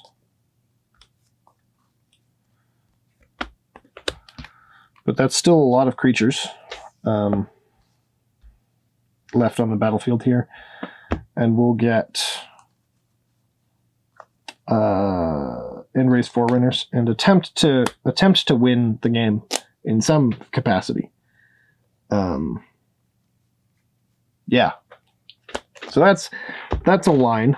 That was very fun. Probably the longer play, the better play is to play Avengers Zendikar or Regal Caracal or Cloud Goat Ranger. Probably Cloud Goat Ranger, honestly, so that we can get more creatures on the battlefield. But yeah, that seems pretty good. I like. Oh yeah, these were three creatures as well. So yeah, if everything goes according to plan, you can get some pretty impressive turns. Now I still don't know. And that was working around Vanifar's restriction that I couldn't cast Felidar Guardian, and I completely forgot to ephemerate there. That might have changed the whole thing. Who knows? But yeah, you get to see half your deck sometimes. Very, very cool. I like this deck a lot. I hope to learn more about it. It's a really intricate deck. It feels like a Storm deck, but it's not quite. It's just value. The thing I'm going to have to do is know how long my turns are going to be, so that I can warn players in advance, because that's the thing you definitely don't want to do. You don't want to show up and just take a long turn and kind of annoy everyone, 20-minute turn or whatever, and then people just, because you don't know what you're doing, you don't know how the deck works exactly. So when you get a deck like this that involves a lot of intricacies, you need to study it very well. And, of course, if you enjoy playing it, you can study it quite a lot, and you can goldfish like this so that you know the lines. And that's why I like goldfishing, because you put in a tutor or two, and really it's not that hard to put in a tutor. Like even land wrap is a tutor, and you need to know what lands to get. And so yeah, that's I guess the lesson is that this deck probably requires some amount of prior investment. And of course there's probably better cards I could put in here. Something that searches an artifact so that I can actually be guaranteed to get Birthing Pod. I don't know if there are any permanents, though, that search artifacts. There's the artifact that you sacrifice 3 artifacts. Anyway, there's probably some. Who knows? Maybe instant sorcery is probably good enough, though, but I don't want to go buy a bunch of Fabricates. I have enough combo decks that need Fabricates. This is not a combo deck. So, yeah, even though it plays just like a combo deck. Super fun. I like this build. I like these cards. So, yeah, I will... probably do some more tuning up, but this is going to be my deck list for now, I think. So, yeah, thank you for watching, and hopefully you enjoyed and learned something or whatever, or, who cares? I do. I hope you didn't waste your time on this video. Yeah. Thank you. Bye.